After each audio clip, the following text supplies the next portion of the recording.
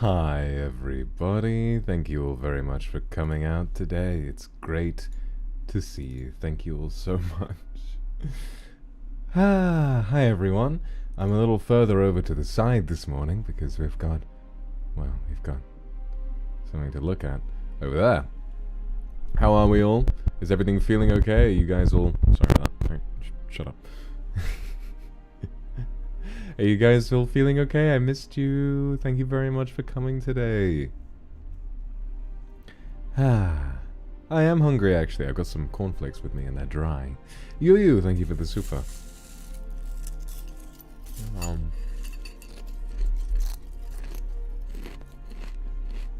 Thanks for me. Thank you very much. Slow mode, yes, definitely. Thank you for the reminder.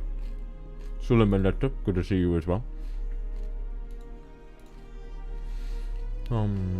Sal, thank you very much. Nothing quite gives me serotonin like seeing the same lovely faces and give supers at the start of almost every stream. It's nice. Okay. Koko Tonkotsu, Rinfotane, and Nechi, thank you guys so much. Alright, slow mode is on. Lovely. Right. So, paying, thank you for the super. So, who knows what today is about? Well, today is about celebrating the work of some really, really passionate fans. So sorry, thank you for another super. And IK, thank you for the super. And Angel Ridinor, thank you for the super. And Miso, and Moyen Chen, and Junjun, thank you guys for the supers. And Selfin, goodness me, Selfines, thank you very much.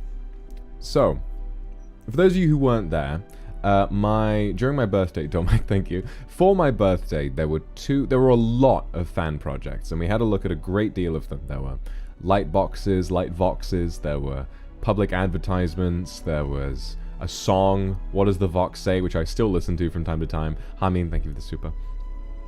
There's so much that got done, but there were two projects that got done that was so big we didn't actually get a chance to look at them all in the stream. Miu Moriko, Sairina, and Rice Penguin, thank you very much. So one of those was the Vox Akuma fan magazine, which is what we're going to be looking at first. Jay, thank you for the super. Celia, Eurus, goodness me. Oh my god, you guys are popping off today. Pop off Queen. But yes, we're going to be taking a look at it. So, there are two projects that we're going to be taking a look at today. The first of which will be the Akuma Zine, the fan magazine that got made, which has, Vobapark, thank you for the super. It's got a big collection of contributions from fans, thank you Kay. It's got lots of contributions from artists and writers, and it contains trivia, it contains all sorts of things, and today we're going to be taking a look at it. Thank you very much. And after that, we'll have a little break, and then it's time to play through a game made about me. It's called Present Memories, and it's set in my past, which I think is pretty wild that someone would go out of their way to make a game about me, but there it is, there it is. He told me, thank you very, very much. He is being very positive today. I like to see it, I like to see it. Okay, without further ado, let's jump in, shall we? This is the Akuma Zine. Whoa. Don't I look sexy? Don't I look beautiful? Links to the projects are in the description, and when you go and you find them, it should give you a list. There are credits and list of contributors that you can check out. Blaze, thank you for the super. So everyone who contributed to these projects is going to be, you can find them pretty easily as long as you follow the links in the description. So make sure that you give the people who started these projects a lot of love, because they worked really, really, really hard. Okay, let's move on. So, on the birthday stream, we read quite a bit of this. Jupiter, thank you for the super. Sorry, I just keep stopping. There's so many supers today. Tiffany, thank you very much. Also, how's the music? It's a little bit loud. There we go. Okay. So it begins, we went through the table of contents, there was sort of a summary of my lore, which obviously there's a really nice sort of readout of all of my chat rules, which obviously I expect you all to continue following. There's me, my mama, my height, my age, all of this kind of stuff. You've got... They use the tablets that I'd used in my debut, which is an amazingly nice touch. A really, really nice touch. You got my hashtags and so on. You then have a write-up of all of my lore. Ivy, thank you for the super, which I'm very familiar with it, and it's quite painful, so I think I'm going to look past it. But also, you have to really appreciate the graphic design here. Ellen Sire, thank you very much. You have to appreciate the graphic design. I mean, look at this. You've got like all of these... the person who designed this, the person who sort of, or the multiple people who figured out the page layout is, you know, really, really clever. So I have to give them props for this. And then, of course, that's my girl. So in the trivia section, we also went through this. It was the fact that I'm a master of FNAF lore, I love RuneScape, and we've got a really nice, I forgot about this one, a really nice drawing of me doing Cook's Assistant by @MintMoshi on Twitter. That's really, really helpful. I love Soulsborne, I'm a Kazuya main. My eyes are gold with a tint of pink. This art of Voxan by Kitsure17, a Genevent persona called Voxan, who I have been quite obsessed with as of late. Shibao, Ray, thank you guys very much for the supers, and Ellen Saya as well, thank you so much. He has an alter ego named Box Tenshi, who is quite fond, I think, of you lot. I have a liking for monkeys. My drunk persona is Himbox. Jan Chestnut, thank you very much for the super, I love you too. Mwah. And I'm very fond of the other members of Luxiem. I almost always have technical difficulties, which turned out it aged extremely well, what with the internet fiasco over the last couple of days. Janice, thank you very much. You're the layout of the Akuma Zine! Hey, congratulations! The single-page version will split the landscape artwork, so it would look weird at that section. Okay, should I switch to the spread, then? The spread, it might be quite small on showing it on screen, it might be a little small. I'm going to stick with this one for now, but when I come across a landscape artwork, yes, I'll load up the other one. Thank you very much for the warning there. Also, by the way, fantastic work. I really love the way this is laid out. I'm really good at Overwatch, as you saw yesterday. Guys, I'm not very good at Overwatch. And though I'm very charming, my Gatmo moments where I'm more chaotic and cute. As we might have seen quite a bit of yesterday when I played Outlast. I did a lot yesterday, didn't I? It was nice. It was nice. Okay, the music's really quiet now. There we go. Bit of reaction to mentions of Tokugawa Ieyasu, unintentionally joined collab VCs, and this part really blew my mind away, is because in my debut I included, in this style with this stone tablet, I included mentions of my favorite films, and since then they've added more that I've mentioned that I liked on stream, which is really wonderful. Pei-chan, thank you very much for the Auguspa. Mwah, thank you so much. And Long Xiao Chen, thank you very much. I love you too. And Sena, thank you very much. Including documentaries that I mentioned, The Snow Monkeys, my favorite games, Paul Thomas Anderson, Quentin Tarantino, RuneScape, etc, etc, etc. Linus Tech Tips, my #1 comfort streamer, Limit Breakers, music, games, anime, etc. We read through most of this last time. Just gonna make sure that I can get to the new stuff. Aku quotes. You have no interest in video games, you have an interest in men, that's my girl. No matter how much you love me and how much other people, everyone watching the stream, everyone subscribed to this channel is kindred. And I love you all just the same. It's very true. When in doubt, Catboy, I'm from the Akuma clan, we mess things up and it's cool, I enjoy being cute. Ray Twain, he says, lol, I'm fine, I'm not cute, I'm incredibly sexy and handsome, I'm not cute at all. I'm a fat boy. Better to come in the sink than to sink in the cum. All you need to know is that your daughter calls me daddy too. Fly Me to the Moon, NSFW version, balls in your jaw. Could potentially get me flagged, so I'm not gonna play that. Fuck the phone. Want to be her only Oshi. During an RP ASMR, please don't take it seriously. Yeah, no, I was freeballing it. Not serious. You guys are welcome to have other Oshis, okay? My arsehole is clenched tighter than a black hole. People call me the Singularity. I said bitches call me the Singularity. I guess this is the safer work version, which does make sense. I'm here to inform you that I really, really love it when you call me daddy. I mentioned that on Bilibili the other day, and I do. Aku Library and Aku Museum, the fanfic and fan art section. Oh, okay, okay. I guess we might be here for a while then, because I feel a need to read these. Okay, let me just have some tea.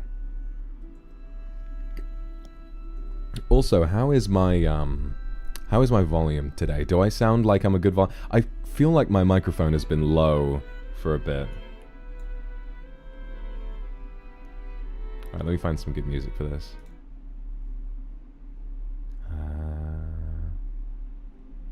Yeah, just something quite soft. So, I guess this is turning into an impromptu fanfic reading. The wind along the shore of the beach guided the waves to hit the rocks, and the ocean reflected the deep blue sky. The moon faintly disappeared in the blue, and the sun took all of the glory. Let me turn on, just before I begin, my computer's fans are going a bit nuts. Let me, which I want them to do, which is good, but sometimes I do need to correct that, so I'm quickly gonna pop open my program for it and slow those bastards down. Yeah, quiet for you guys, please. Not doing anything too heavy today, you guys can relax. Okay. The leaves by the sea softly swayed to the beat of the natural music that the ocean produced. The sand was soft but warm on the skin as the medium slipped through a girl's fingers. At that instant, Vox Akuma opened his eyes.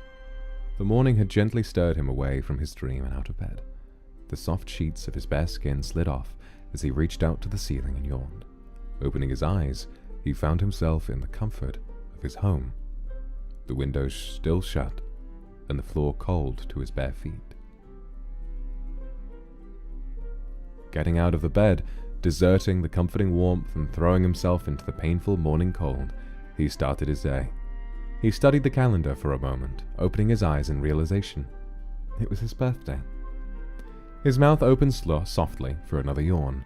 The smell of the tea brewing in the early morning took over the kitchen in the small flat. He turned his head to find his phone on the counter. Twitter notifications. He grabbed the fully brewed tea after a few moments, letting out a soft sound and stretching like a cat. He grabbed his phone and sat on the couch, scrolling through the plethora of happy birthday messages. Luxiem, thank you very much for the super.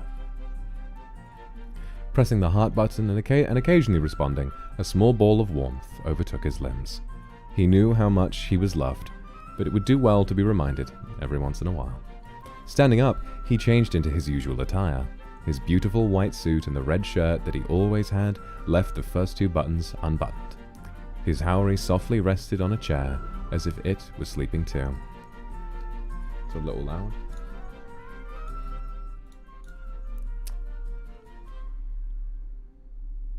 Vox Akuma was never a fan of his own birthdays. Sure, he was fine with others, like the boys in Luxiem, but the thought of everyone stressing over him was never something he liked. He sat down in his chair, pulling himself to turn on his computer and stream for a little bit. It became a soft feeling when he took off his headphones. People from all around the world held him in their hearts. The monitor went back, and he stood up. Grabbing his Haori and a few supplies, he left the flat. First time that's happened in a while. Fortunately, he wasn't too far from the ocean. Well, by the way, chaotic night 0 with this really nice drawing of me getting hugged by onigiri. Fortunately, he wasn't too far from the ocean and the shops that strung along the beach walk. A few cars drove past him while he carried a straw picnic basket. His sandals carried him to several shops, picking up special pastries and meats. He smiled at the people working there, causing their hearts to stop for a moment. He was magnetic. He thanked them and made his way down to the shore. The waves softly rocked a boat back and forth on the deep body of water, and his eyes met with the soul of the ocean. He walked softly onto the sand, feeling the soft warmth slip past his sandals' sole and in between his feet. He stopped in the middle of the beach and he set down the basket. Pulling out a blanket with roses and with forget-me-nots carefully painted on them, he set out his drinks and the food he had picked up. Watching the beautiful sea, he felt at peace. He listened to the soft waves and felt the breeze guide his black hair to dance. He sipped some of his favorite alcohol and crossed his legs in a comfortable way, his back leaning close to the blanket. He loved returning to the shore, the beautiful ocean where he could look back on memories and to feel at peace. His skin glowed perfectly as the sun shined upon him. He didn't look like it was thither. He didn't look like it, but this was his 401st birthday. He was the old man at the sea. The old man at the sea, he would joke. A sudden shout of his name drowned out the ocean's music.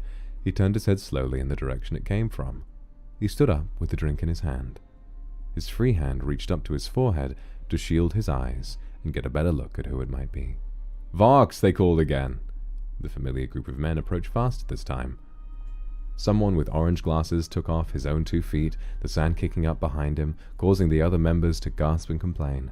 The Fox detective hurried over to Vox, tackling him in a giant hug. His arms tightened around Vox's neck as both dirtied their hair with the sand. Vox patted Mister's back with a strained smile and voice, while the others joined the 2 on the blanket. The detective pulled back, dusting himself off. He sat back on his knees and mustered the biggest smile. The sun would be put to shame, Vox thought. Happy birthday, Vox! Mister wished, his fingers digging into the sand. He lifted his hands up in his happiness, spreading the sand. Oh, Mister! Ike squealed, closing his eyes immediately. Dropping the box he had been carrying, Ike jumped out and let out a cute sneeze. Vox laughed at the sneeze. What a beautiful masterpiece. Shu shoved Luca out of the way, diving in to protect Vox from the raining sand, only to make an even bigger mess. Shu sighed and set down his drink that was now a mixture of alcohol and sand. Now, where did you guys come from? Vox questioned, while Shu dusted himself off. Our houses, Vox. Ike stood up, placing his hands on his hips. Vox smiled at all of them, while Mister stood up, apologizing profusely. Sorry, guys, there's your present. Mister pointed to the box sitting perfectly on the sand as Luca itched his ear. If it's broken, it's because Ike dropped it. I'm sorry, Luca teased. Luca's my worst impression by far. Luca teased, while Ike looked at Luca with a pained expression. Vox stood up, pulling them all into a hug. You're the best present I could ask for. Yay! With and this is more fan art by Chaotic Night 0. Thank you very much for this this fan art. Who was it that wrote this? By @BlueLeader35 on Twitter. This is a really sweet one. Thank you so much. I really enjoyed reading that. I thought that was really sweet. Oh, goodness me. Thank you very much for that. I really, it's sort of, I forgot there were fanfictions in here, and so I'm really enjoying the chance to do an impromptu reading. All right. This next one appears to be somewhat more interesting. Happy birthday, superstar. By Roku Sanai on Twitter. Heavy metal footfalls rang around the pizzaplex. They echoed across the hallways, despite the swathes of 80s-inspired carpeting covering the floors. There was one other set of sounds, the clacking of sandals making uneven, panicked steps. Some birthday this is. First I get asked to show up past midnight, and then I get chased around by some haywire animatronics. I'd be lying if I said I wasn't having the time of my life, but I didn't survive for 400 years only to get crushed by a hulking piece of metal. And I haven't even had any pizza yet. Womp womp. Vox panted, wiping some sweat from his forehead. These bastards are lucky I didn't bring my sword with me. We could hear one of the Glamrocks gaining on him from behind. We'll find you, Vox. There's nowhere for you to run, and it'll be lights out for you soon. You can't outrun all of us. The grating voice of Roxy sent a shudder up his spine. Not if I have anything to say about it, Vox growled, and he ran down another corridor. He checked the cams on his Faz watch and made a sharp turn. Hannah-chan, thank you very much for the super.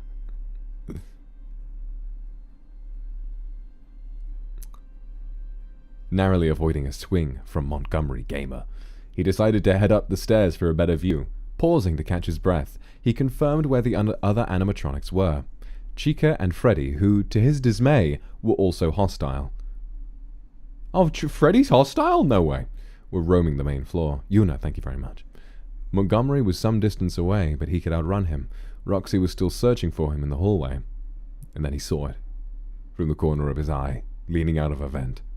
He wasn't sure how it got there, but there it was. A tangle of coils and limbs in the shape of a large human.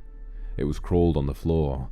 It had a plastic clown face split down the middle.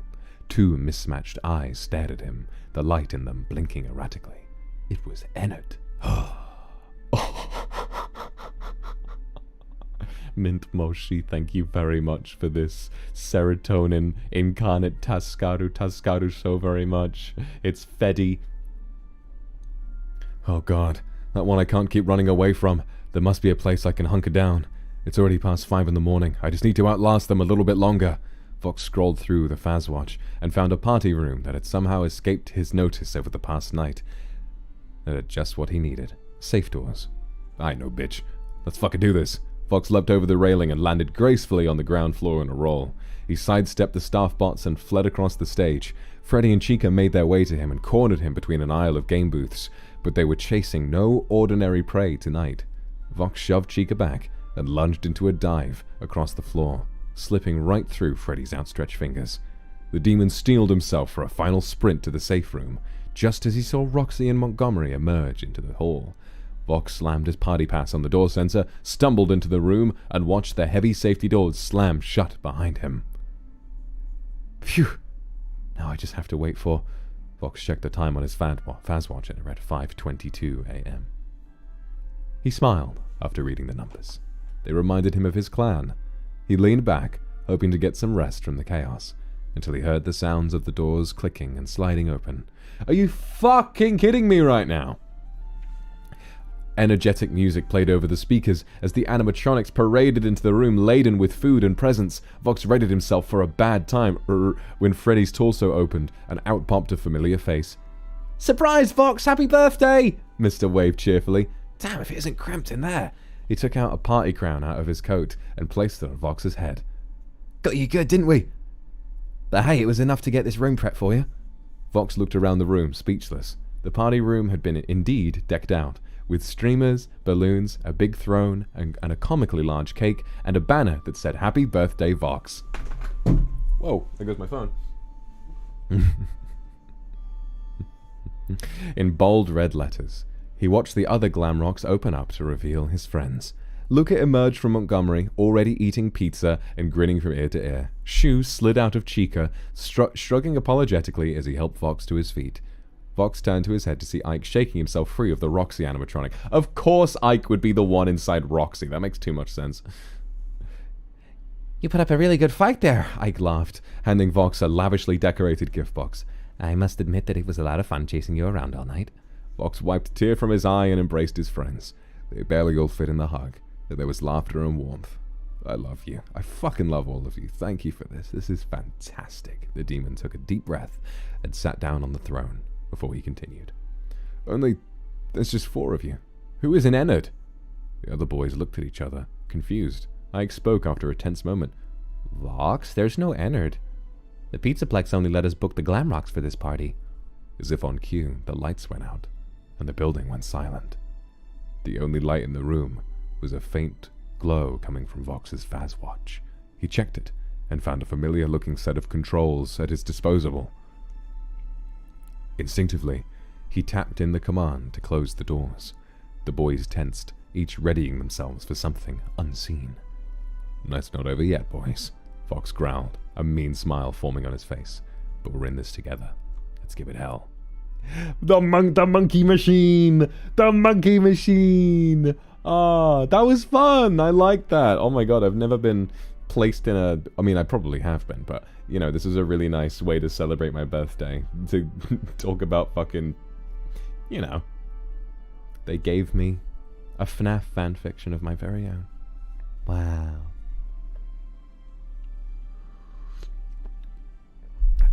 Thank you. Let me check who wrote this one again. Oh, hang on. Oh god, scrolled up way too far there. It's still going up. Stop it, stop it, stop it, stop it, mate.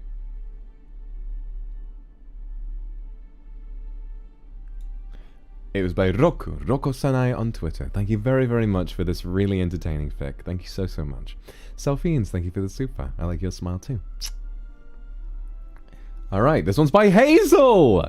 I remember Hazel. I remember you. I remember you. Back in the early days. Back in the early days when I was first starting to realize how powerful and terrifying pre-chat could really be. Ah, yes. I do remember you. Writing your fan fictions. I wonder what we're gonna read here. Greetings and goodbyes.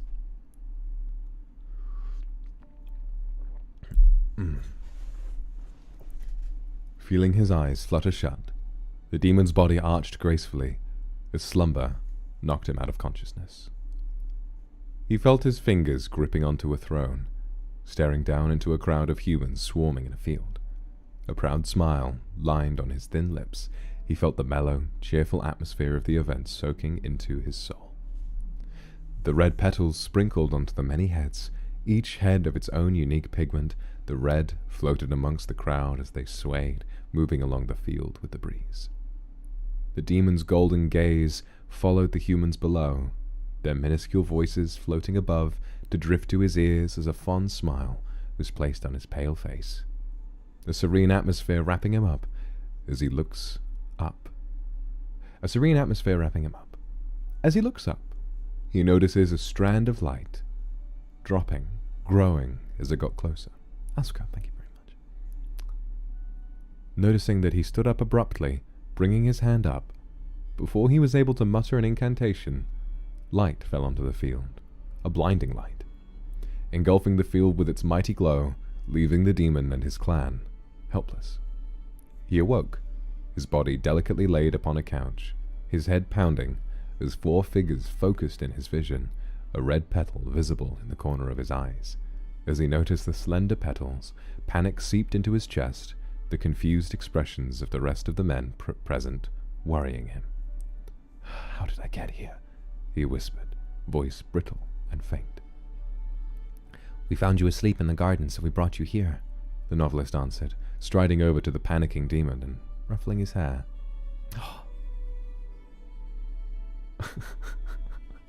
This piece of fan art is by VorLover06. Well, thank you, VorLover. Thank you very much. The demon raised his hand and brought his slender fingers to his mop of onyx-colored hair, feeling the delicate flower placed in his hair, its petals sitting on his hair, some under, some over, all so delicate. His eyes fluttered shut as a heavy sigh slipped past his numb lips. Images flashed past his eyes, reminiscences. A certain joy drifted into his soul.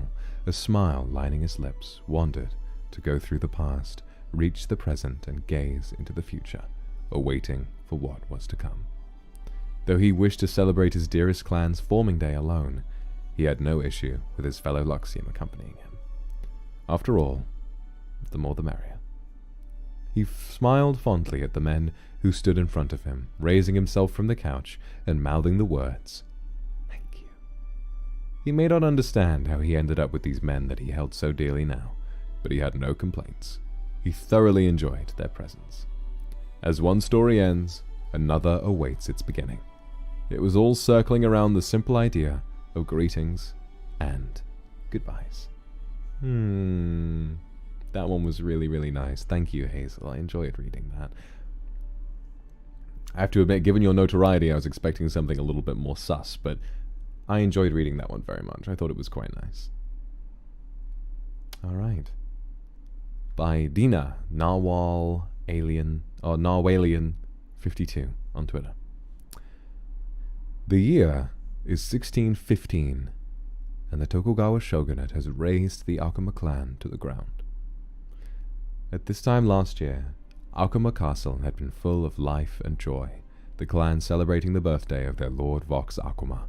Now, Vox himself stands alone in the silence where 522 people used to be. Nothing matters more than their happiness, they told him, with wide, eager eyes. You may be Akuma, but we hope you will be happy here with us. It was hard to feel like he deserved to be happy now. Making wishes was something the clan liked to do on their birthdays, and so Vox closed his eyes, praying, "I wish I could be happy." The darkness behind his eyelids is a dark, dark violet. When Vox's eyes open, the graveyard has vanished without a trace, and the scent of spider lilies is gone. A face comes swimming into his line of sight. The sorcerer. "Oh," says the sorcerer curiously. "You're not our Vox." Vox gapes like a fish. "Oh." "Just sit here for a bit." The sorcerer opens up a violet portal and summons Vox's clone. "Whoa, I'm not going to hurt you." "You're from the past, aren't you?" Vox's clone asks. "Who are you?" "I'm you," the clone says. "But I'm 400 years older." "So Vox has time traveled into the future, huh?" "Since you're technically me, we'll call you Vox for now," Future Vox declares. "Just to avoid confusion. We can't both be Vox at the same time." Vox splutters. "Why am I Vox?" "I'm older," Future Vox says proudly. "I've been Vox for longer. Now come on, Vox, we gotta make most of your time here." Vox continues to splutter helplessly as his future self pushes him out of the place called an apartment. When Vox jumps at some metal beast, a car apparently, racing past them, his future self laughs so hard he walks into a tree. He looks so carefree. "How do you do it?" Vox blurts. Future Vox conks his head. "How do I do what?" "You know, be happy." His future self only laughs, a wheezing cackle that curves his eyes into crescents. Vox hadn't even known he could laugh like that. Future Vox grins. "Do you want to find out?" And Vox nods. "Have you ever heard of Five Nights at Freddy's, Gregory?" And immediately starts rambling about Freddy Fazbear and William Afton. Future Vox finds the younger demon's confusion hilarious. Too much? Way too much. "I'll get to FNAF when it comes out in my future," Vox promises. "That's my boy," Future Vox says proudly. Vox half-heartedly swats his future self's hand away when the older demon tries to ruffle his hair. "Let me tell you about what I actually do in the future. It's going to blow your mind." Needless to say, Vox doesn't have enough brain space to comprehend streaming and gaming, to be honest, but knowing that there are over 522,000 strangers interested in him is both flattering and alarming. So, I can't read your name, but thank you for the super. I hope that you feel better soon. Sorry about your stomachache. "They're not entirely strangers," Future Vox retorts. "They're kindred. They're special to me." He smiles, wistful and far away. "They remind me of the Akuma clan." "I won't lie to you," he admits. "The future's crazy, but I wouldn't be here without the clan. Even if they're gone, it's not your fault the clan is gone, so don't beat yourself up, okay?" Their conversation fades into silence, the two of them returning to the apartment with the members of Luxiem, aka the best people in the timeline, according to Future Vox. Future Vox opens the door, wondering why the apartment is dark and silent. Happy birthday to you. Happy birthday to you. Happy birthday to Vox and Box. Happy birthday to you. Future Vox squawks when Mr. and Luca come tumbling out of the kitchen, the latter screaming, "Pog!" Shu and Ike follow, trying not to drop a cake. It's white, red, and slightly misshapen, but it smells good. Well, you might have sat on it at some point, but I imagine it tastes fine just the same. We made cake. It ain't much, but it's honest work. Future Vox laughs. Aye, guys, is that... red velvet, because we know you like it, Mr. says proudly. And no, I didn't poison it, I swear.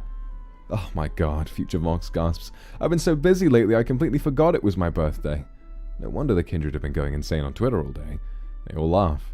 Vox, we gotta blow the candles out before they melt all over the cake. Vox's vision blurs briefly, but he blinks, and it's gone. Ike reaches over with a tissue. Oh dear, Vox, the novelist asks, are you alright? To Vox's own surprise, another tear falls. I'm fine. I'm not okay. I feel like a weight has been lifted off my shoulders. I'm grieving for the friends I lost, yet I feel like there's still hope. I'm happy. Vox chokes. I'm really happy right now. Slowly but surely, the six of them devour the cake, and the party comes to an emotional close. Oh, leaning back. Oh, Future Vox groans, leaning back and patting his stomach. Oh, I'm a fat boy. I gotta go soon, Shu admits. I have a stream in a few hours. Vox, I'll send you home. Vox picks up the katana he'd left behind, strapping the scabbard back onto his strapping the scabbard back onto his howry. I had a really great time with you guys. Thank you for everything. He waves to the Luxiem members as a dark violet portal opens up around them, and keeps waving until all he sees is purple. This is the happiest Vox Akuma has felt in a long, long time. He prays to the souls of the clan, and walks away with his head held high to the beginning of a new life. Yay! Illustrated by Kitsure17. Thank you so much. Also, Hannah Z, thank you very much for the super. Good morning. It just worked out, so I got a shower now. Good luck. Thank you very much. Love you too. Thank you very much, and I hope that you have a good rest of your day. Got another one. Past, Present, Party by Amber at Amber Flicker on Twitter. Vox, come on! Just where was he being dragged off to by these four? Tiffany, thank you very much for the super. I love you too. Oh, and Edwards Miranda, thank you very much for the super.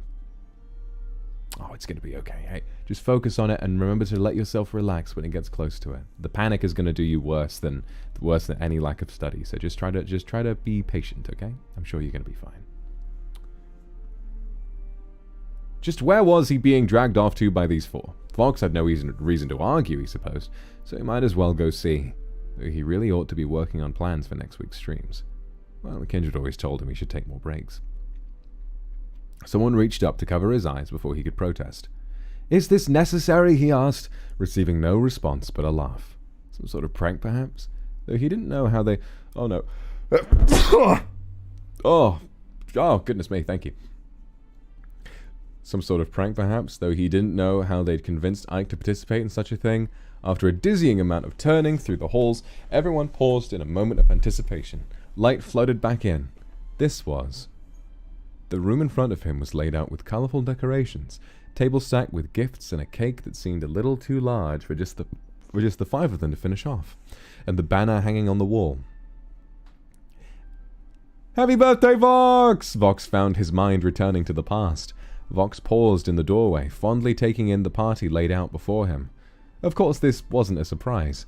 Secrets couldn't be kept from him for long within the clan before he discovered them. He was always watching over everyone and everything within these walls. He'd been well aware they were planning things for today.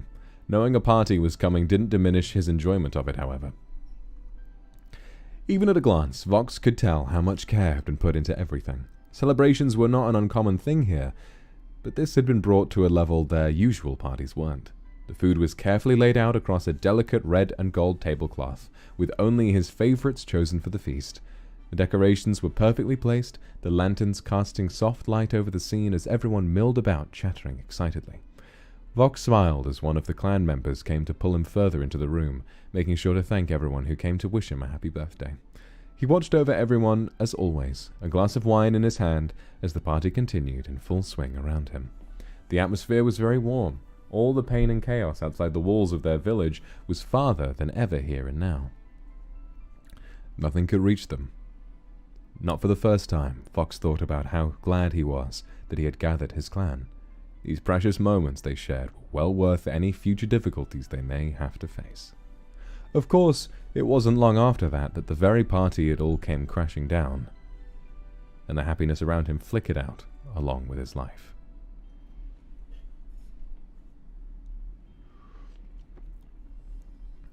Vox? Vox? Hey, Vox? The memory faded. The world of the present came back into focus. Everyone was looking at him expectantly, clearly having expected a different reaction to the surprise. How long had he drifted off for? Concern edged Ike's expression. Is something wrong? If we'd known you didn't like surprises, Mr. began. No. Vox didn't need them to get the wrong idea about the situation, when they'd put the effort in to set this up. This was supposed to be a happy day. His first birthday spent with Luxiem. It was no use spending it in reminiscence. I was simply thinking of the past, that's all. I don't mind surprises, especially when they're as pleasant as this one. He smiled reassuringly. Shall we begin the celebration? If you're sure. Don't worry, it's like that. Party time. Like Hope in the Dark, and this one's by Kindred SD. I like this. I like this very much. Vox accepted the gifts that were pushed into his arms, the chorus of his friends singing happy birthday, the knife to slice the cake. That's right. This wasn't the past. This wasn't his clan, that party, or anything that followed. But that made it no less precious. Vox was surrounded by the people he loved, far away from any tragedy. That same warm feeling surrounded him as he looked over them all. Fate had brought them all together, hadn't it? There was no other way they all could have gathered here, drawn from so many times and places to share this moment. He took it all in, and stored it away with his most treasured memories. Yay! Look at us! Look at us! Moyen-chan, thank you for the super. Look at us! Yay! By Lihyun96. Oh, another one by Hazel. This is going to be good. This is going to be good, I'm sure.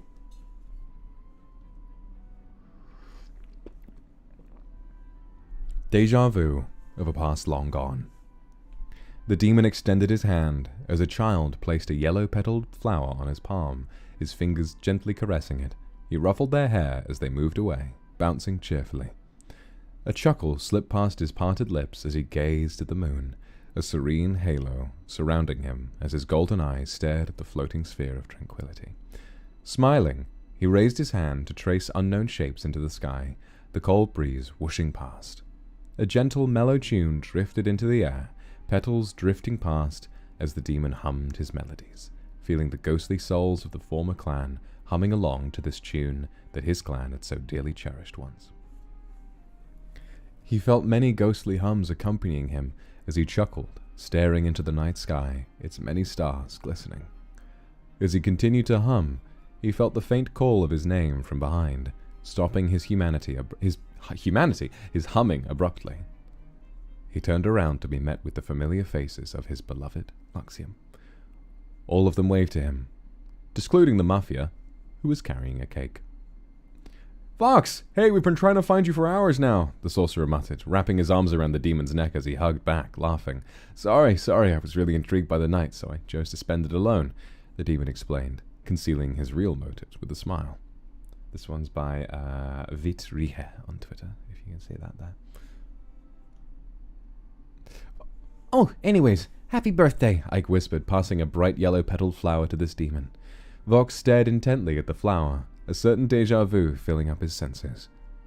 "Thank you," the demon mouthed, smiling so fondly at the tiny flower. Hey, we still have a cake for you. The mafia boss speed walked over to the sitting demon, placing his candle lit...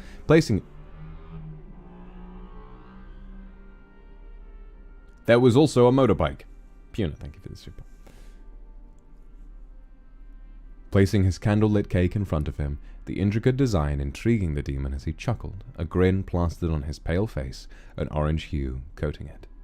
The cake's edges were molded into the shape of petals, the base round and smooth. Vox smiled, tears brimming up in his eyes from the pure, grateful feeling he felt and the edging déjà vu present in the back of his mind. You all... Thank you, the demon muttered, voice quivering as the Luxiem boys dropped to their knees, wrapping their arms around him, muttering sweet nothings to him. He may have intended to spend his time alone, drowning in his past memories, but his fellows chose to change that, making him form new ones that he'd cherish as much as his former clan had cherished him. Thank you very much for the art and all of the writing here. This is really beautiful. It looks like we're done with the fanfiction section. Man, I'm glad we read all of those. Those were really good. Thank you, guys. Thank you so much. Once more from the beginning to Hazel, Amber Flicker, Nrina, Dina, Hazel, again, Roku, and Alice. Thank you guys very, very much for your contributions. These fanfics were lovely to read. A really, really nice surprise. Thank you so much. Jammy T, thank you very much for the super. Thank you. Glad you enjoyed that one. We should probably do another one of those. Help people study when it gets around to exam season.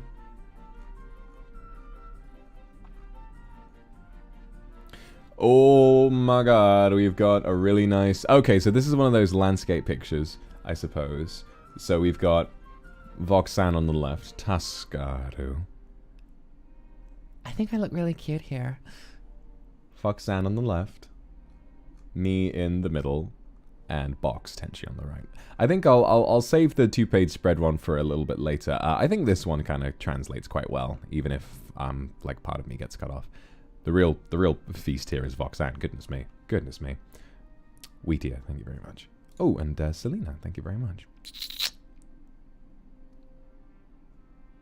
What kind of fancy lingerie in particular would you like us to wear if we want to tempt you? Goodness me. If you go on the Aku Voxan tag, a lot of that kind of does things to me, so you know. You never know. Oh! Okay, hold on.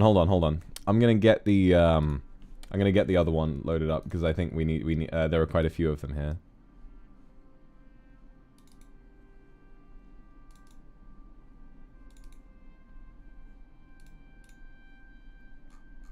Oh yeah, there's the spread. Okay. Okay, there we go.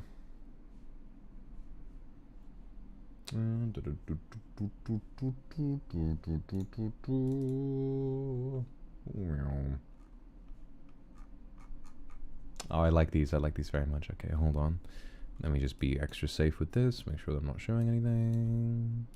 Lovely.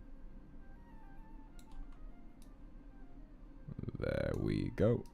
There we go. Eric, thank you very much for the Arcuspa. Thank you so much. Look at that titties on this lady. Goodness me. Thank you for reading the fanfics. I really missed the storytime stream, so this was a real treat. It's an Arca because I'll be on vacation, so please enjoy the zine. Thank you, Eric, and have fun on your vacation. Alright, so we've got this one, obviously. A feast for the eyes. We have me in the middle, and then we got Box on the right. Then we have Freddy Fazbear, Shu and Mr. playing in the corner, Luca being entertained by the animatronics, me. This is by Bilbo Draws. Thank you very, very much for this. And we've got me and Ike enjoying a cake with Chica's Cupcake. Very, very good.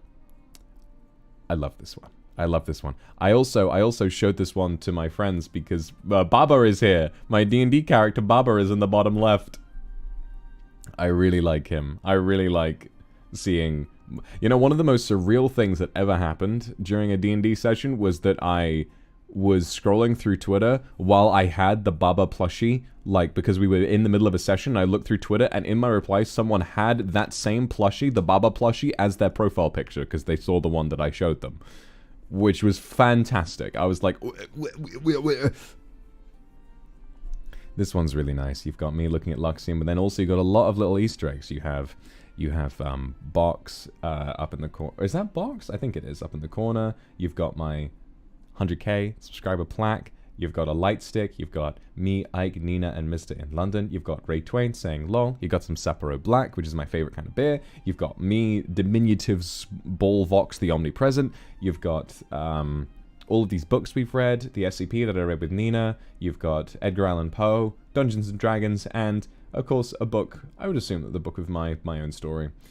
You've got my ASMR microphone. You have Baba in the bottom left. You've got Freddy and Springtrap. You've got some Forget-Me-Not flowers, Akuma Castle, the steak and eggs I made, and onigiri with a giant bath bomb, which of course is his favorite food. It's really, really nice. A lot of attention to detail played here. And of course, my incredible sword at the top. Look at how sexy that thing is.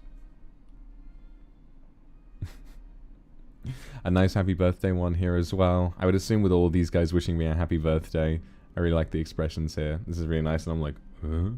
What's going on? Oh, this one's really nice. Oh, a surprise party. Pog, wine. Mr. with a party popper. Shu having some wine. Ike with the cake. I like this one quite a lot. And I've seen in the next one we have one from Lily. Happy birthday, Vox. Look at my cake. Look at my cake in this one. Look at my smile. Ah.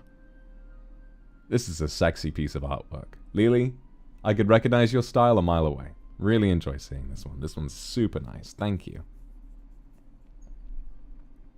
Look at my cake, baby. Yeah. And then I've seen this one before. You've got literally every member of EN here. So you've got Selene, from left to right, Selene, Petra, Rosemi, Nina. I think, is that Alban up at the top? I genuinely can't even tell. Well, process of elimination. Nina, Luca, Hugo, Enna, Millie, Folga, Ike, me, Mr., Shu, Pomu, Uki, Remu, Finana, Sunny, Ilira. And then, of course, I guess that must... oh, yeah, the tail! That must be Alban. Yeah, no, that's Alban. Phantom Thiefing, and then... okay, also, what you might notice, Sunny here is, he's got, like, a grapple. Like, he's flying across the ceiling. He is on, like, direct collision course with, Millie. Like, he's about to just kick Millie in the back of the head. This is one moment of pure tranquility before it all goes to fucking hell. But, I mean, I think that sums up EN quite well, to be honest. This is my family. We have another one. Happy birthday, my lord. It does feel a little odd to be celebrating all of this birthday stuff after my actual birthday, but I'm glad I'm getting around to it now. It is still really, really nice. You're my superstar. Happy birthday, my lord. Yay. Austin's by Meow Puff. Thank you very much for your contribution, and thank you for the Overwatch thumbnail the other day. Then we have us in a band. You've got me playing the guitar. You got Mr. with some kind of a fishnet top. Oh my goodness. You got Luca with the tank top in the back. Shu on the drums. Beautiful, beautiful looking fucking cake there. Oh, this next one looks really nice. Ah, I remember seeing this one. This one was quite emotional for me because you've got, well, this is my clan back in the day, and then this, I suppose, is my new clan. Although, what I'd like to believe is that the old clan never really went away. They're just comprised of different people now, I suppose. But I'll miss them terribly. And then you've got Luxiem over here on the right as well. A really, really nice piece. And you've got me relaxing on a gigantic onigiri plush with all of these different presents. Got onigiri chilling out in the back. You've got me showing off my cake. Thank you for all of these receipts, you guys. Thank you. You got cake there, and you got some cake there.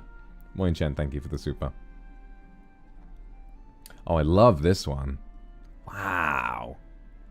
Really nice looking cake. Kind of with Luca colors, or like sort of a little bit of all of them. You got a little onigiri on the top. You got all of this stuff going on. God, this looks really nice.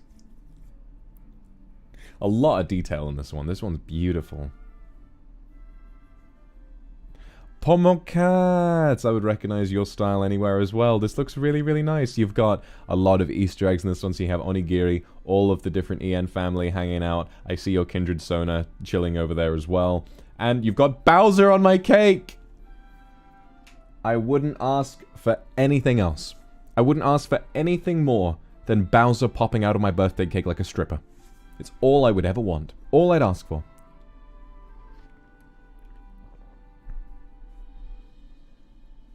It's all I could possibly ask for.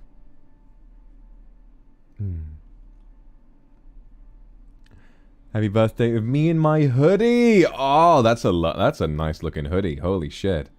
Hanai, thank you very much for the super. Love you. You've got me checking Twitter and feeling happy while all of us hang out together. I really need to get a hoodie that looks like that. I have red hoodies, but nothing quite as powerful as that. Kumiko, thank you for the Akaspa. Thank you very much for the Akaspa. That's really generous.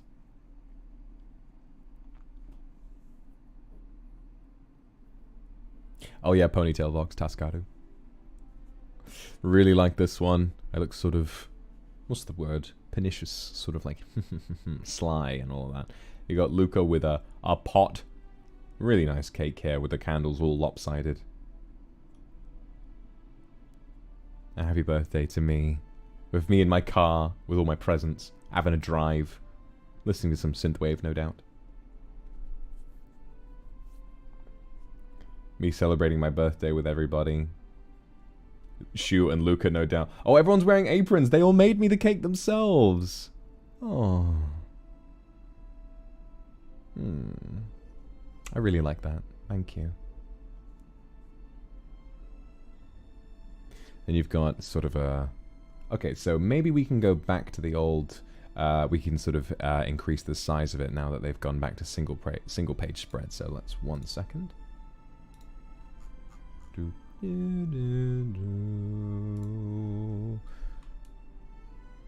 we go.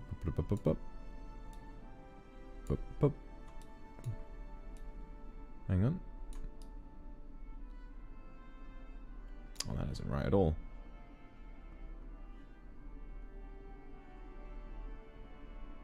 What am I doing wrong here?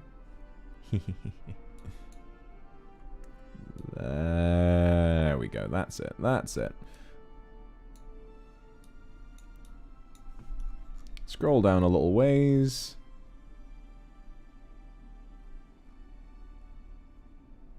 Oh, before I do, let me just quickly reread the names of everyone who contributed in this fan art section, just to make sure that everyone knows what happened. So this is Angie for VT, who also designed my microphone, both ASMR, karaoke, and the normal one. Thank you very, very much for all of that. Really, really kind of you. This one's by Bilbo Draws. This one is by Jello Gumdrops.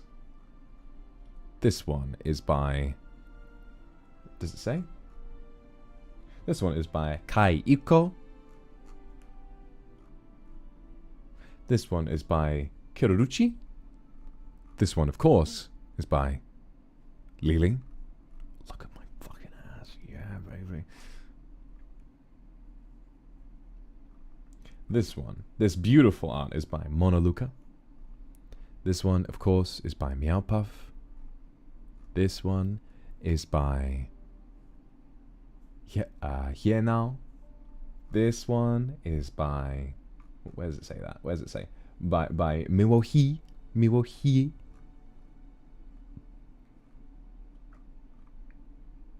This one is by Nana VU, who sends supers quite often, and it's really, really nice to see them contributing in this way as well. This one is by Oyoyoyoyoyoy. By Oyoyoyoy. Oyoyi. Natsuki, thank you very much for the super. This one is by Pomocat. This one is by... Where does it say? This one is by Zephyr. This one is by Strayu. This one is by VSNJ. And this one is by The Horizon 03. So moving on to some more artwork, we've got this one, this really, really nice one with me with a party popper, or a sparkler rather, a Tong Aquarius. Thank you for the super. By Ayu YJ BZD. This is another one. Oh, I look really handsome here. Holy shit. Okay, I bet there are a bunch of Easter eggs in this one. You've got like sort of really nice design along the bottom. You've got the waves in the back. You've got Chica's cupcake being offered by Mister. And then I guess, oh Ike putting on my cloak. that's quite a nice thought. Shu offering me my crown. And then where would Luca be? Luca's giving me flowers! With flowers! Well, they were flowers. Thank you very much to Shea Alpaca for this one. Thank you very much. Or Shea Alpaca. Thank you very much for the super. And this one, the cover of the magazine by Light XK. Thank you for this one. Don't I look fucking hot here? Look at my tits. Look at the way I'm looking at you. Look at the way I'm glancing over and I'm like, hey babe, fancy a drink? There's more than enough for two. You got all of these. You've got Ring Fit, Freddy Fazbear, Kazuya Mishima, The Phone, Cook's Assistant from RuneScape, me and Ike falling in love in The Sims. This is a really nice one by Limb Stuff. Thank you very, very much for this one. Thank you so, so much. You got me looking fucking ripped as shit here by @Voxu on Twitter. Thank you very much. And everyone cheering me on during my karaoke. Thank you. Thank you, thank you, thank you, thank you. Me with some... Ooh! Look at those pants! Look at those trousers. Now those are going to make my ass look really nice. By Mon Yuki. Thank you. This one is really nice. Holy shit, I would look good there. Ooh. Ooh. And that's you. Offering me some cake on my birthday and Luxiem in the back like, Yeah, they're jealous. They're jealous because you get to have dinner with me.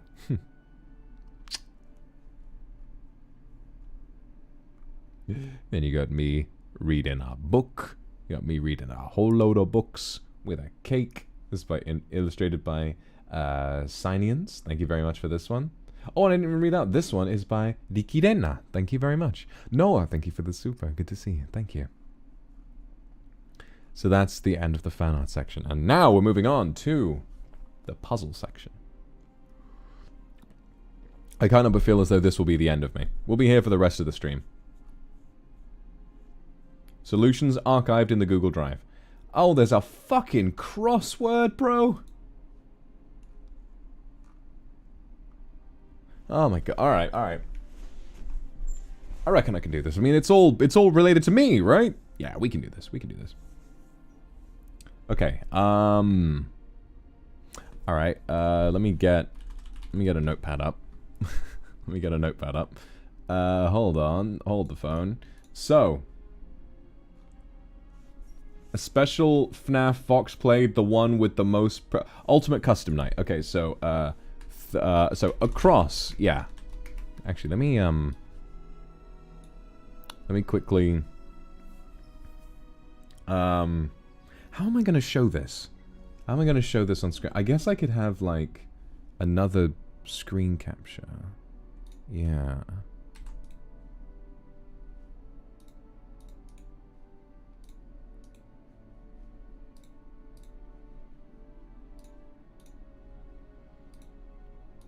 Yeah, another one of the... Oh, shit.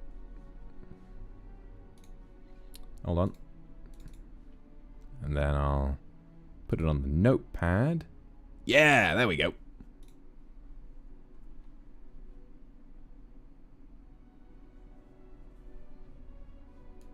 Okay, okay. Put it on the notepad. Yes. Okay, I'm gonna do this fucking crossword. I'm gonna do it, I swear to God.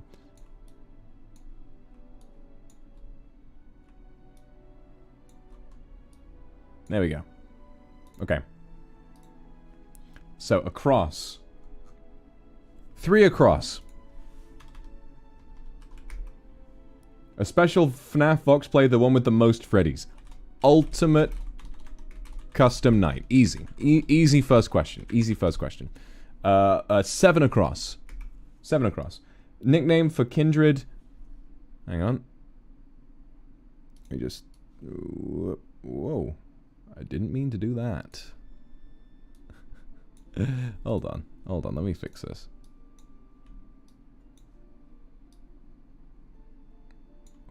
Where did all the text go? Come back.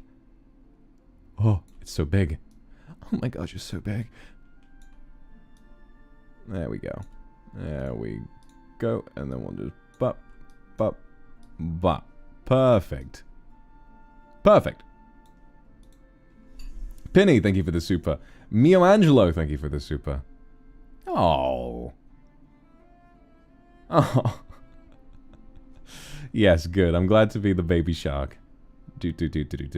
Penny and Shan, thank you very much for the super. Okie dokie then. Alright, 7. Nickname for Kindred during Vox's first official haircut stream. Fuck.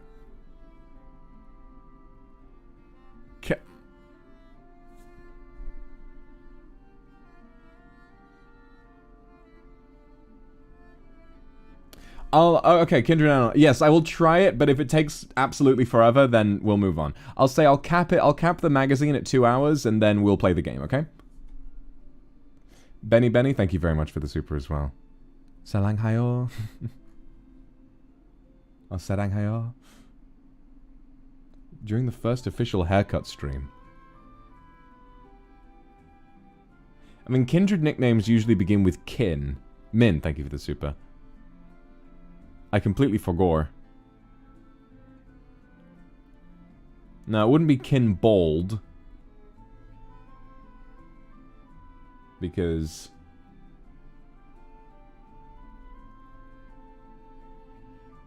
It's no way of it. It's 8 letters. 8 letters. 7 across, 8 letters. Nickname for Kindred during Vox official haircut stream.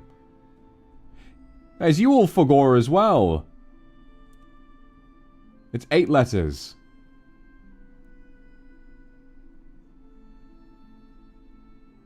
Young Chu, thank you very much for the super. Yeah, Kin Bold is 7 letters, though. And so is Boldred.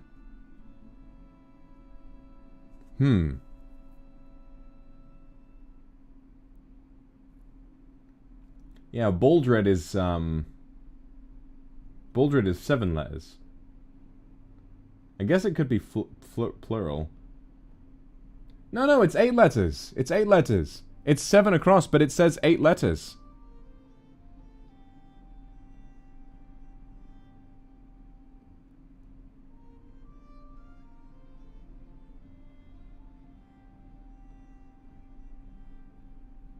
I guess it could be plural. It could be a plural. Let's have a look at the, alright, it's a 7 across. Okay, actually, let's do 7, alright, hang on. We can do this. Let's do, let's start the down, let's do 7 down, see if we can't find out what that is. So 7 down, my Lord's monkey player character, Baba. So 7 down is Baba, so it begins with... So it's Boldred. So it has to be bold... Oh! I think there was a mistake in the thing, because the actual... On the crossword, there's actually like... Yeah, no, it's fine. It's fine. Okay. It's fine. It's fine. So yeah, it is Boldred. It is Boldred. I thought it might be that. Okay. Back to this one. So, favorite film and first member watch along. We all know this. 9 across is Call Me By Your Name. –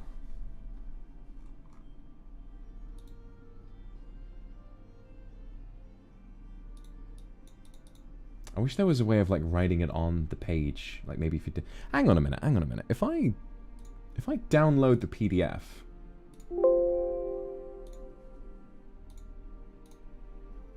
If I open it in like the Adobe Viewer, can I edit it on the thing?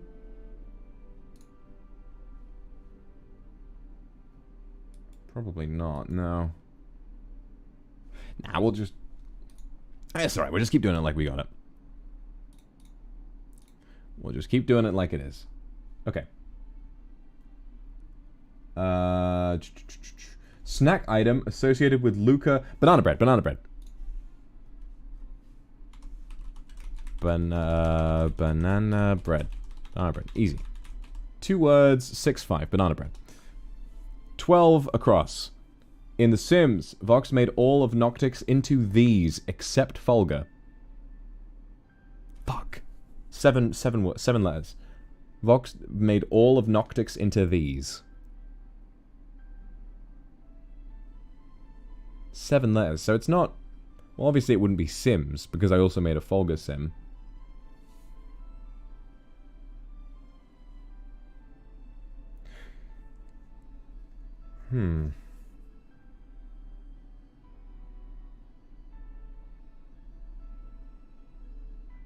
Oh, cat boys! Yeah, no, that's right, because I gave them all cat ears. Diachu, thank you for the super... Good luck at work. Yeah, it would be cat boys, wouldn't it? Cat boys. Yeah. Yeah, okay. 12 across, cat boys. 15. Vox's nickname when he reads Unsay-So fanfic.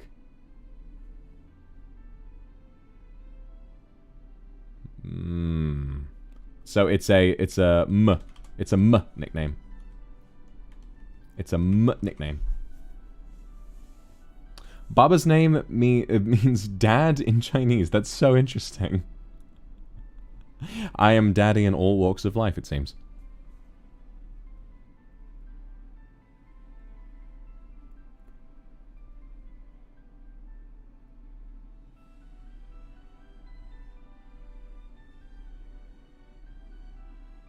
I think it was Malud.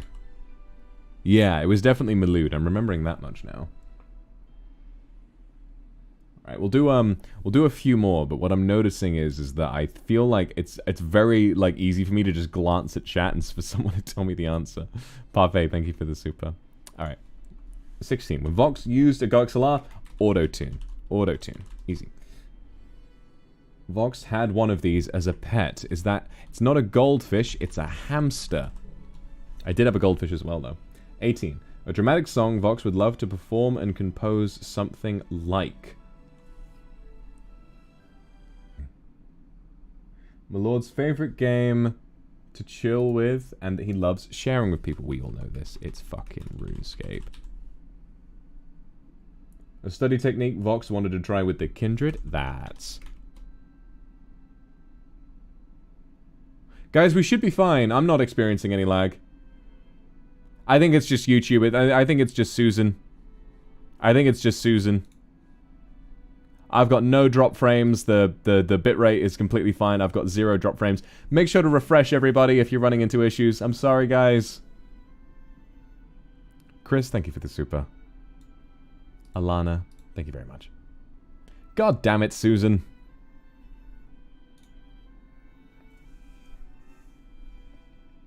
Right, so that's Pomodoro.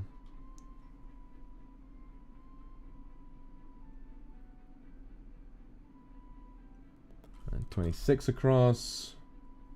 Favorite boy and singing Oshi. It's Ike. Even if this is all the Kindred can do, Vox will still love them. Exist. Yes. 27. Exist. Vox says he doesn't read much, but he does read this particular fiction genre. Now there are 2 answers. I guess fiction... There are 2 answers to this, I guess. They have the same number of letters. It's either romance or fantasy. I'm gonna say fantasy. I'm gonna say fantasy for that one. Hang on. 29 across. 29 across. Okay, what's 17 down? 17 down. Said this is the only book series he got into immediately and was very drawn into. Harry Potter. So wait, hang on. 17 down. Just Harry Potter. Harry Potter.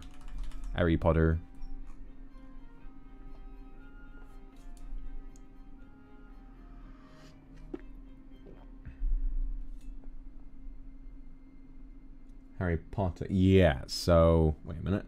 17 down.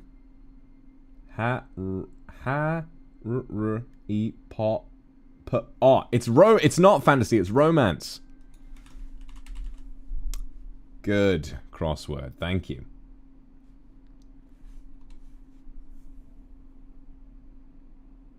Finny, thank you for the super. Thank you so much for coming out.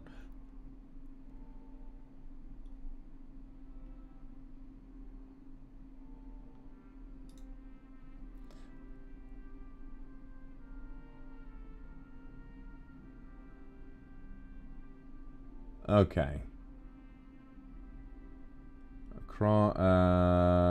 Yep.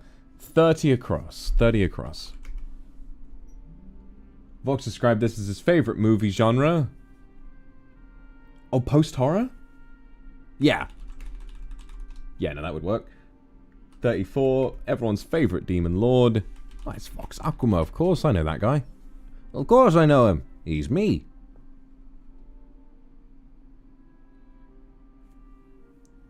Vox tends to say things that are 5 letters in Japanese. Yeah, bye.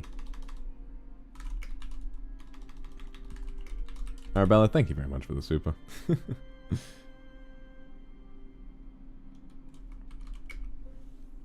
And Selena, thank you very much for the super. Oh, sweet. Very sweet of you. Hope you're wearing headphones, Kindred. Vox is their senpai. Oh, Folga!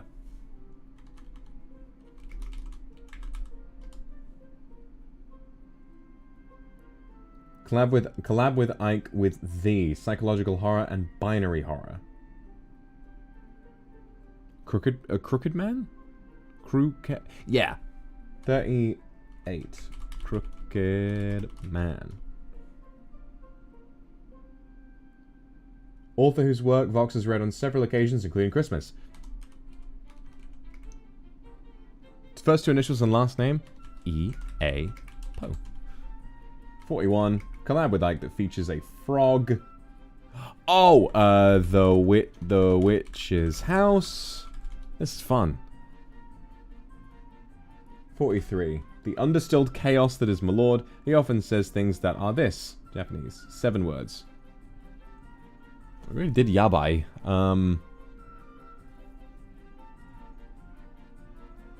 Oh, unsay so. Yeah, that's 7 letters.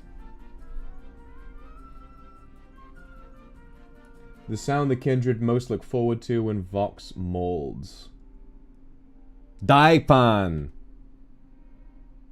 Yeah, Daipan. Vox loves to meme about this game, often paired with an impression of Freddy Fazbear.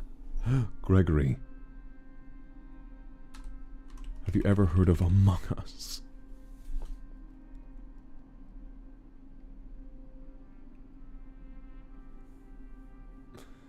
Vox worked out on this game until he hit 300k. That is 49 across. Ring fit.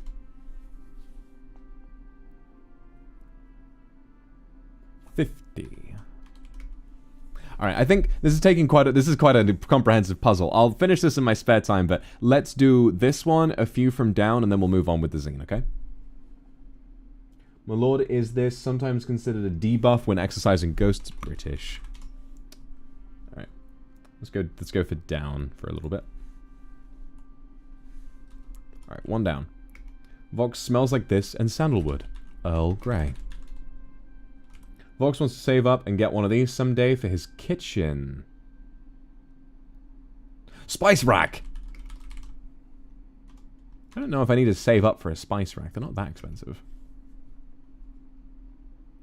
The result of Vox producing pretty much any sound, much to his surprise.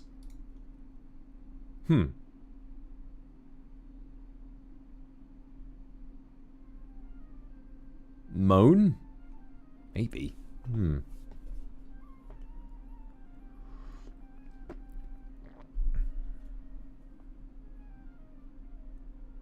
Oh, that is what it is! It's not a spice rack, it's a pizza oven!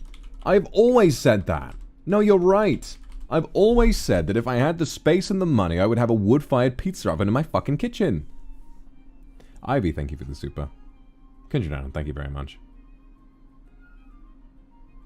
A spicy...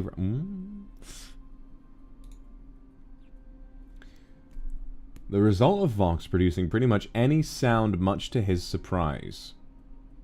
A burp? No. I'm so... Of course it's Tascadu. Vox's favorite thing. Well, his new favorite hobby. He likes doing it every day. Hang on. 5 down.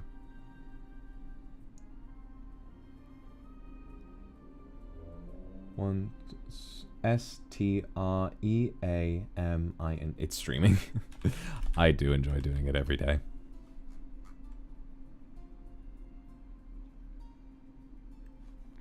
Five, six. Vox's first Duolingo language is Japanese. 7th is Baba. 8th is the beginning when many kindred first met Milord. Debut. Some of Vox's favorites include Hunter x Hunter, FMA, and Code Geass. Anime. Vox isn't big on superhero films, but he does like some films of this particular hero. 6 letters. I'm thinking probably Batman? Yeah, I've talked about how much I like the Batman. 13 down. 9 down. What's 12 across? 12 across in The Sims... Cat Boys. Cat. But, yeah, Batman. Yeah, it's Batman. It's Batman.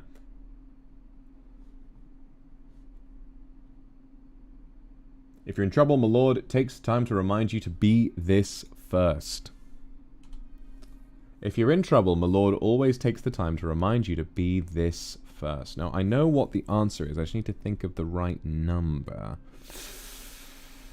Choo-choo, thank you for the super. I just need to think of the right word. Is it okay? Safe. Yeah, it's 4 letters. I think safe is a good...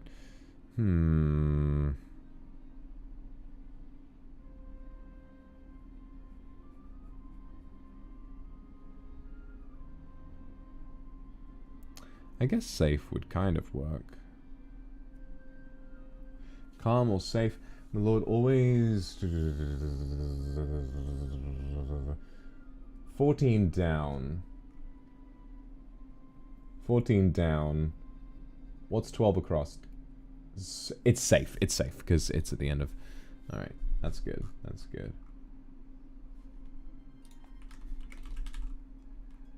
Alright, we've already done with Harry Potter. Harry Potter. The most dangerous thing for Vox in Misao is the phone. Collab with Ike. Vox heard there was a purple guy, so he decided to play this game. That is Aoni. Collab with Mr. Nina and Mika. Started out as Monopoly, but ended up as Uno. Vox's second Duolingo language is Chinese. 24. Supers will sometimes ask Vox to read these, and he often obliges, as long as they're in the public domain. Poems. The game where my lord put the kindred where they belong. Prison Architect.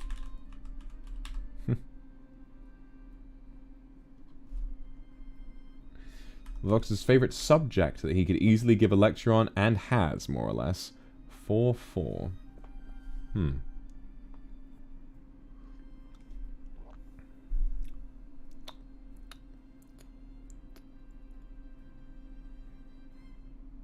Favorite subject? I don't know. Food tech? That's what we call it in the UK. I have not given a FNAF law. Of course it's FNAF law. But I was thinking specifically like school subjects. Yeah, it would be FNAF law, wouldn't it? Alright. 31. A nickname for when my lord, when he's having 101, when he's... When he's having a 101 moment, it's himbox. Ray Twain. 3 letters, 32. Ray Twain. He says lol. Game series Vox loves, as well as his first 8-hour stream. Dark Soul Remastered. Folger's nickname for Vox. Selena, thank you very much for the super. And Evie, thank you very, very much. Selena, I've got a puzzle for you too. I'm wearing 3 temporary tattoos of your name. To avoid getting age restricted, I will not, because I think I get what I think I see what you're getting at. But thank you, Selena.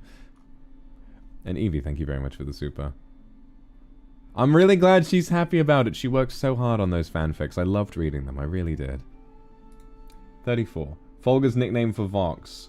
Okay, yeah, it's... He spells it with 2 X's, but here it's Voxy. 36. What Vox always hopes to play... What Vox always hopes to play in a sussy collab game, Imposter. 39. Vox's streams can and have turned into this. His first was C33 across. 33 across. There is no 33 across. There is no 33 across. What the fuck? Oh, see 33. Right. So it's 33 Dark Souls. Vox streams can and have turned into this. I'm gonna guess endurance. Endurance. The official Kindred safe word is Lorax. Loves these before bed and recommends them for help getting to sleep.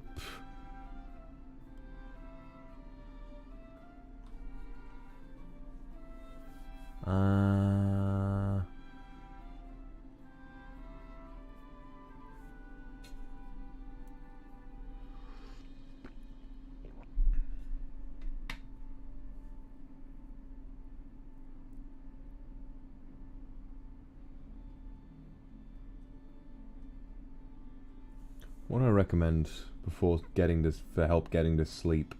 What do I recommend?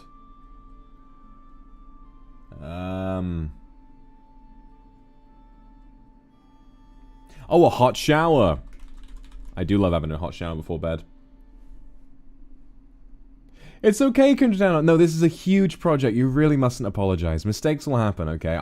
There's so much to check here. Some things are bound to fall through the cracks. Do not feel bad. I still think it's all fine, okay? Don't you worry. The last word in the title of my lord's favorite animated movie musical. We've already got that one. Might as well finish these, actually. There's not too much left. I'm having fun. 46. 46. When Vox needs to give himself a pep talk in The Sims, he reminds himself that he is not cringe, he is poggers. Nickname for Vox is Apex Main. Gibby.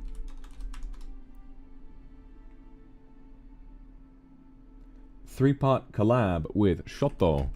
It Takes Two. In which god Vox said he would be when asked during Hades. I think I said Dionysus.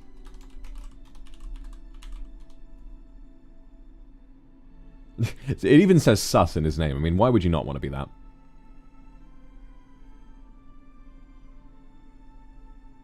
The other half of Vox's favorite manga tag. Student. Yeah, 75 Japanese. The first half of one of my favorite tags. Wait, no. 6. Hang on. 75 across.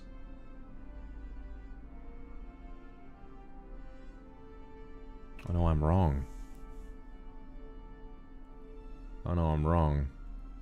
Wait a minute. Helen, thank you for the super. Listen, right? Listen! Listen!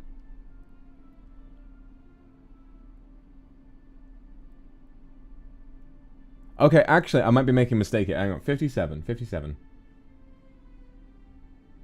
Japanese, yeah, it's not student. It's... how do you spell it?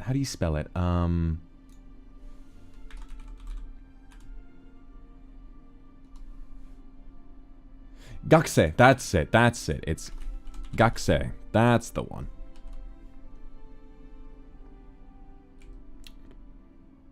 After a certain test, Vox said he liked taming these, and many kindred suddenly became them.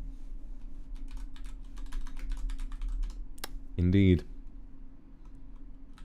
Vox's most common form of address, which caught on when it became part of his lore. Milord. Parfait, thank you for the super. Impale me like your pizza oven. Oh my god. Nikki's bodyguard, thank you for the super swan. Thank you, Parfait. At 60. The celebration and thank you stream from Vox Karaoke for 522. Mugu, thank you for the super.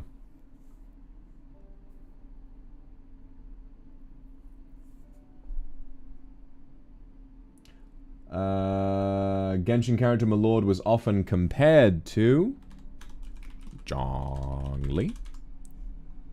63. Milord's favorite vegetable, which he enjoys raw or stir-fried, broccoli. 66. I speak for the trees, and the trees say you're gay. Vox's alter ego and girl boss. We all know her, we all love her, we all want to fuck her. It's Voxanne. What was that? Nothing! It's fine!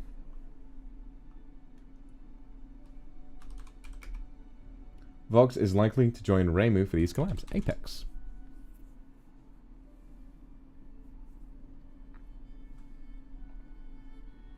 Many kindreds say that Vox is their comfort streamer.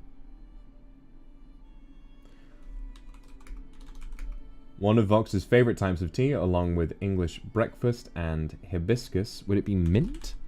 Yeah.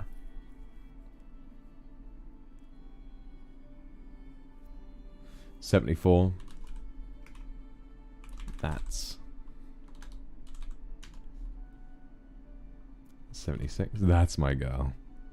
One of Vox's favorite competitive games and a reliable source of molding, especially if Mario is involved. Smash.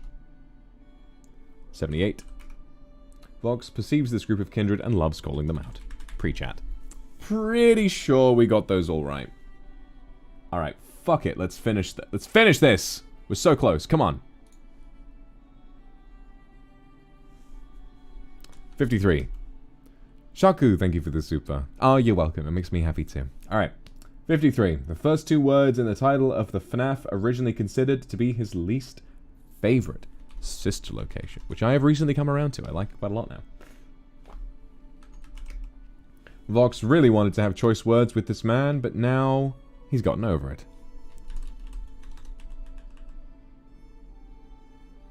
Bennett Foddy.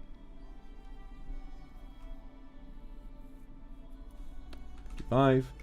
Vox has read several of this author's poems, both as a super request and during a date.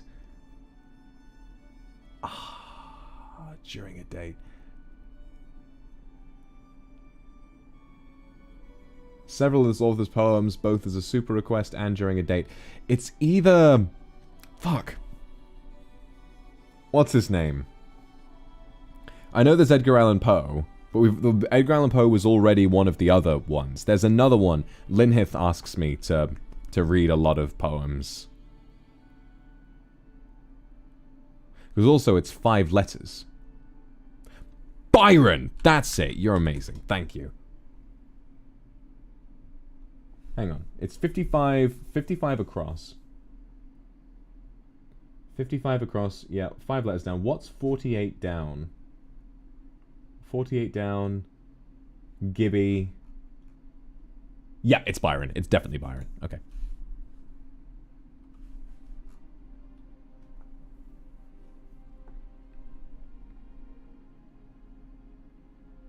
56. The second word of a Gordon Ramsay dish that Vox really enjoys making and recently has made on stream. Eggs. Collab with Ike featuring Broken Mirrors. Blank Dream. The kindred always want one from Vox and frequently ask a kiss.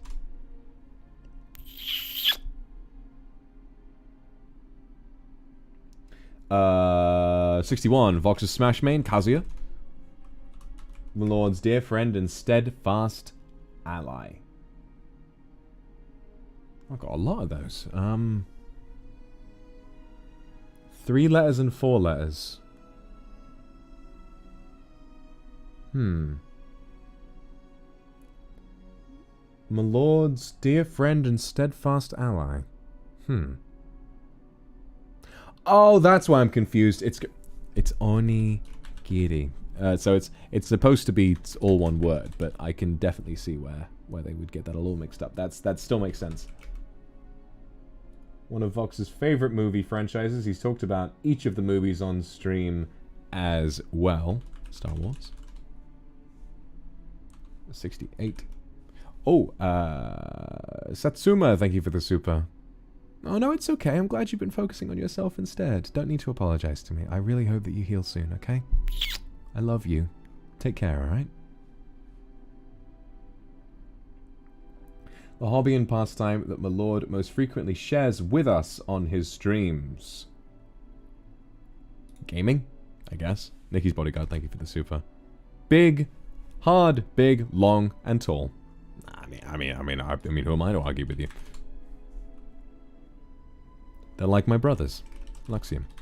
Don't even need to think about it. 73. Vox has destroyed 3 of these, mostly due to Elite Smash. Controller. In Japanese, the first half of one of my lord's favorite tags, sensei. 79. One of Vox's favorite films he'd like to watch together. The Lighthouse! Shannon, thank you for the super. Good night. What watching Vox makes kindred do?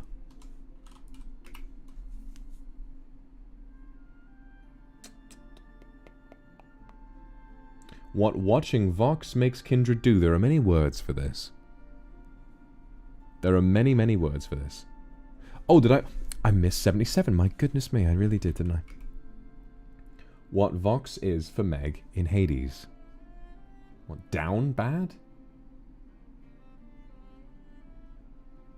A slut?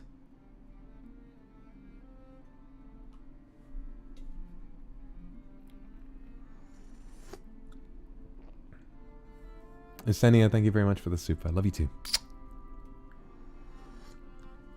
See, it could be simp, but simp is 4 letters and the one at the end is 5. 80 across. Yeah, it's 5 letters. What watching these makes... Alright, so 77. What Vox is for Meg in Hades. Oh, simp. Okay, that makes sense. Shiori, thank you for the super. And last of all, what watching Vox makes kindred do? Shiori. Is the white flower in the bottom right a camellia? I believe it is, yes. I was schooled on that the other day. Thank you. I'm glad it looks good on me. I love you too. Manihi, thank you for the super. Serena, thank you very much. Dress or pants? Ooh. I think you'd look gorgeous in both of them, but... Mio Angelo, thank you for the super. Love you, Mio. Mwah, thank you very much. Look after you, girl. Coom. It's a fire. One watching Smile. I guess we have every... This is the last question. What? It's 80 across. What's 76 down? 76 down. Favorite competitive game? Smash. S. It is Smile. Oh, Smile. Mirami K, thank you very much for the super. Goodness me, thank you. Well, there we go. I believe that is the whole crossword completed. That was fun. That was fun. Alright, just gonna get rid of that.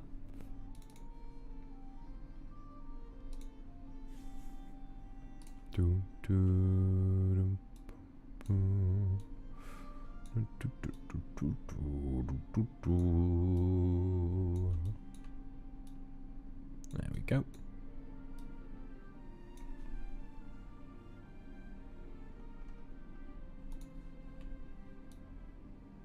There we are. Alright, let's get back on with this, shall we?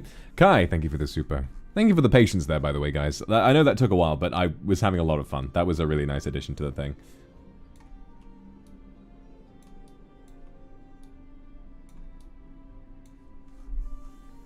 Alright, so we've done the crossword. Now there's a word search. Oh my god. Yeah, no, I might just have to do this in my own time.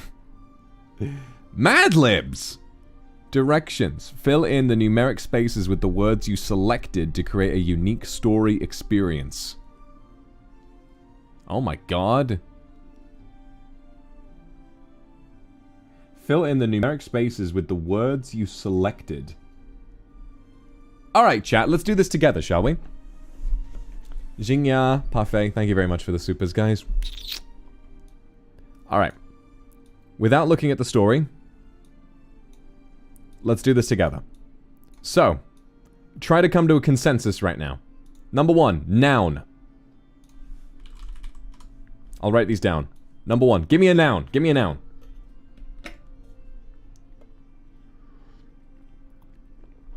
Give me a noun right now. Come. Cabbage.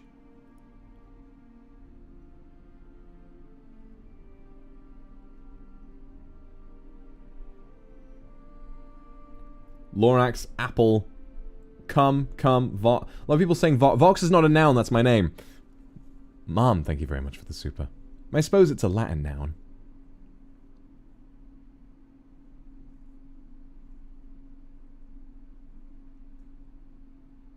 Cake. Alright, cake. Number 1, noun, cake. Number 2, an emoji. Give me an emoji, everybody. First one that comes into your head, emoji.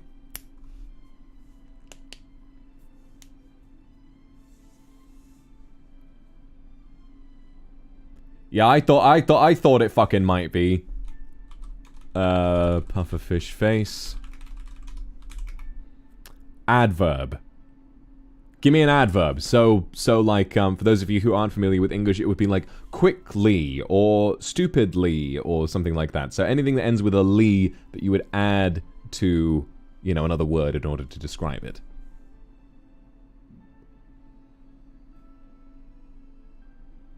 Lovely. Deeply. Thirstily. Hornily.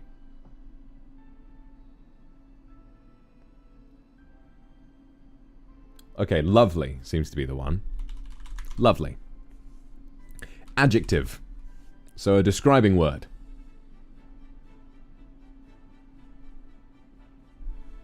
Give me an adjective, guys. Come on.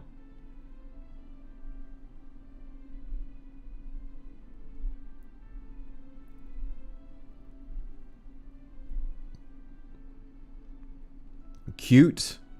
Sussy. Attractive. Warm. Pretty. Most people are saying cute. Let's go for cute. Alright, so cute. Number 5. Another adverb. Give me another adverb. Mizuki Liz, thank you very much for the super. I'm glad I could help you get through some tough times. Congratulations for your first choice of college. Well done, well done. Wait, no, you're right. Lovely isn't an adverb, is it? Oh my god, I'm stupid.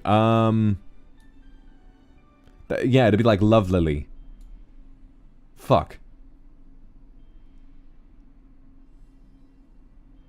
Alright, sussy. No, sussy's not an adverb either. Sussy's an adjective.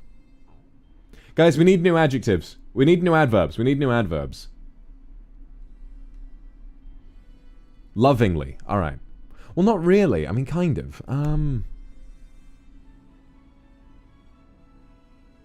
Alright, well, lovingly is an adverb, so let's go with that. Lovingly, and then for the 5th adverb, number 5, deeply. Yes. Verb ending in ing, so running, jumping, fucking, a verb ending in ing.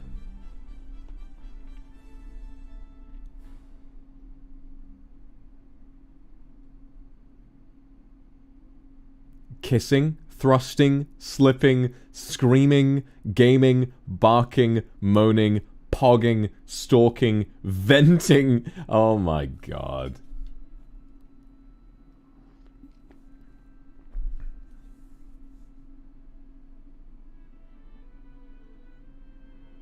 Entering. Fuck me. Alright, let's go for kissing. Let's go for kissing, because there's going to be another one. So kissing and what else? Pogging. Kissing and pogging. Number 8. A place. The... Alright, so 8 is the thing. The place. Where are we for a place?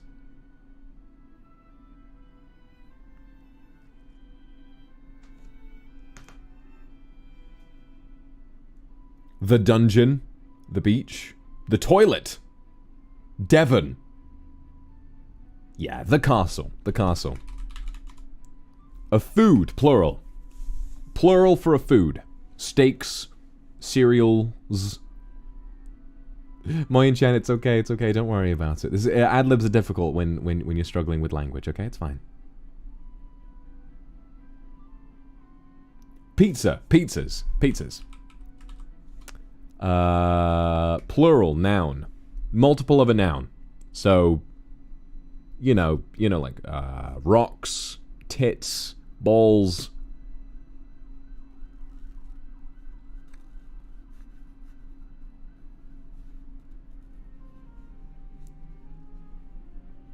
Kindreds. Okay. Well, kindred is a plural in itself. 11? Adjective. Give me another adjective. Another describing word. Emily L, thank you for the super. I love you too. Balls. We need just a singular. Singular plural.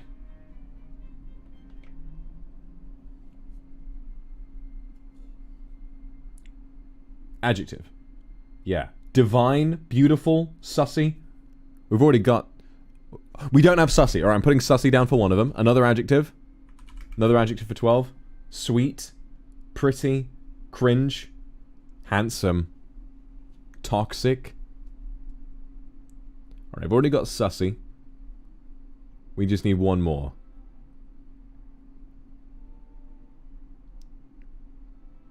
Alright, cringe. Cringe. Sussy and cringe.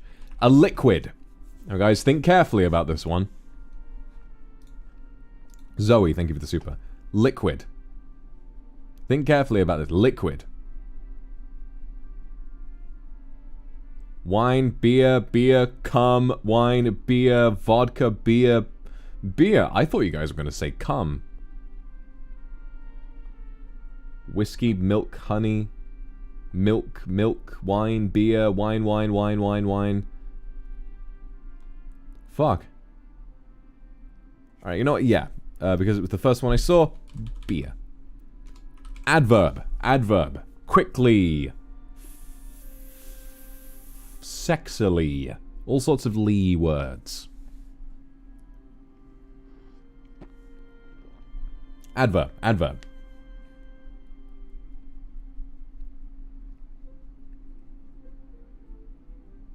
Swimmingly. Slowly.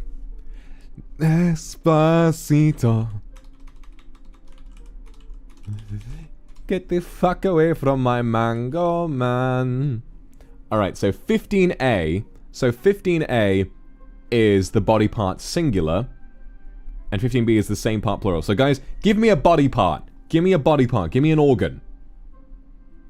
Give me one of your body parts, Kindred. Aki Pichu, thank you for the super.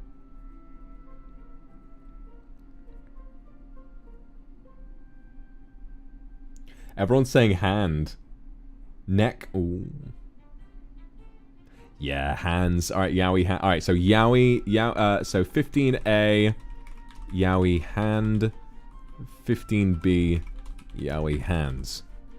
Alright, 16. Eunice Sito, thank you for the super. Good night, we'll all go to sleep now. See you tomorrow. Love you. I love you too.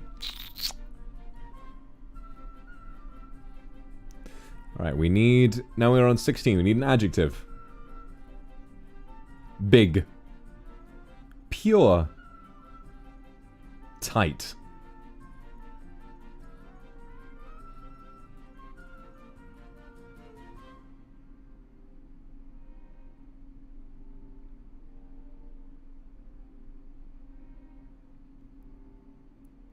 Alright, big. We've got two adjectives, so big and then another adjective.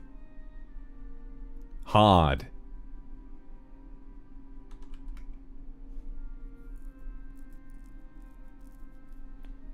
Small. Tight. A few votes for tight.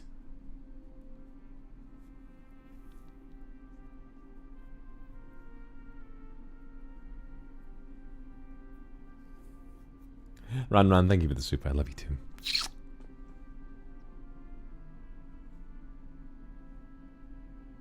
Wet, wild, flat. Alright, so we've got big as the last one. Let's go in the opposite direction, right? We've got big, so instead of going for like thick or anything like that, let's go for tight. Let's go for tight. And then finally, a noun. Give me a noun. Give me a thing.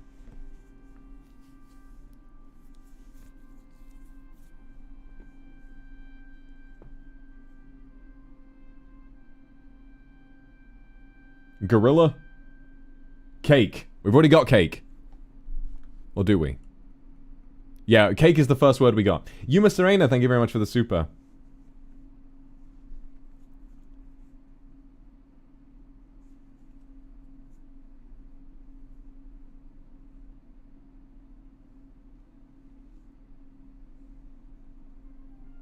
Banana?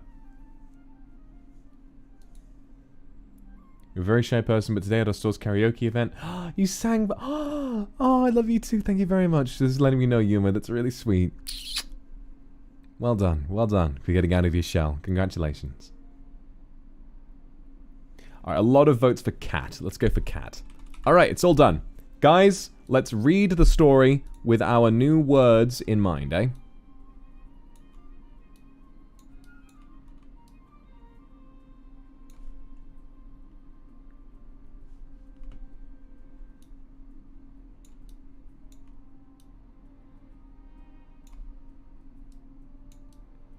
Alright, a little something special, as written by you. There you are, Kindred. Vox greeted you as you met at the cake shop. The voice demon had been browsing the cake selection, and he smiled as he looked up. Happy birthday, my lord, he said in your chorus of souls. Pufferfish face. Already? Vox drawled lovingly. I can see this is off to an interesting start. What have you got planned, You have to admit your plans were cute, and that you had wanted to keep them a surprise, but before you knew it, you were all too excited and had to share. First, your myriad voices intoned. Deeply. We're going kissing. Then. We're going kissing, then pogging. Then pogging in the castle. The myriad voices intoned deeply. Ariana Eek, thank you very much for the super. Good luck. Good luck at work. Fuck me. Your voice intoned deeply. We're going kissing, then pogging in the castle. And I brought some pizzas. And I brought some pieces and kindred for a picnic. One slender ebon brow raised as you went on. A picnic in the castle, Vox repeated, his expression sussy. Well, I always have a good time with you, don't I? And indeed, you did. As it turned out, the castle was perfect for pogging today. And something about the beer... Wait, I think we fucked this up. Hang on. 13. Liquid. Something about the beer ambience was really working for the mood. After you'd eaten, you were feeling bold and spoke your mind over a crisp glass of beer. Vox regarded you slowly. You're asking me to hold your yowie hand? Kindred, are you sure? Holding hands is very 2019, you told Vox. We're out here holding yowie hands now. His eyes narrowed, but he obliged. I suppose we can try. I ought to indulge you a little. The voice demon murmured, after putting all this together. At this point, the moment felt right.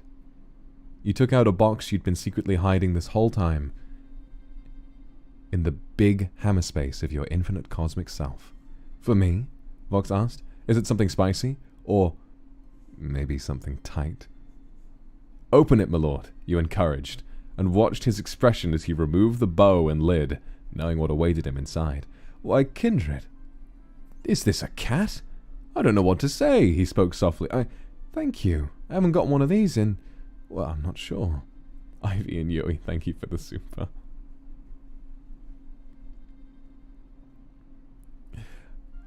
Not just any cat, you gushed, as all of your souls began clamoring at once. It's the best cat money can buy. The finest god-tier quality cat. You could kill a man with this cat. Ah yes, murder potential. Always the mark of a good cat. Thank you, Kindred. You're very sweet. And though inwardly your many souls still debated the degree to which my lord would ultimately enjoy your gift, in this moment, you were happy. It's getting late, he said, voice just above a whisper, but I don't think I'm ready to leave the castle just yet. Let's hold yaoi hands a little longer. And you did. That was fucking fun, oh my god. We need to do a whole stream of just Mad Libs. That was so much fun. I remember Onigiri once telling me that Mad Libs would be a good idea.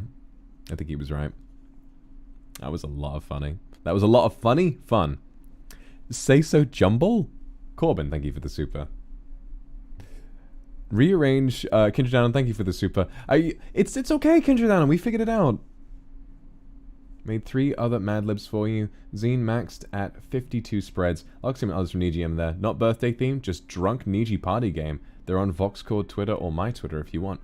Shit. Okay, we'll have to check those out another time. Yongchu, thank you for the super. Cat, thank you for the super. Very good at violence. Shibao, thank you for the super. We love pogging at the castle. And Shaku, thank you for the super as well. Please take good care of it, my lord. I will. Say so jumble. Rearrange the insides of the words to spell out something related to my lord. Rearrange the insides of the words to spell out something related to my lord. Note that nicknames and proper names may appear. Wylam, thank you for the super. Ape jeans. Alright, I would love to do this, but we're actually already 2 hours in, and I think it might be time to move on to the game pretty soon. So, guys, there are lots more games in this magazine that you might want to get used to, so... Lots of opportunities for you guys to have some fun. All right, let's get through to the end of the thing, and then we'll move on to the game, eh? There we go.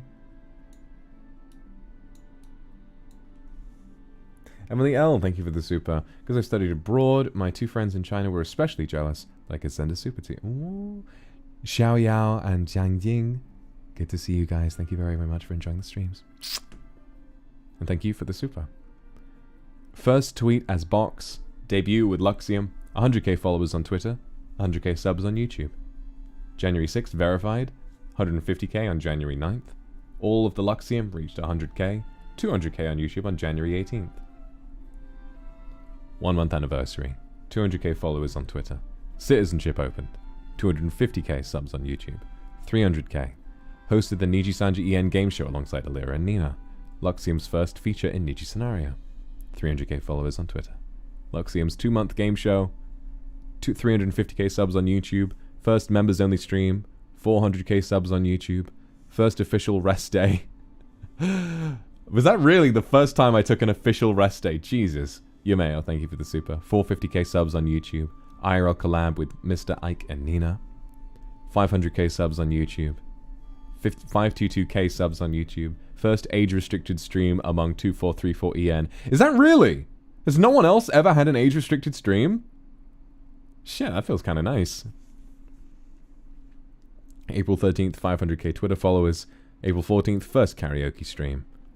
April 20th, 600k subs. April 21st, beat Getting Over It in 5 minutes 36 seconds. This is true. April 19th, Jump King Endurance stream for 16 hours. First time getting the babe in Jump King on April 23rd. And here are the credits. The head mod of this is Dea, Amrax Dea, full page mod. Miwo, Kai, Riru, Suga, Kura. And to the full page artists, Che, Jello, Kyoruchi, Lihyun, Limun, Luca M, Luca, Meowpuff, Eileen, Noah, Oi, Lily, Mihan, VSNJ, Angie, Pomocat, Pyro, Diki, Eek, or Eke, Cien, Hori, Dorothy, Ayu, Light HK. Small page artists include Ash, Uesho, Emily, Jeeb, Moshi, Nightali, Oki, Sasenia, Dongi, Kim. The writers and mods, Mochi, Alice, Amber, Hazel, Rina, Roku. The layout mod, Rice, Layout and Puzzles by Irichi and Kindred Anon. Vox Code, original Onigiri Sonas. Oh my god, there's so much work went into this. That's crazy. Charlie Wang, thank you for the super. Do you have a band-aid? Because I just scraped my knee falling for you. Oh, I love you too.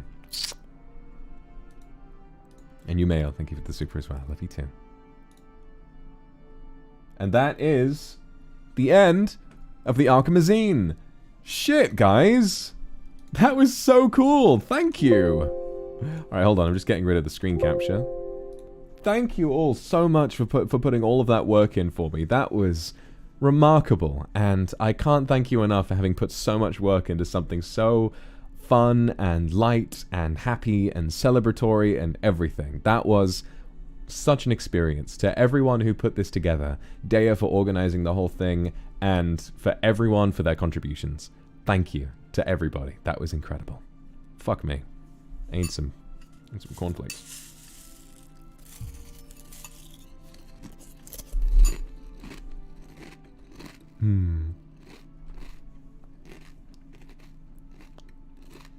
Now, the stream is not over. We have more to do. There is also the Vox Akuma fan game that we need to play. Meowpuff, thank you for the super. You're welcome. I had so much fun checking it out.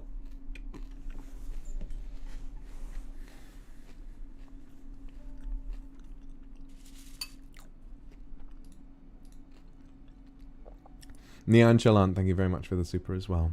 You're welcome. You're welcome.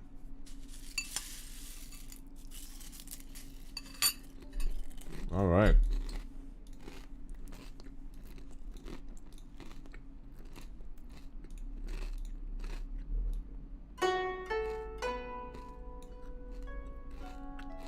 NCN and Ivy, thank you guys for the supers. Thank you.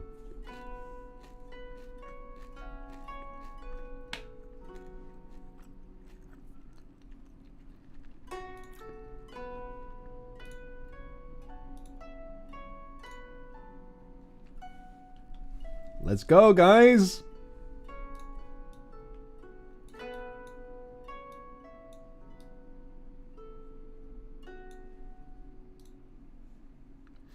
So this is Present Memories, a Vox Akuma fan game. Quickly, because I don't know, some games tend to show like file paths when you make new games, especially if they're indie, so I'm quickly gonna... Angie, thank you very much for the super. Ivy, thank you as well. Shido, thank you very much. I have my tea. I've got plenty of tea. It does look pretty, and the options menu as well is really well made, I found. Like, look at all this. It's very nicely designed, isn't it? Alright, hold on. Oh no, we're good.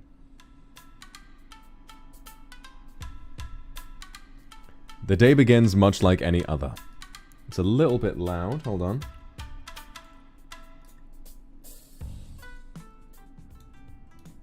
Dun, dun, dun, dun, dun, dun. The sun's rays slip through the curtains, growing in strength as the morning wears on. The sound of cars and city traffic drown out birdsong when they drive past my apartment. It had only been a few weeks since I arrived in Japan, but I was slowly growing accustomed to the company's arrangements. With more time, I'm certain it'll be a nice temporary home. I was finishing the last of my preparations for the day's activities when the familiar alert from my phone cut through the morning's peace. I walk over to its place on my nightstand and check what might have arrived. It's a message from Shu! Hey, are you ready yet? We're headed to the office now. Everyone's super excited for the collab. See you there. The message radiates the shared excitement. Moin Chen, thank you very much for the super. Thank you so much. And Tallulah as well, thank you. The message radiates the shared excitement we all feel with our long-awaited first meeting. I can't help but smile as my fingers glide over the screen to type a quick reply. We often talked about how we would spend the time together with food, drink, and experiences, exploring all the wonders Japan has to offer. Stepping within the country's borders after many years away didn't feel real. But as my gaze sweeps the room and I remember where I stand, I know it is reality. And by sheer coincidence, it's all happening on a very special day. Right, that's almost everything. I only need that thing from the box and then I can be on my way. I smoothly swipe my phone, wallet, and keys from the nightstand and put them in their rightful place in my pocket.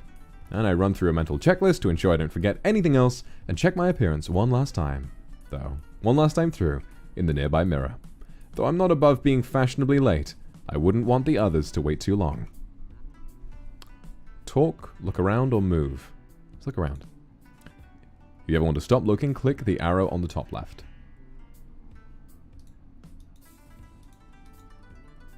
A box of memories filled with trinkets and odds and ends I've kept from years long past. Though a demon I may be, I'm not above sentimental attachments. I rarely have it out, but today is special. Selena, thank you very much for the super. Oh shit. I check the contents of the box and find what I was looking for easily nestled in the corner.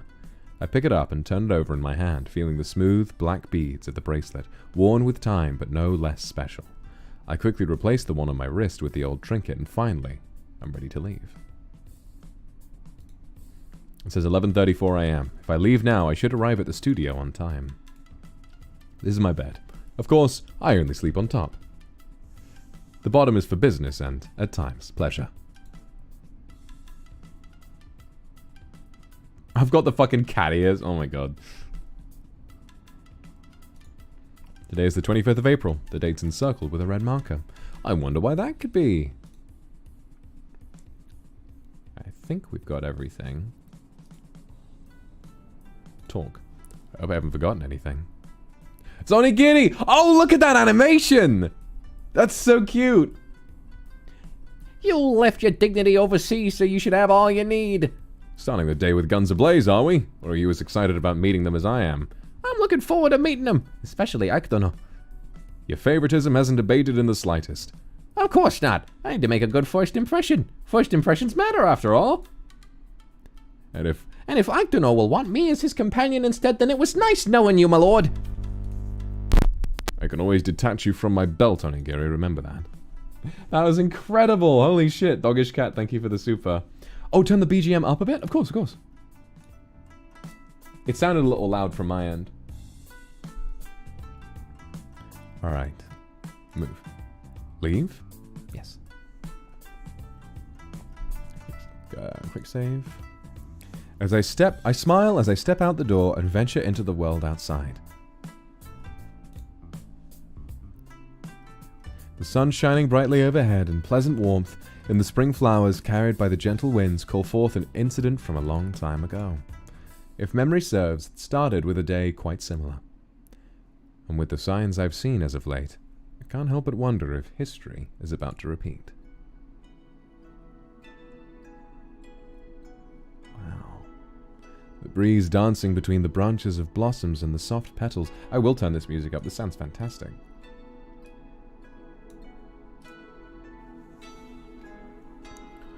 Braiding into my hair, speak of spring's hold over the land. As I watch the morning sun illuminate the jagged peaks of Honshu, I cast my gaze to the castle not of the air, but of the land. Akuma Castle, grand in its namesake. Hidden away from ambitious dreams of unity, it stands by the bright shoreside. Once long ago, when I traveled valleys and slopes like a wanderer, I had been swept by this name, its caress known to me, like wordless shared memories. But now, taking in the sight of the castle, I smile in self-satisfaction for the clan I had come to lead. Deep in my own reflection, I do not realize the presence of Onigiri until his words return me to the present. Oh, shit! Full-size, transformed Onigiri. Thinking to yourself again, my lord. Onigiri, I see you're back to admonish me for my thoughts. If not me, then who else? Someone has to do it. I laugh and shake my head in amusement, ushering him to walk with me. My hand rests carefully upon the hilt of my sword. Sheesh, doesn't he look good? Let's talk. I truly cannot imagine what life would be without your kind words. I'm glad the Lord thinks so highly of me then. Oh look, I'm moved to tears. At the tone of his bantering voice, I sigh with faint despair. Ah, the disrespect. Well, someone has to humble the lord of the castle every now and again. And that someone is you? Amused laughter sits at the tip of my tongue. If I'm your right-hand demon, Vox Akuma. I'm the best man for the job. I really ought to throttle you. At the risk of wrath? And risk the wrath of my dear lover? He asks so innocently, to which I wave off with a roll of my eyes. Oh, I'm sure she'll understand and see our shared woes. Should I sleep with one eye open? That would be prudent if not for lockless doors. I'll barricade my room from your evil plans then. This is insane. This is so cool. Look around. The serrated peaks of Honshu loom in the distance, its apex drawing the eye with its brilliant white ridges. At the feet of its immensity is a flourishing forest and a quiet green meadow. Though I've seen this sight to the point of knowing every crevice and detail, I do not find myself wearied by its familiarity. Turning to the horizon, beyond the leaves and branches of the trees, pomegranate clouds languidly float by the morning sun. The morning stars shine like silver threads of light, glinting and shimmering with soft luster. Content with the sight of Honshu Peak, I sigh with fondness. Oh, okay, so there's no, like, peeking. Alright. Let's go to the forest.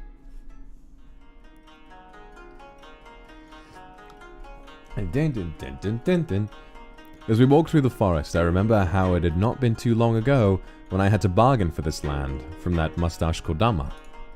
Its reluctance to let go of its dwelling had been an ordeal that I had to bear for the clan, and I often wince at the reminder.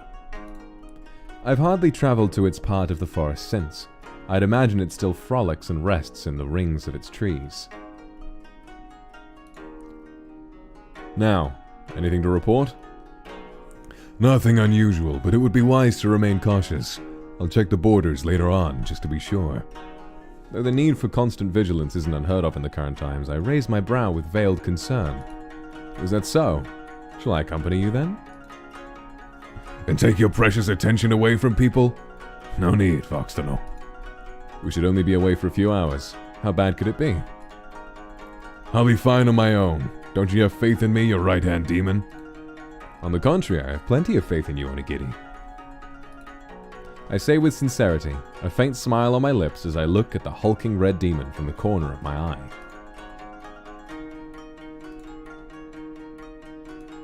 Looking around the forest, I spot a stream hidden between the trees. Its clear waters jump over the time-worn rocks and disappear within the undergrowth. Birdsong echoes deep from the forest, while the trees and its knotted branches rise ever upwards, impressing me with its majesty. Cords of warm sunlight touch the forest floor, trickling through the canopy and the branches. I look up to let the dappled light touch my face and bring a hand to my brow, protecting my sight from the sun. Perhaps when summer comes, I shall dip my feet into the brook and allow myself some rest.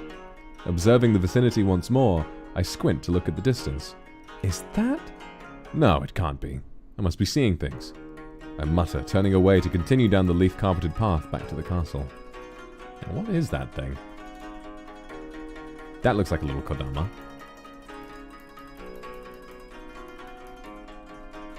Lots of little spirits in this forest. Hang on. Hang on. Oh no. Oh no.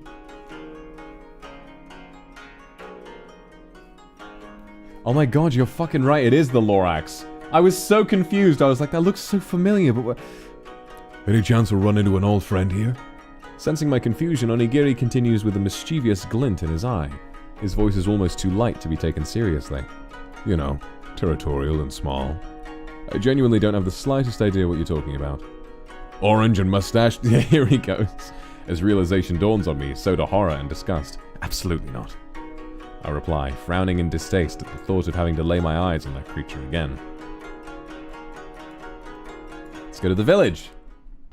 Angel Redenor, thank you for the super.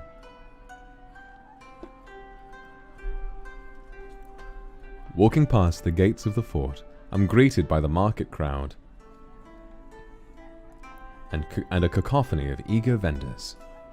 Onigiri and I traverse through the people that bustle and jostle, and we greet the few villagers that manage to notice us in the midst of the marketplace's chaos. Like any other day, fishmongers and butchers from inside their stalls barter and negotiate with their patrons. They proclaim the quality of their produce, swearing that theirs is the best one they could find. No, 1 silver mint. 3 silver mints is as low as I can sell. They haggle, with coins counted and passed from one hand to another, and the goods exchange as deals close. Wagons of vegetables and stock of fruits are parked at the side of the road as new merchants permitted to barter try to impress upon the crowd. The marketplace is the busiest part of the village and places the people's spirit on full display. The market's as lively as ever, Onigiri remarks genially, stepping aside as a line of playing children run past. They echo apologies and whisper before disappearing into the crowd. It was only for a moment, but it didn't escape me. The fear in their gazes was unmistakable when they saw my companion. Onigiri. Oh. Ah, right, I almost forgot. At my reminder, smoke engulfs Onigiri and his large, intimidating figure completely vanishes from sight. Oh! After the moment passes for it to clear, his imposing physique is replaced by a smaller form, a childlike and approachable appearance for humans. While the form he often takes during patrols is known throughout the clan, it's better for the people to not fear him when he interacts with them. This should do. I nod in agreement as I look over at him again. Once I laughed in amusement when he first shifted. He stands at the height of a human child, but almost seems small enough to hang like a trinket. While trying to cast an unaffected expression, I find it hard not to be endeared by this specific form of his. Ivan, thank you for the super. Oi! You best wipe that stupid smirk off before I plant your face in the ground. I can still beat your ass in this form. Oh no, how terrifying. Challenge me once you Challenge me once you regain your size, you unruly infant. I'm heading back first to prepare your deathbed. Why don't you take a stroll for your last moments? My, such consideration. Thank you, Onigiri. With that, he scampers off quickly, slipping in between the throes of people with ease, and leaves me to ponder my options and fend for myself. What was there to do in the marketplace? I suppose I could check the wares. It would be a nice change of pace. Monkey! After roaming the streets and pondering my choices, I decide to visit a nearby store that houses dainty wares and delicate knickknacks. In my approach, I see the owner tending to his establishment with his usual care and efficiency. I recall how he was one of many I saved in an incident long ago, and though, to this day, I insist he isn't in my debt, he proves more stubborn in his ways than Onigiri. I suppose it only made him more endearing to me. Lovely weather we're having today, isn't it? Albi, thank you for the super. Why, yes, it is. It's a pleasure to see you here, my lord. I could say the same for you. Are you doing well? I see your wares are as fine as always. They're selling, and it's all thanks to you. Had you not aided me and provided such opportunities, we would not be where we are today. Nonsense, it's your efforts that bear fruit. I merely provided you a place. Keep up the good work. Thank you, my lord. Would you like to have a look around? Of course. A little peek wouldn't hurt. I spend a moment carefully inspecting each row, but as I reach the final shelf, my gaze catches sight of a small, quaint box nestled between large jars. I carefully pick it off the shelf and lift the lid. The scent of osmanthus is as fragrant as I remember. I wonder, where are those who shared the memories along with this tea? A box of tea leaves. What a beautiful aroma. I see you've taken a fancy to those tea leaves. Take it with you, on the house. I can't have it for free. Please don't worry, my lord. Your kind support is enough payment for me. If you insist, I shall graciously accept. Thank you. I gratefully take the box and tuck it securely in the pocket within my sleeves. Should the cook prepare his delightful wagashi for the spring season, perhaps I might sample some with the tea later. With a final nod of farewell to the shopkeeper, I continue through the village market.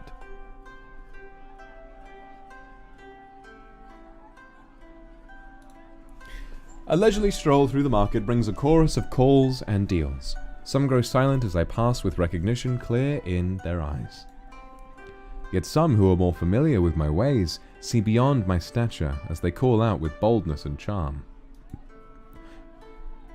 My lord, would you care for some savory meat skewers? We recently improved the seasoning. Or perhaps you'd like a wasabi mochi. A new seasoning, you say? Well, that's rather tempting. And you do make the loveliest sweets. You flatter me, my lord. If you think so highly of my cooking, do help yourself to our menu.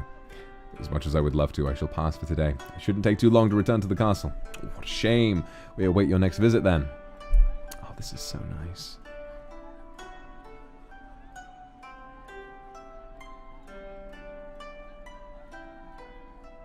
Oh, what else? I wonder if there's anything else to check out around here. Can't see anything particularly.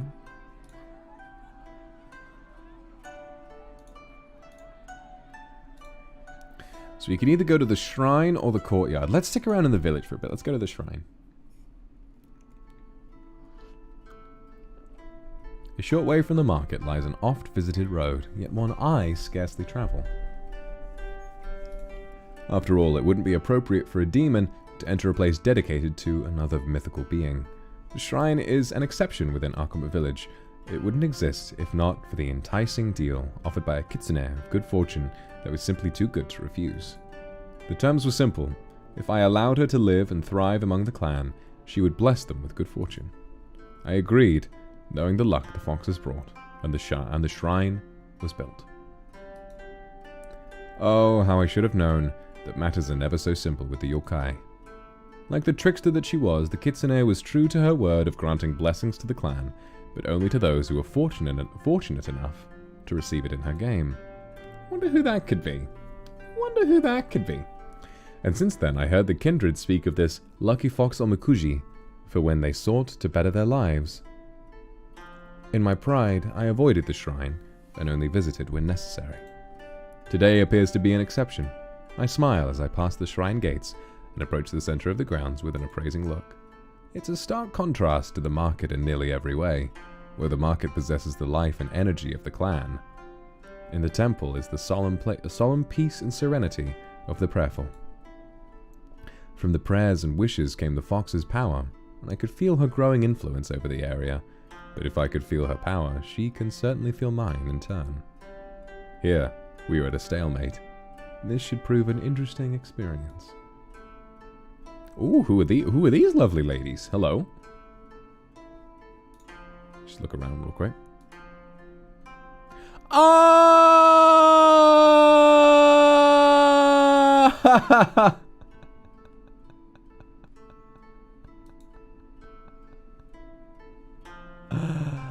Oh, thank you guys. It still feels weird to be looking at this when my birthday was a couple weeks ago, but still, thank you.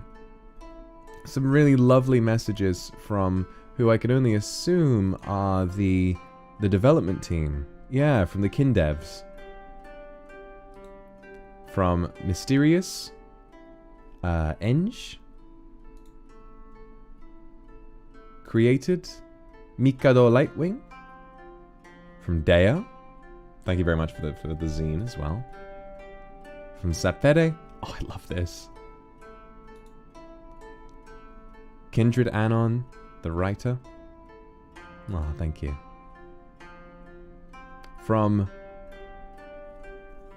Mochi at No Words, laughing my fucking ass off. Took me a while to read that. Rue, thank you. Anthchi, thank you.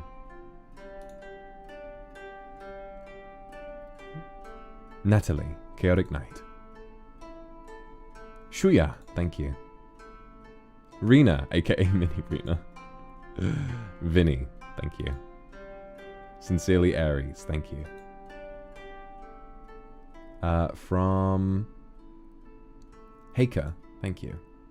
And Roka Sanai, thank you. Emperor, Stardust, thank you. A1 Serendipity.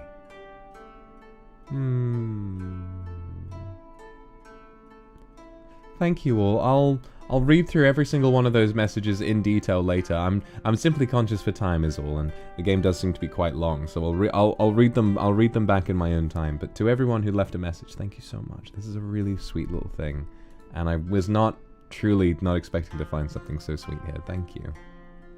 Happy birthday, my lord, and happy birthday to our wonderful clan. Thank you for the love and happiness you've given us. May the joy that you have spread come back to you today and forever. From Choco Crystal, thank you very much. From Maha. Holy poggers, dude. I love this. From Leonis, thank you very much for the super. Super? It's so ingrained, it's like muscle memory now. Thank you very much for this. C from C-Clips, thank you. This is nicely put together, thank you. You wrote that? Shit, I think that's pretty nice. Thank you. I don't think there's a name here, but thank you. Oh, bag? Oh. From Clinine, thank you. There's so much here. From Bilbo Draws, thank you. From Arcana. From Clover, thank you. Dear my lord, we hope you live the long life you love and love the long life you live. From Kitchun. From Kurarisu. From T. From Seoni. From Shiehana. From Maymeme. Oh, a hug. Oh, thank you. From Kuromi. From Kyoruchi. From Louisa Lulu. From Mikachu. From Moshi. From Miwo with a little monkey. From Wet Bag, thank you. From Sarah. From Irichi. From Omi Yoake. From Esselia. Jambear, thank you. From Daka, thank you. Thank you for being such a fantastic mod, Daka. Thank you. Eagle, thank you. Alira or Alira, thank you. From Holy Caramelt, thank you. That's a sexy drawing. From Shizu-chan, thank you. From Vivzy, thank you. From Pinkalicious Bunny, thank you. From Squid, thank you. From Ice, thank you. From Alexandra Isabella, thank you. From Eva Punk, thank you. From Meowpuff, thank you. From Michelle, thank you. From Alice, thank you. From Beauty867, thank you. From Shay Alpaca, thank you. Oh, I love this. I'm going to read through all of these in my spare time, I promise. These are such sweet messages, thank you. From Toby, thank you. From Brainrot Kira, thank you. From Voxu, thank you. From Mito, thank you. From is that Nadon? I don't know. I don't know how to read that. I'm sorry. Thank you though. From My Iris. From NX from or I suppose 9th on Insta. From Agnes, thank you. From Christine, thank you. Meron Soda! Meron Soda! Thank you guys. Eliza, thank you very much. Cossis, thank you very much. Dina, thank you very much. Verel, thank you very much. Sugar, thank you.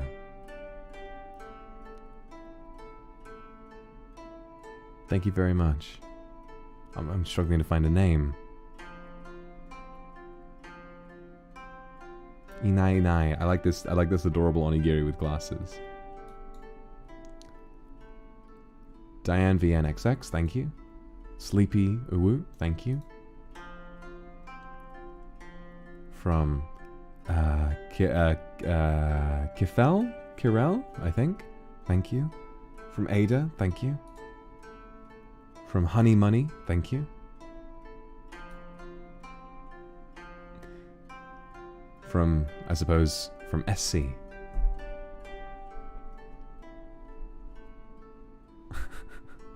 There's no name on this one, but thank you. From Kimdred, thank you. From Sakura, thank you. From Seal, Kent, thank you. And that's the last one. Goodness me. There are so many people contributed to this. This is like a project within a project. Oh, Deeves! Fun fact, there are 24 Emma from the developers, but there are 90 in total.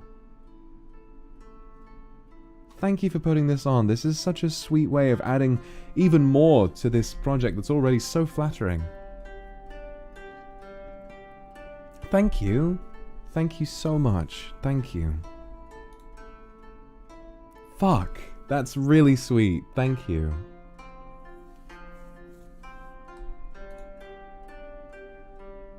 Eight pages of these motherfuckers. Oh my goodness.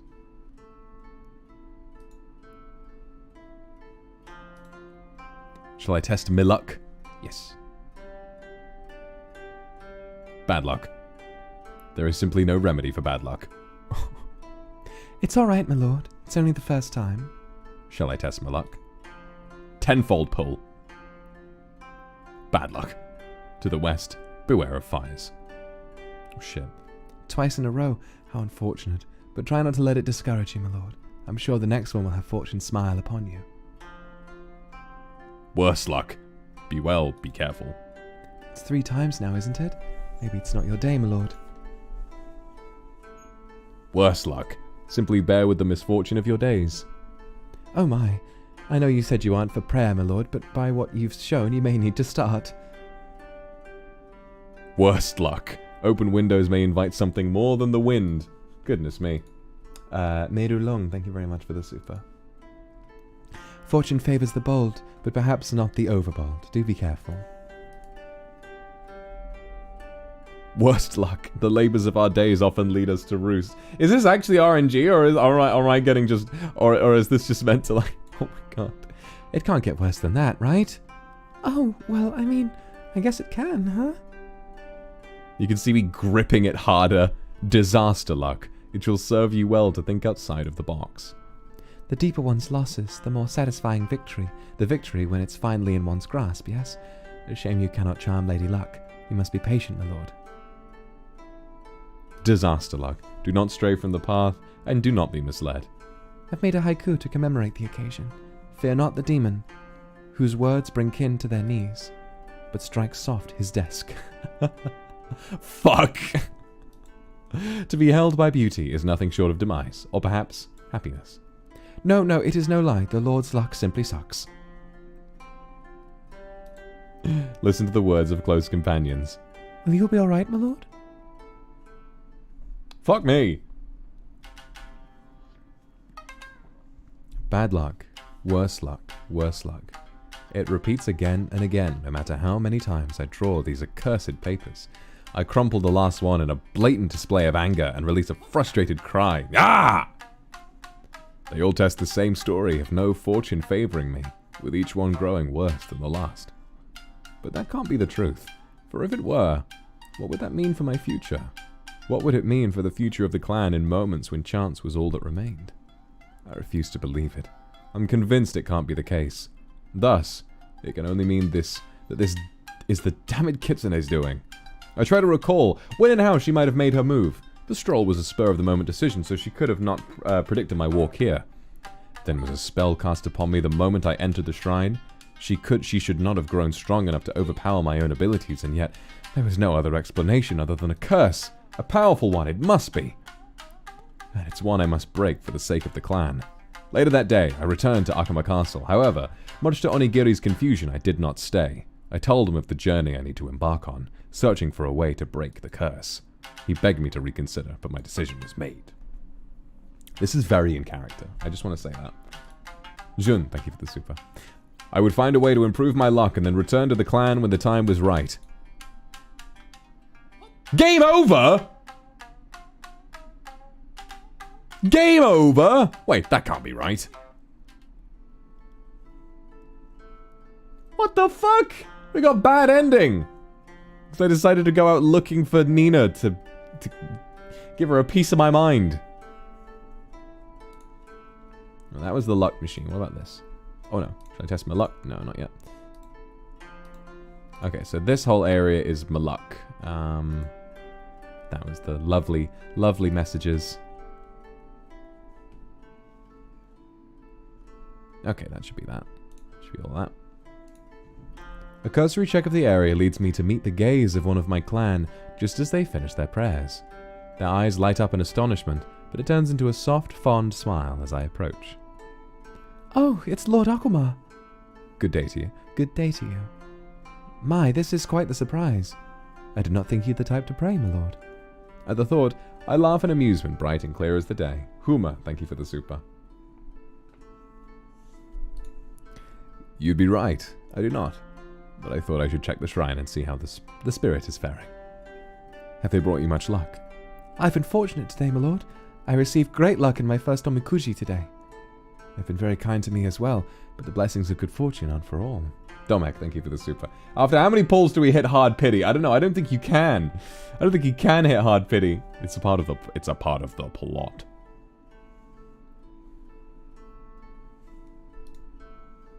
Would you like to see what the spirit might bring you? All it requires is approaching the shrine and discovering your fortune by taking a nomikuji. It's very simple, and the spirit is kind to let us try again if we are displeased with the result. However, we be warned that another attempt may be for the better or for far worse.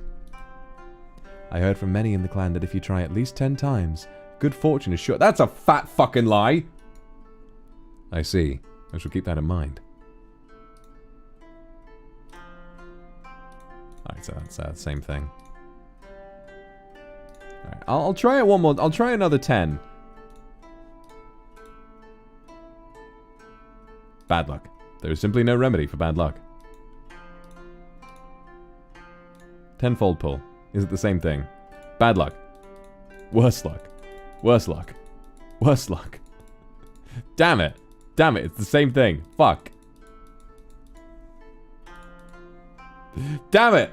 There's no escape! There's no escape! I shall always be cursed by bad luck.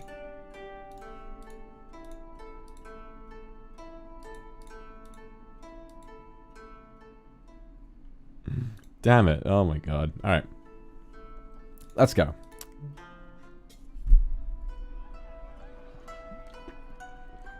Alright, where should we go now? So it's the courtyard.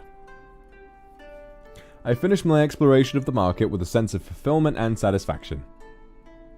It's a nice change of pace to walk around without purpose, and it warms my heart to see how the clan thrives. But as the day continues and shadows begin to shorten, Unito, thank you for the super. Thank you, thank you, thank you, thank you. When the sun moves overhead, I know I must return to the castle and my duties as the lord. I leisurely walk up the road towards my destination.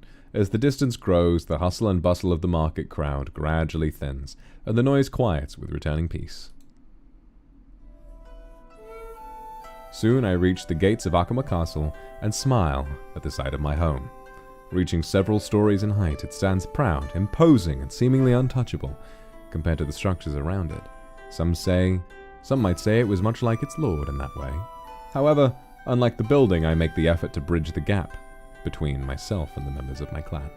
I'd like to think my troubles are rewarded with the homey warmth and comfort present within the castle walls. Eating, thank you for the super.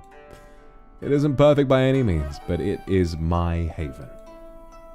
Ooh, who's this?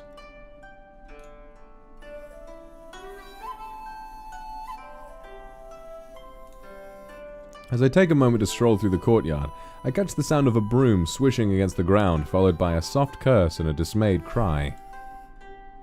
When I seek the source, I spot an attendant. His movements speak of exhaustion as he laboriously sweeps the scattered petals, painting the ground pink. I frown.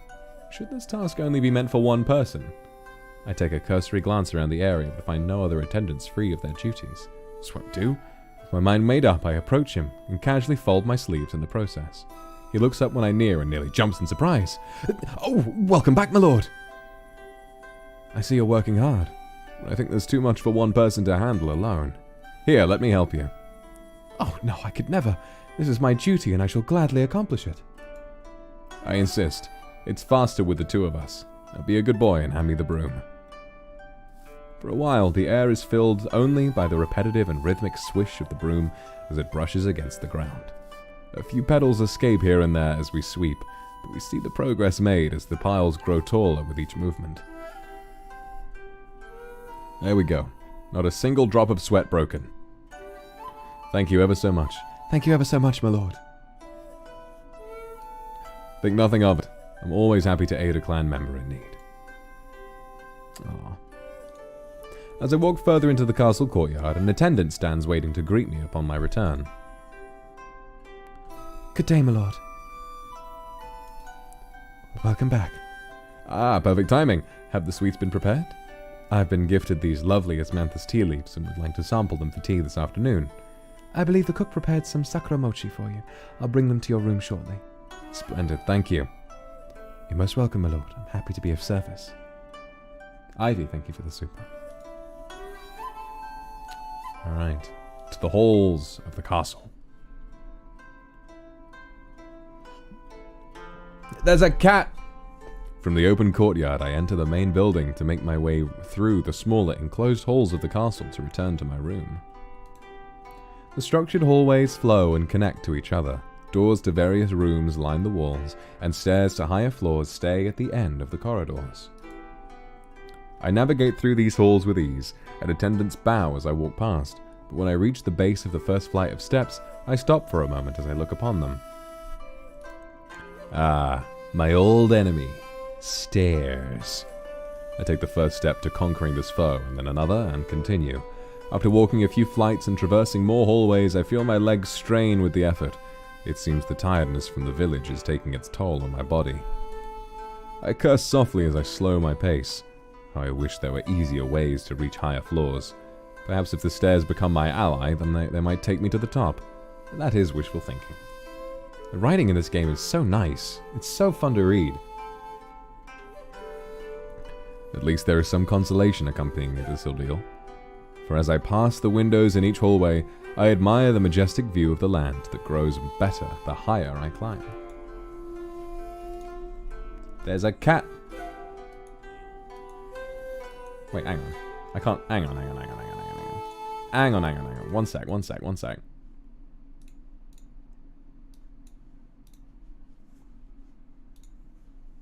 Yo.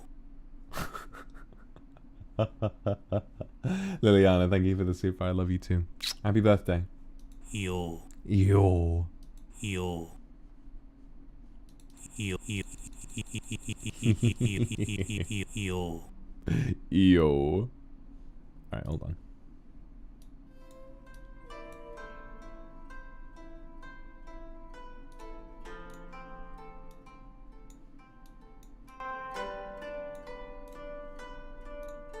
A door set in the hallway leads to one of the castle's recent additions.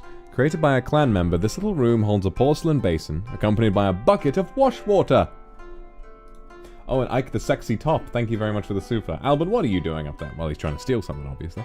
Its purpose is to allow one to relieve themselves in private, away from prying eyes and other elements that would distract from the great task at hand. Ah yes, the toilet. A marvelous invention. I suppose it wouldn't hurt to take a quick break. Take a break? Yes. Oh. Feeling quite content at the moment. That's a nice luxury to have indoors. Quick save.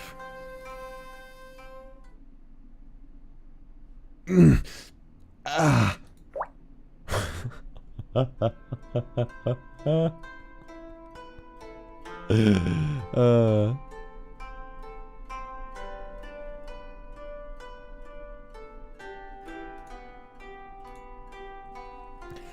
As I pass through one particular corridor, I glance towards a door. It's Onigiri's room. Given he went ahead, I wonder if he went straight to his room or proceeded elsewhere to prepare for his patrol. It is then, as if summoned by thought, the door opens and out steps my companion with a smile. I see you made it back in one piece, my lord. There you are, Onigiri. You sound almost disappointed. With your admirers, I thought the clan would have taken a piece of you by now. I'm sure they're better than that. Want to bet on that? I stay silent, knowing it's a bet I would easily lose. Alright. To the throne! Oh, sheesh! Finally, after a long journey, I near my rightful place within the castle, my seat of power. Two attendants open the doors as I approach the throne room and bow deeply in respect. I wave it off casually, prompting them to rise, but they retain sweet smiles as I walk past. Such well-behaved kindred today, I see. Felice, thank you for the super. A glimpse of what lies within the room leads me to admire the throne and its adornments first. In the style of the time, it's a simple space meant to elevate the lord above those around him. But unlike other castles, I prefer putting my trophies on display. It's a straightforward negotiation tactic I learned from the yokai. Emiko, thank you for the super. Hopefully there was a bidet in there, yes. Meant to instill fear in visiting enemies and boost confidence in potential allies. The BGM is a bit loud. Hold on.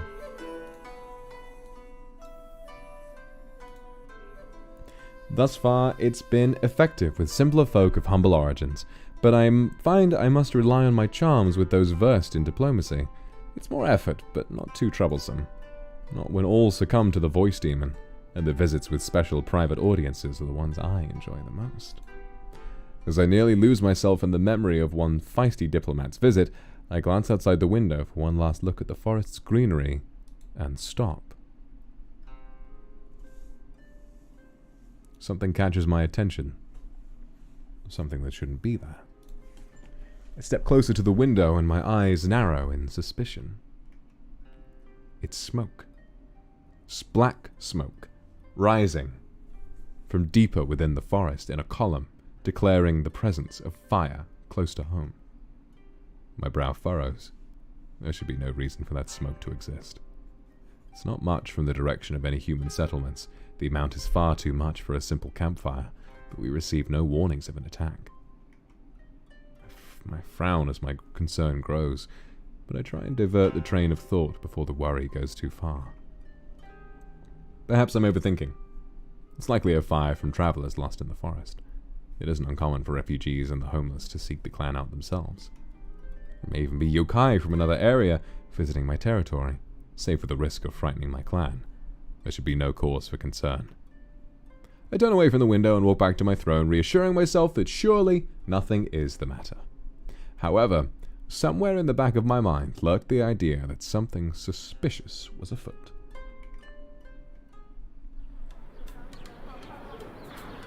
Sheesh, look at me! Look at me! I chuckle at the memory as the light finally turns green. All at once, the people around me walk forward, following the signal to cross at different speeds. Sheesh! Hold on, let me just turn this down just a little bit. There we go. And reach the other side just as the light turns red.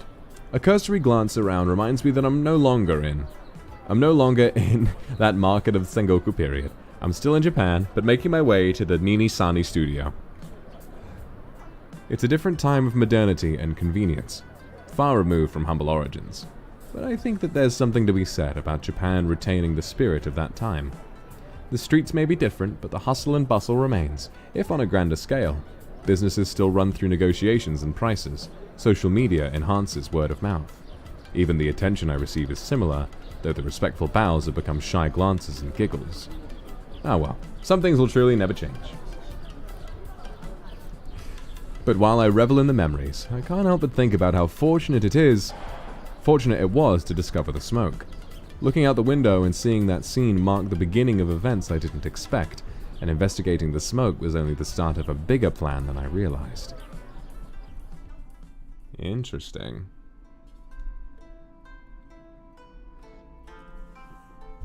The day went by with peaceful normalcy whilst I performed my duties as required. Unlike what some expect, the life of a lord isn't always glamorous and exciting, especially when the clan lives detached from matters of other humans and yokai alike. Every day is filled with tasks needing my approval, such as improvements to the territory or trade requests from new merchants seeking their fortune. It's quite mundane and can become boring enough that, at times, it's easy to see how many a daimyo can become lazy and complacent with their lives. However, ordinary tasks don't dull my skills as the clan's leader and protector. When they look to me for protection, I take it upon myself to safeguard the home built by their hands. Kumiko, thank you very much for the Alcusper. Thank you so much. Good night, night.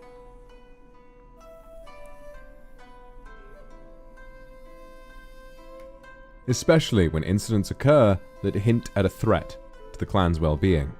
As I hand another scroll to a waiting attendant and then bid them to leave with a wave, my thoughts drift back to the smoke and I consider the facts of the situation. The smoke came from deep within the forest and far away from any people. With spring, it isn't the season for forest fires, so that couldn't be the cause. After checking with my attendants, I found there haven't been unusual reports of suspicious activity from the clan, and even if enemies sneak their way closer, the pacts made with neighboring yokai ensured news of bandits or invading forces would reach us if they haven't already been dealt with. I've heard whispers of Tokugawa Ieyasu's ambitions, and know he is a determined man who will not stop until he achieves his goal.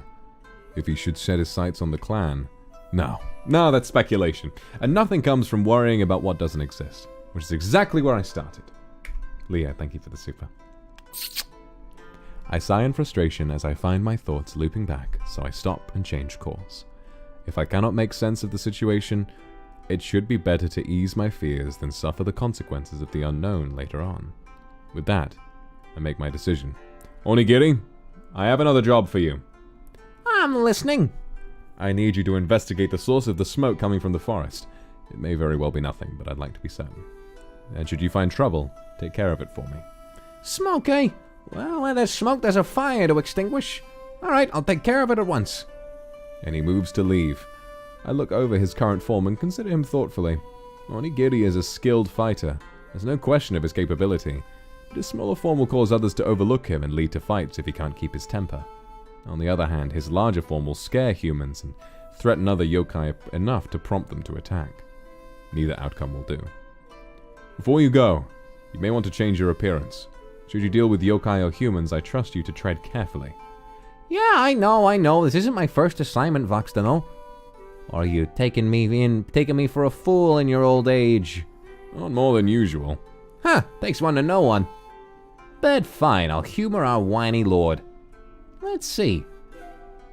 As before, a puff of smoke appears and completely envelops Onigiri's smaller form, obscuring it from sight. Oh! After a few moments, it slowly clears and the childlike body is replaced by another, one taller and far more pleasing to the eye. It's softer than I remember, but this form should do. Neither race can resist these charms. It certainly is easier on the eyes. I dare say I may even be sexier than you, my lord. Best be careful, or the clan might follow me instead. Oh, I don't know about that. The clan knows where their loyalties lie. We'll see about that. Sheesh, Onigiri. Regardless, I'm sure I can get whatever I need if I approach them like this. I smile in agreement. I rarely see this form of his. He only uses it when the situation calls for infiltrating or disarming the opponent with a smile. Onigiri preferred direct confrontations with his club to the subtle touch of manipulation. It didn't mean he couldn't do it. Domek, thank you for the super. I look forward to the results of your investigation. Thank you, my lord. I'll have it ready in a few days' time. Try not to miss me too much. I roll my eyes. Wouldn't dream of it. Having accepted my orders, Onigiri departs, leaving me to resume my duties. The door opens with his exit and I smile. Simultaneously, an attendant brings in another bundle of scrolls. I don't tell him often, but I'm glad to have Onigiri. A right-hand man as competent as he alleviates concerns like these. Tokugawa Ieyasu, thank you for the super. Oh no! Oh no! No, not yet! No! I'm free to focus on what matters most, the clan. Tallulah, thank you for the super. I'm free to focus on what matters most, the clan. I sigh, feeling tension drain from my shoulders. The attendant stops once they reach my side, and holds out the scrolls with a bow. With my mind at ease, I take the next scroll from atop the pile and go on with my day, leaving the matter in his capable hands. Sorry. Time passes and I wait for Onigiri's report. Pushing the thoughts of smoke to the back of my mind, I continue going about my business with another day of visiting the village.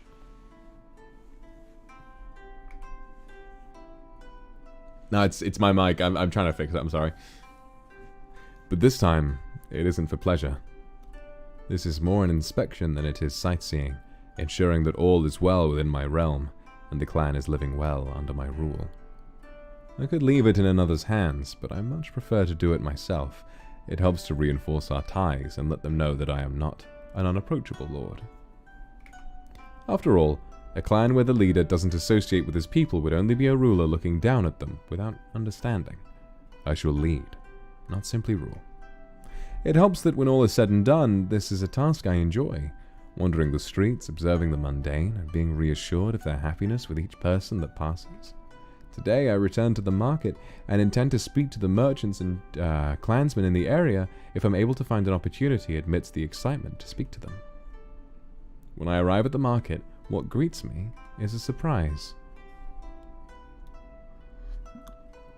I look around and notice that the usually excitable area is now silent. The scarce amount of people remaining are lost in the background of shop stalls, milling about rather than trading. It seems a few merchants even close their stores early. Strange. How can so many people be absent on a fine day like this? There aren't any events or special occasions I'm aware of. So what could be of such importance to draw people away? Another unusual circumstance. How odd. Perhaps if I look around I might find answers.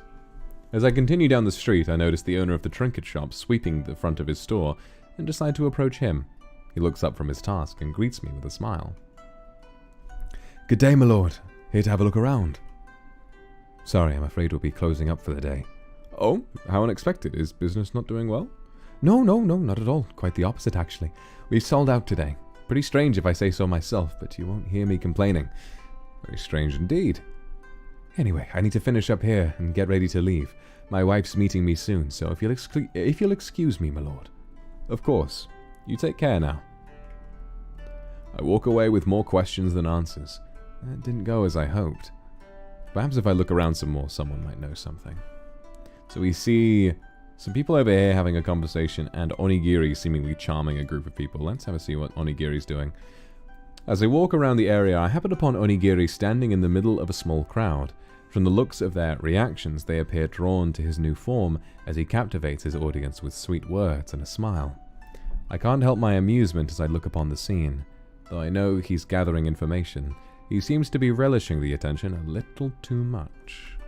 Perhaps they need a reminder of who their leader is. You can't have anyone challenging my authority after all.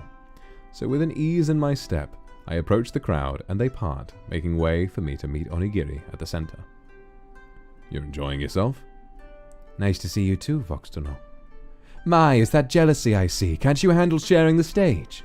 Or are you here to take back your place at the center of attention? I'm quite alright, actually. Unlike you, I don't resort to cheap tricks for the clan to notice me. Onigiri laughs off my insult easily. The crowd pay no heed to our banter as they surround us both with starstruck eyes. However, as I subtly glance around, I notice the gathering of people is quickly attracting more onlookers. Though I don't mind when Onigiri and I might argue all day, we wouldn't want to make a spectacle of ourselves for the clan's amusement. What a flatterer. As much as I wish to teach the Lord some manners, you can see I'm quite the busy man here. I smile at Onigiri's quick grasp and handling of the situation.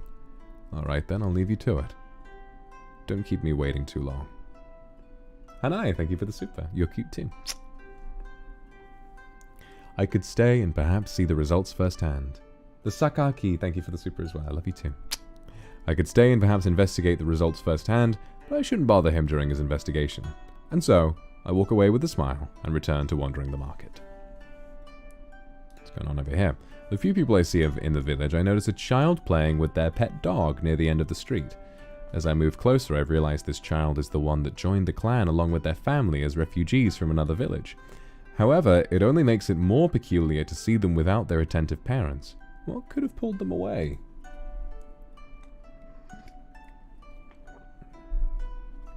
The child pouts and grumbles as they seem to be trying in vain to teach their dog a new trick. Come on, stop rolling around on the ground, you silly doggy. You'll get dirty, you're supposed to. The child finally notices me as I near. Oh, it's Lord Vox. Good afternoon, my lord. The child turns away from me bashfully, clearly surprised by my presence. In contrast, the dog is less wary and sniffs inquisitively at my sandals. Hello, little one. I see your parents taught you how to address a lord. You did well, but there's no need to be so formal. Oh, good boy. I crouch down lower to rest on one knee, bringing myself to the child's height. The dog leaps onto my lap and barks, tail wagging with expectation. I smile down at him, and then bring one hand atop his head to pet him and the other below to scratch at his chin. He's a very happy dog. Your little friend is a good boy, isn't he? He is, but he won't listen when I teach him new things. Yes. Pets can be quite difficult. Do you need any help? I've been known to put a dog or two in their place. It's okay. He's just stubborn. I told him how to sit and play fetch before. Oh no, I'm not supposed to say anything. I stop scratching the dog and he looks up at me with confusion. Is that how it is? First the smoke and now the market silence, and now a child left alone and keeping secrets.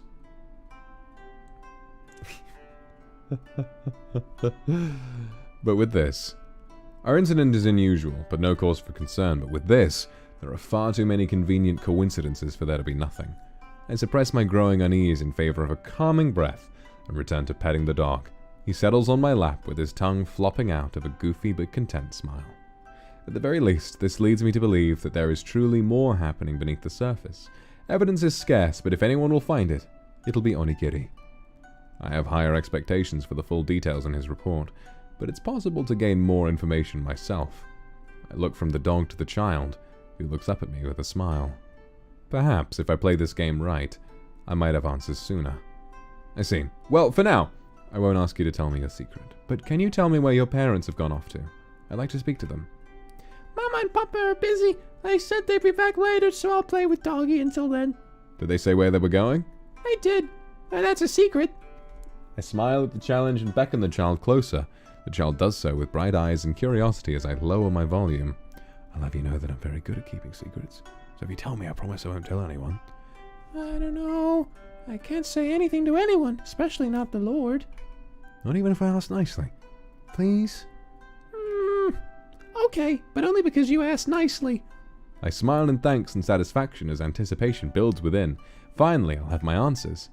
The child leans in close to whisper in my ear and lightly squishes the dog in the process. The dog peeks his head out from in between us, looking around the area inquisitively. Well, I heard that...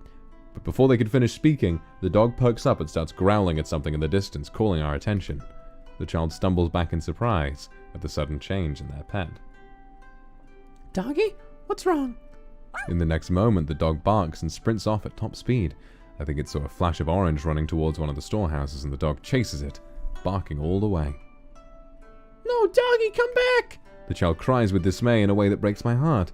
Though their little legs are ready to run after the dog, I stop the child with a light touch on their shoulder. Stay here, little one. Let me get your dog back. A storehouse is no place for children to go unsupervised. Bringing them with me may prove more of a hindrance than a help if I have to watch over both. I sigh in frustration as I walk further down the path to the storehouse. So close, and yet so far. But this should only be a small delay. The act of returning the dog may be for the better if the child is grateful to me anyway. Even if it is nothing but a child's innocent secret, I'll accept the consolation of helping a member of my clan. With that thought, I leave and seek out the dog. Shit. I gotta check my fucking... Oh yeah, orange.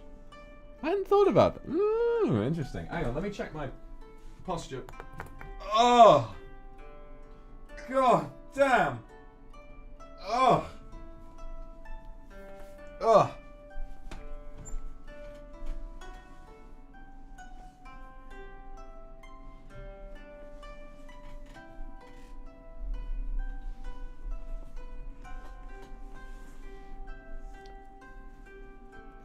You actually heard me crack my back. Nice. Yeah, I had to crack my back. Back is kind of starting to hurt a little bit, but that's okay. So where's the storehouse then? Kora-chan, thank you very much for the super. Oh, hang on. Let's no, I don't. Maybe it's time related. I don't want to move. Storehouse. There we go. Look at his little butthole. I don't come into the storehouse directly, except for the occasional inspection when it seems the same no matter when I visit. And today I'm greeted by the scent of wood from boxes, coupled with a faint musty scent hovering about all that grain. The light's kept somewhat dim to keep everything preserved, and it lends to a certain sort of atmosphere. When it's so quiet it feels almost abandoned. Of course that's not true, and I Think I see my quarry now as the dog peeks from behind bales of rice. If the fox he chased is here, I don't see it, but how it got out is a mystery. I approach the large bales of rice, stacked atop each other, and hear a small scuffling sound followed by a whining whimper. When I check, I find the dog wedged in the small space between them, legs dangling from the floor, and feet kicking in an effort to get out. I make my presence known in an attempt to calm him. There you are, silly boy, what's gotten into you? I wrap my hands around his torso and gently ease him out of the space. Once free, the dog barks at me, its tail wagging enthusiastically in gratitude. How you managed to get stuck there, I'll never know. He barks at me again, before looking around as if searching. I laugh in response, knowing what he wants. Linda, thank you for the super. Yes, I've got my cup of tea. I'm okay.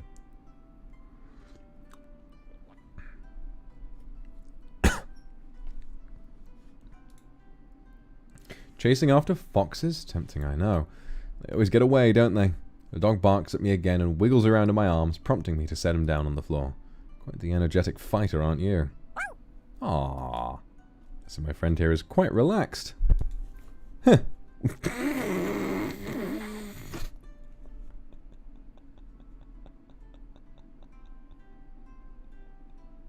The writing in this game is so immersive and kind of keeps you in that time period so well that when something like this turns up, it's like, whoa! It just really brings you up. What the dog doing? Look at my toes. He barks and peers up at me expectantly as he sits by my feet. It's typical of this one to seek attention, it seems. I oblige his request by reaching down to scratch behind his ears. Who's a good boy? You are. Yes, you are. Who's a good boy? His tail is set wagging as he brushes up against my leg, little eyes closed. It makes him look as though he's giving me a big, sleepy smile. Such a good boy. Good dog. Aww. A happy little half bark tells me he knows it too. His tail wags faster as he snuggles closer. Oh, have you got something to say? The dog sniffs my fingers as I pet him and then presses closer to my hand as his face is squished against my leg. Oh, you. I oblige him with more attention, but stay careful not to lose track of time. I remove the cloth covering a piece of fabric and uncover a lion dance costume. There are probably better places to store them, but it's safe here. I've always found these costumes charming. I think it's something about the face, those little golden whiskers, and seeing the clan members' legs sticking out from underneath as they move. It's even more fun when I get to join them after a few drinks. As I return the fabric cover back in its place, the memories bring a smile to my face. I straighten the rice bale and give it a smack for good measure. They sound unexpectedly soft. The acoustics in here are deplorable.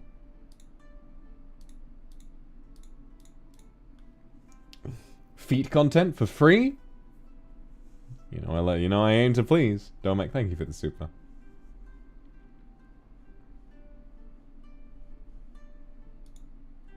What's this?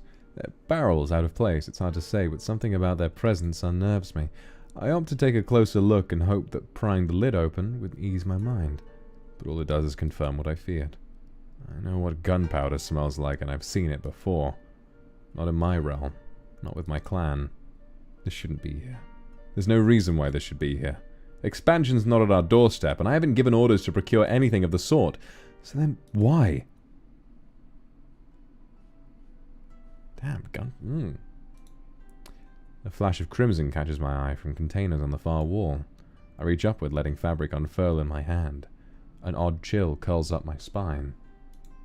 I haven't seen these banners in our festivals before. These colors and sigil are my own, but I haven't ordered anything new. I've seen all there is here. Keep searching? No. Let us move. Yes. The dog lets out a yawn and shows no interest in moving. Bending down, I pick him up and carry him out of the storehouse. Now, it's time to see the child about that answer. Then I should summon Onigiri back to the castle. We have more pressing matters to attend to. Let's get you back to your owner, Now, where I left them in the marketplace, and the reunion of the child in charge is distractingly cute. The child thanks me twice over, and talks on while I'm thinking of the deal. I'm about to interrupt and ask, but the child looks up at me with an excited smile. I really hope you'll be happy when Doggy finally gets this flip right. The dog flops around clumsily, rolling on his back this way and that, tail wagging furiously, and nearly bowling over a clay jar. Not again! I catch hold of the jar in time and straighten it with ease. The child grabs onto the dog and holds him in their arms, to ensure they don't pose a danger to the pottery again. No, I'm done. Sorry. Come on, Doggy, we gotta move before you break something again. Lord Akuma, please don't tell my parents. They'll be really mad at me again. A thought clicks into place. I see what's happened here. The dog's broken something before, maybe something small of mine, and the child's parents are out replacing it. It made sense that they wouldn't want to trouble me with such a small issue. And it seems I jumped to conclusions for this child's so-called secret when a simple answer would have sufficed. No, not to worry, little one. Your secret's safe with me, alright? Thanks, Lord Akuma. You're the best. But I better... Oh, I didn't realize that was their line. But I better go home now. Mama and Papa will be back soon. Come on, Doggy. A smile comes to my face as I watch them go, as does a sense of relief. I start to walk back to the castle, having had enough of the adventure into town, and satisfied with the explanation of at least one of the coincidences before tackling my serious discovery. After all, it couldn't possibly be anything else, right? On my walk back, I try to see if Onigiri is still in the market, scanning the quiet streets for signs of the small crowd again. However, it seems that he is no longer present and may have moved on to investigate elsewhere. So I return to the castle alone and, upon my arrival, send for a servant to seek him out. A few hours of waiting with mild impatience pass until the servant returns with him. I bid my attendants to leave us as we meet in the throne room alone.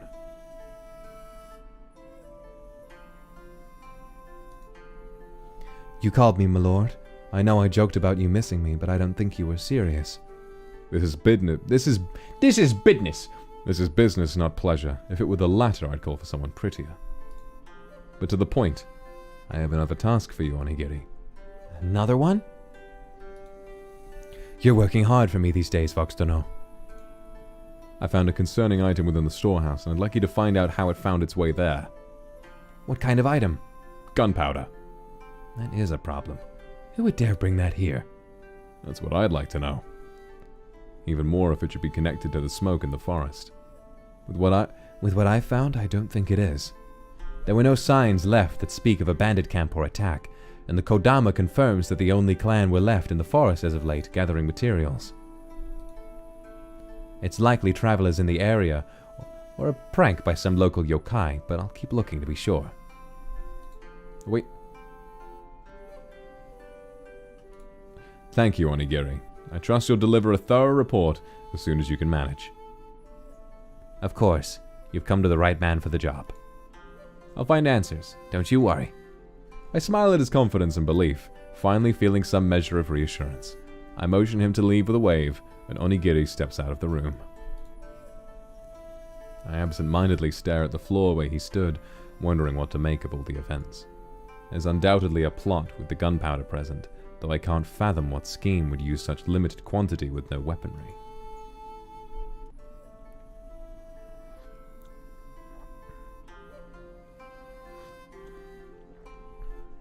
And with the strangeness in recent events around me, could it be a coincidence they're all happening at once?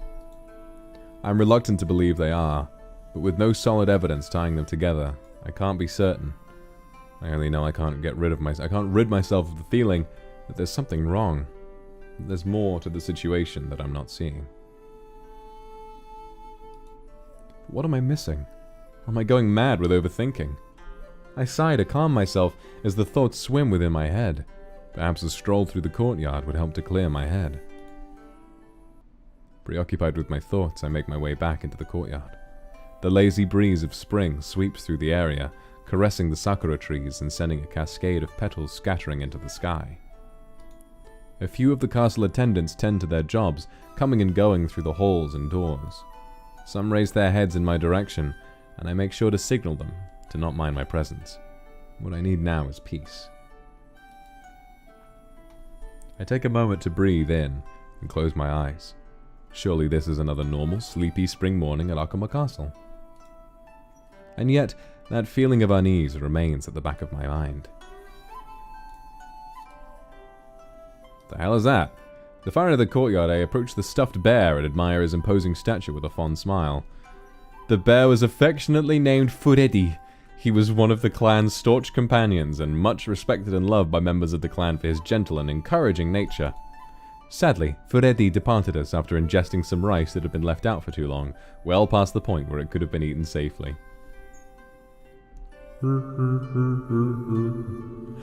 It's like I can still hear his voice. Furedi. All that was left to remember him by was his material form. Following Furedi's death, it was decided that to celebrate his life we would stuff him and leave him on display in the castle. Many years have passed since then, and now he remains immovable in this corner of the yard. We thought to prop him up someplace to intimidate troublesome outsiders, but as of late, he functions more as a meeting spot for the castle attendants. Observing his fate, Furedi's beady eyes seemed to watch me intently, and though long dead, one could imagine what he must have been like when he was alive. Ah, Furedi, if only you could speak to me. Perhaps you could reassure me with what you see through the castle. Well, no use in wishful thinking. I reach over to give the bear a pat for my comfort. Sally, thank you for the super, I love you too. As I feel the roughness of his fur through my fingers, I notice that his body seems firmer than I remembered. It's as if his stuffing had been swapped out for a more rigid material. I suppose I should be thankful that Furedi is still tended to, but this is certainly odd.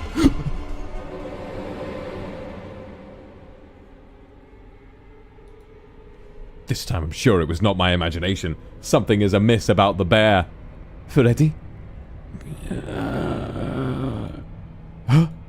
Without warning, Furedi's body splits open with an unearthly creaking sound, revealing a gaping maw of steel and twine. Cords whipper out of the bear, wrapping around my body. With the speed of the movement, I have no time to react as I'm dragged into Furedi's body.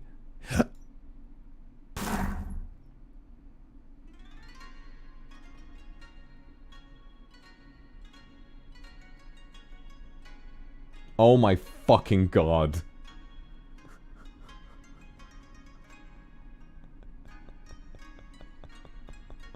Vox Akuma was not seen again by any of his clan that lived and breathed in that era.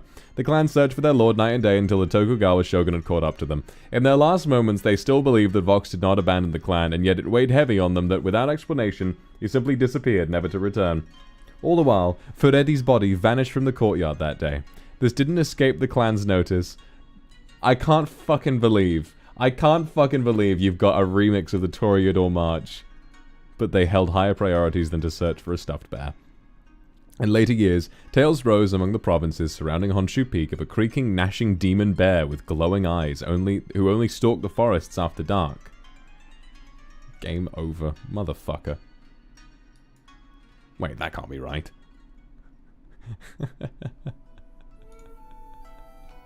That's what's so fucking fantastic about this game. You've got so many little bits and pieces that don't need to be there but are, and make it so much better for it. I'm still blown away by all the hard work that's gone into this. I love this artwork. Oh my god. While walking through the courtyard, I noticed a small burlap sack sitting on the ground by the bear statue. I scoop it up and gently beat the settling dust off of it. Peering briefly inside, I see that it's filled with exotic spices, dried fruits, and other rare ingredients for cooking, as well as several handfuls of monkey nuts. Monkey nuts! What could this be doing here? Who left their nuts in my yard? As if on cue, a disheveled attendant stumbles towards me from inside the castle. I recognize him as one of the cooks. The man stops in front of me, and I watch patiently as he catches his breath. Venus, thank you for the super. The bite of 1600! Good day, Kindred. What ails you? My lord, good day to you. I see you found my ingredients. Sorry about that, I must have left them here by mistake. I raise my brow in question and close the bag, keeping it rested on my palm. It's a strange place to leave such a thing. What were they doing here? I was careless is all, you know how it is, my lord. Such a specialty ingredients as well. I don't recall procuring them, and I thought we didn't require supplies until next week. The master bought these recently for a few special dishes. He's still hard at work perfecting them, but I'm sure you'll taste them soon. Well, I'd love to speak more, my lord, but would you mind returning them to me now? The cook's waiting for me. It's subtle, but I could see the anxiousness in his demeanor. I could easily explain it away as a nervous attendant caught by the lord of the castle in a careless moment, but the unease in my stomach speaks of more, yet I know I can't run with these thoughts when there's nothing more before me. I shove the worry away and hand him the sack. Fine, I suppose. Thank you very much. Ah, here's something for the trouble. He pulls out a bundle from the pack around his waist and presents me with some fresh, steaming hot rice balls in exchange. Ooh, lovely. They're quite girthy, and I'm impressed by the weight as I hold one in my hand. Made them myself. It's quite good, should the Lord wish for a snack. I guarantee they're as delicious and filling as they look. Is that so? I hope not to be disappointed then. I'm sure you won't be. But anyway, by your leave, my lord. I dismiss him with a short wave and watch him retreat back indoors with the sack of ingredients slung over his shoulder. Once alone, I turn my attention to the food gifted to me. A warm vapor wafts from the rice balls, whetting my appetite. They're still fresh, and knowing they were handled by a man who knew what he was doing, I lick my lips in anticipation before opening wide for a bite. The sticky sensation of the white rice and light saltiness fill my mouth with flavor and heat. I hum in satisfaction, licking the residual white on my fingertips. Thank you for the meal. Oh yes, very heavy. Nice balls. I'm not sure we can look at anything else right now. As I walk to another side of the courtyard, I notice one of the attendants who usually works around the castle. If I recall correctly, she is one who is particularly diligent. My attendants can be quite keen, and tend to notice things that evade even my attention, so who better to speak to than one who knows the castle? I decide to make most of my opportunity and approach her. Upon drawing closer, I maintain a friendly attitude with hopes of acquiring answers. Lovely day, isn't it? Oh, good day, my lord. Yes, it's a lovely day indeed. Is there anything I can help you with? In a way. I'm enjoying the scenery, but I hope to check if all is well within the castle. After all, it's best to relax knowing the castle is peaceful, isn't it? Rest assured that we're fine, my lord. Most are preoccupied with indoor tasks at this time of day, so we're still quite busy, but the Lord is gracious to mind that we aren't all overworked. I see. You seem to be quite very aware of what happens within the castle. As is my job, my lord. And would you know if there's anything that should be brought to my attention? Doesn't matter how small, as long as it's something amiss. I keep my voice as casual and amicable as possible, ensuring there are no hints of my true intent. It helps that I'm always one to bear a smile on my face towards my people, but a little extra cordiality wouldn't hurt. However, to my dismay, her reply leads to a dead end. Not that I am aware of, no. Is that so? Nothing unusual at all? No, I shouldn't think so. And if trouble arises, I'm sure you will be the first to know. The attendant is firm on her stance, brushing off any suggestion or question that something was amiss. Devilstorm, thank you very much for the super. I present her with my best smile, but rethink my course of action. If a straightforward question won't yield anything, perhaps finding holes might work instead. I noticed the village was quieter today. Would you know anything about that? Most of the villagers are day laborers. They're out enjoying the spring. All at once? If it happened that way, then evidently. Coincidences happen, my lord. It's so many at once. Many? I'm not sure what you mean, my lord. If there should be many, it can be by fate that they happen so close together. You shouldn't worry. However, instead of reassuring, I find her responses more suspicious and somehow a challenge to my authority. Her rebuffs at every turn are so ready that I can't help but think that she knows something. Asking outright doesn't work. Prodding for information doesn't work. That leaves one more option in my arsenal. Though I avoid using my demonic voice for such a cause, a natural, sultry tone and something extra can convince most to see things my way. Alright, time to turn on the charm. Surely that's not all you can say, dear girl. Again, I'm not sure what you mean, my lord. I slowly close the distance between us and reach out to tilt her chin upward. Her gaze meets mine, her face dusted a pretty pink. And with the beautiful sights around us, I set the scene perfectly for this moment. I lower my volume before leaning in next to her ear for the killing blow. I think you do. Now be a good girl and tell me what you know. A silence falls between us as my order hangs in the air. The attendant attempts to avoid my gaze, but I see her mind working as she weighs her options.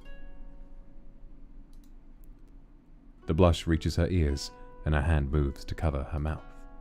I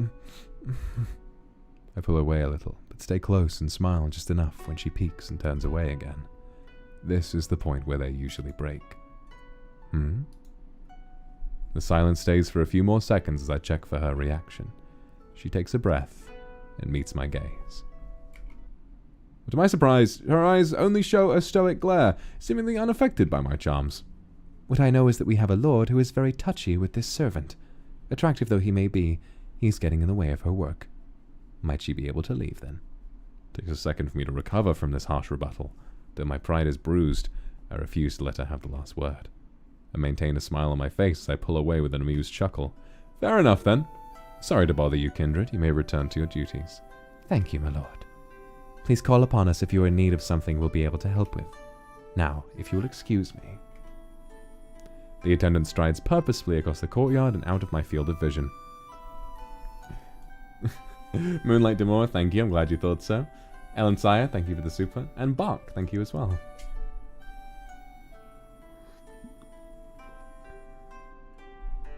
Yeah, girl boss. Left alone in the courtyard, I let out a bitter laugh at the situation. A passing crow's caw overhead and a gentle morning breeze accompany me in the quiet. I know when I'm beaten. To her credit, not once did she waver.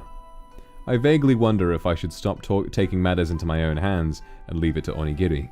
For the more I look, the more it feels like I'm simply chasing ghosts. Or am I perhaps not looking hard enough? I return to my stroll, no more certain of the truth. Damn, alright. As looking around the halls resulted only in gaining mild frustration, I head down the castle halls to return to my rooms and clear my mind in solitude.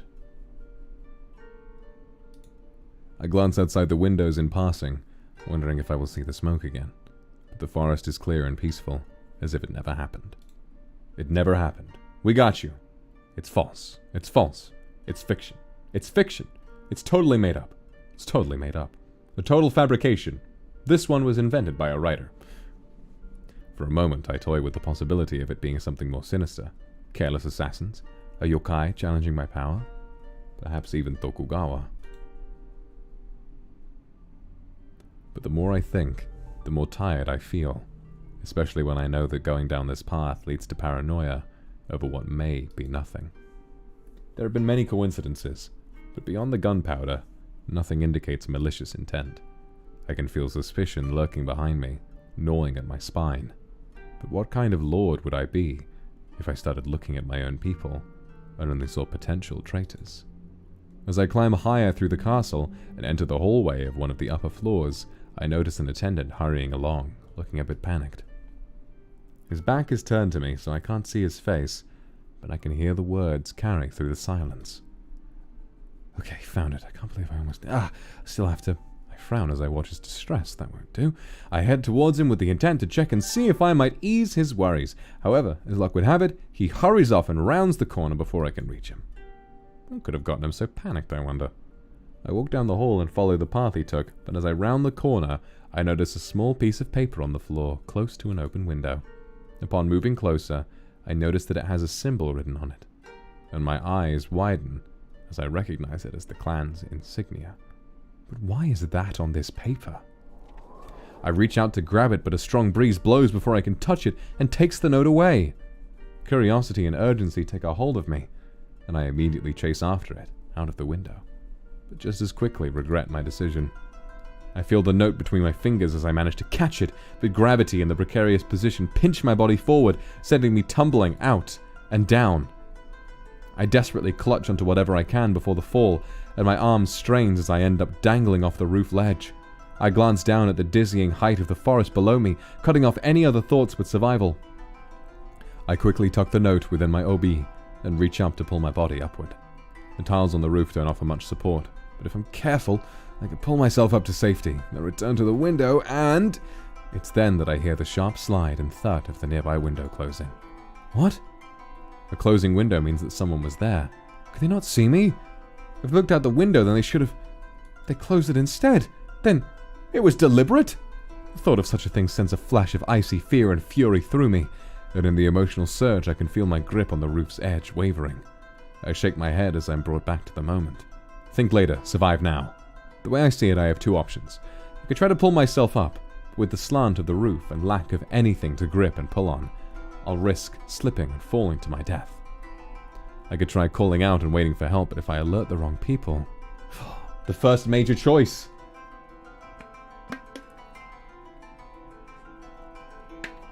I'm gonna pull myself up. I'm gonna hoit. Actually, let's quick save first. If this is an attempt at my life, calling for help will be futile. There would be no one to help me, or worse, the enemy might be alerted to my presence. No, idleness won't do. I must take the risk. Fueled by a new fire, I attempt to pull myself up the ledge, grunting from the effort as I go. Anastasia, thank you for the super. Happy birthday. You're 19.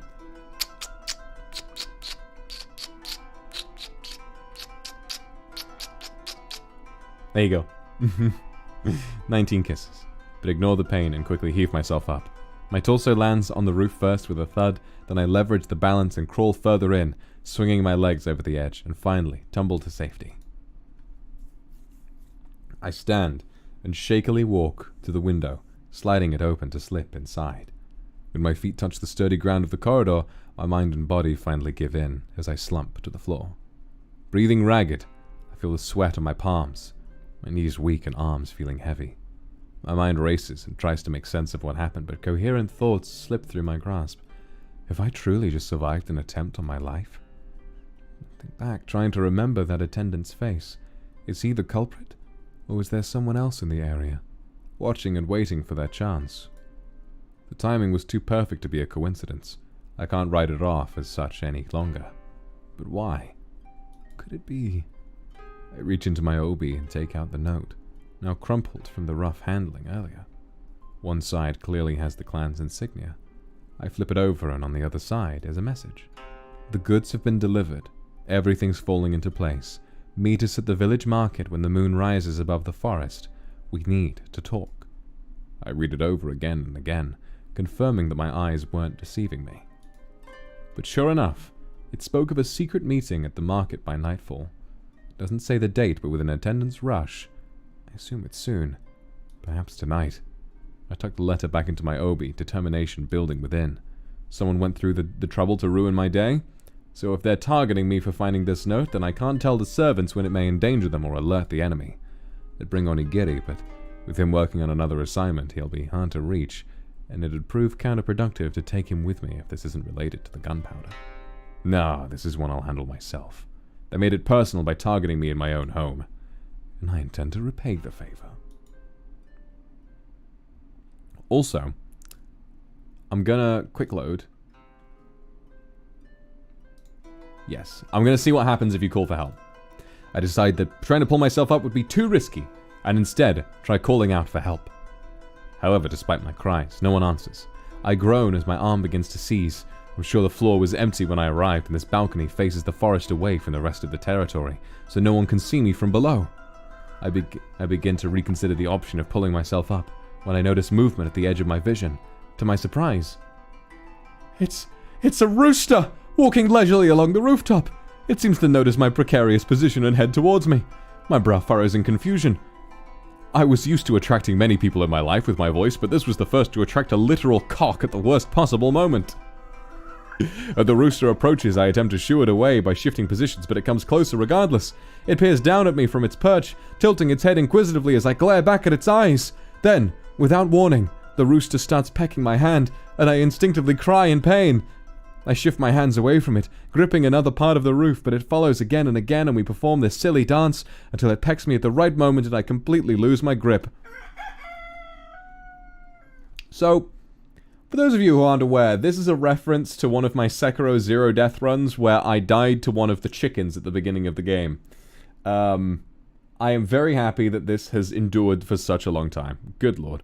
The last thing I feel is the free fall, and the last thing I see is the rooster's beady little eyes as it watches me plummet below, cocking his head and crowing to the sun.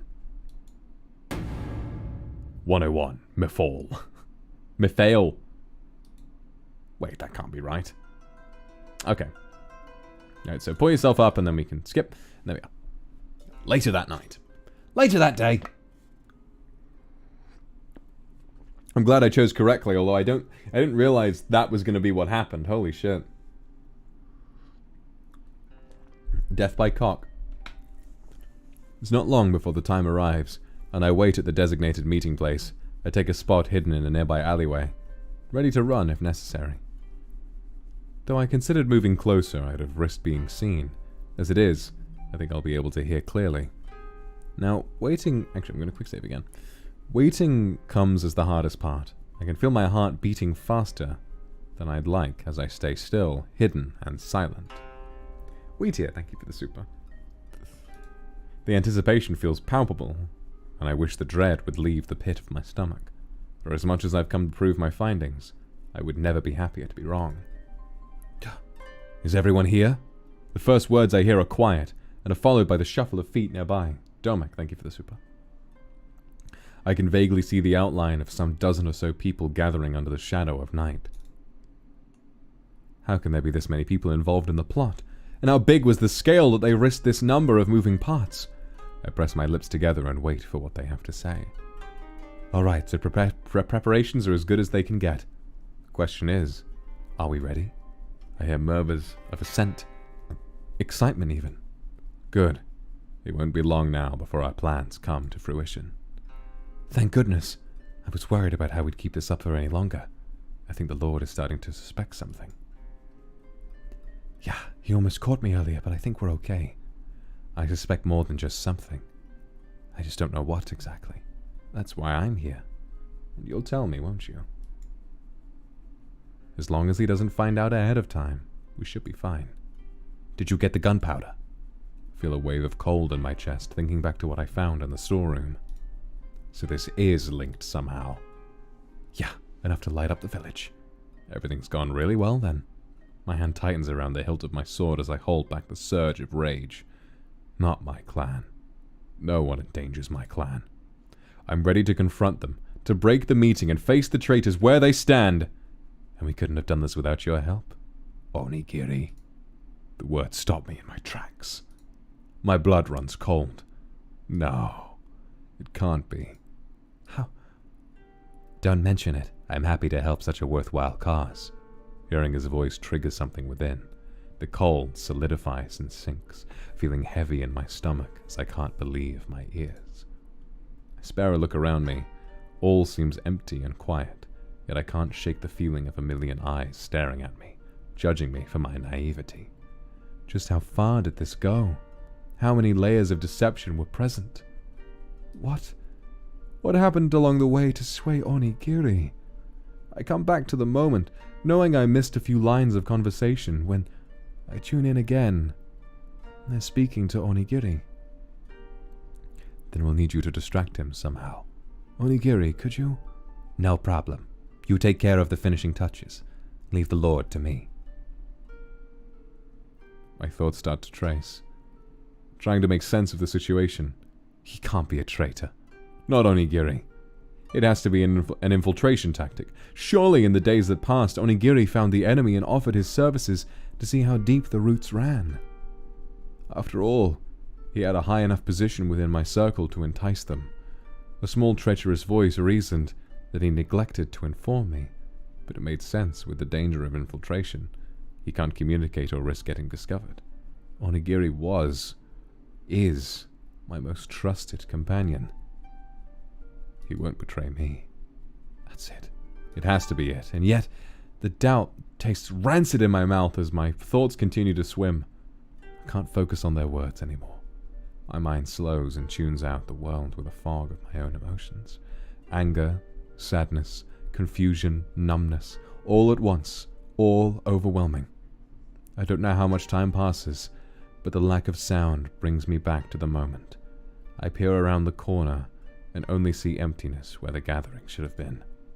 God damn it! Seems that the world means to conspire against me today. If not my life, then my clan and friends. And now, I don't even have anything to show for the trouble. All that remained was knowing my closest ally worked with an unknown group that conspired against me. And yet I don't know if I believe what I saw at all. I don't know how to feel. I'm unsure of what to do. I don't know what to think. Except for wondering if I was better off not knowing. Sam! Alright! I shake my head at the memory as I walk through the crowded street and move ever closer to my destination. If my map isn't wrong, I should arrive in the next few minutes. But then, again, there are new sights getting to me. Getting lost in the unfamiliar adds a unique sense of mystery to them. A pleasant surprise might lurk around the corner. Or perhaps I could happen upon something that will lead me to an adventure instead. I chuckle under my breath at recalling that stroke of luck. How different would it have been if I hadn't happened upon the note? For one, plans would have gone more smoothly, and it would have saved me the stress and heartache. Yet somehow, in spite of the trials, I can't help but look back on it with fondness. Oi, what's with your face? You're wearing a really silly grin. I'm taking a stroll down memory lane, as it were. Oh yeah? Got any that stand out? Only one. Remember our time with the clan in Sengoku period? I'm thinking back to our confrontation. That night, huh? Yeah, that does sound out. That does stand out, huh? I hum in agreement. It was quite the memorable night. And though I can't say it was my proudest moment, it was one that tested our friendship in ways I'll never forget.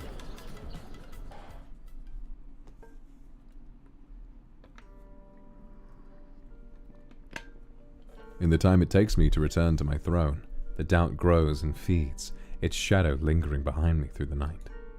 I lounge on the dais and take in the sights of the trophies and achievements of my clan's achievements. But what once gave me a sense of pride only furthers my conflict. Koko Tonkotsu, thank you very much for the super. Sleep well. What have I done to earn their betrayal? I reached out to them, allowed them into my heart, only to be backstabbed when I least expected. The thought leaves a bitter taste in my mouth.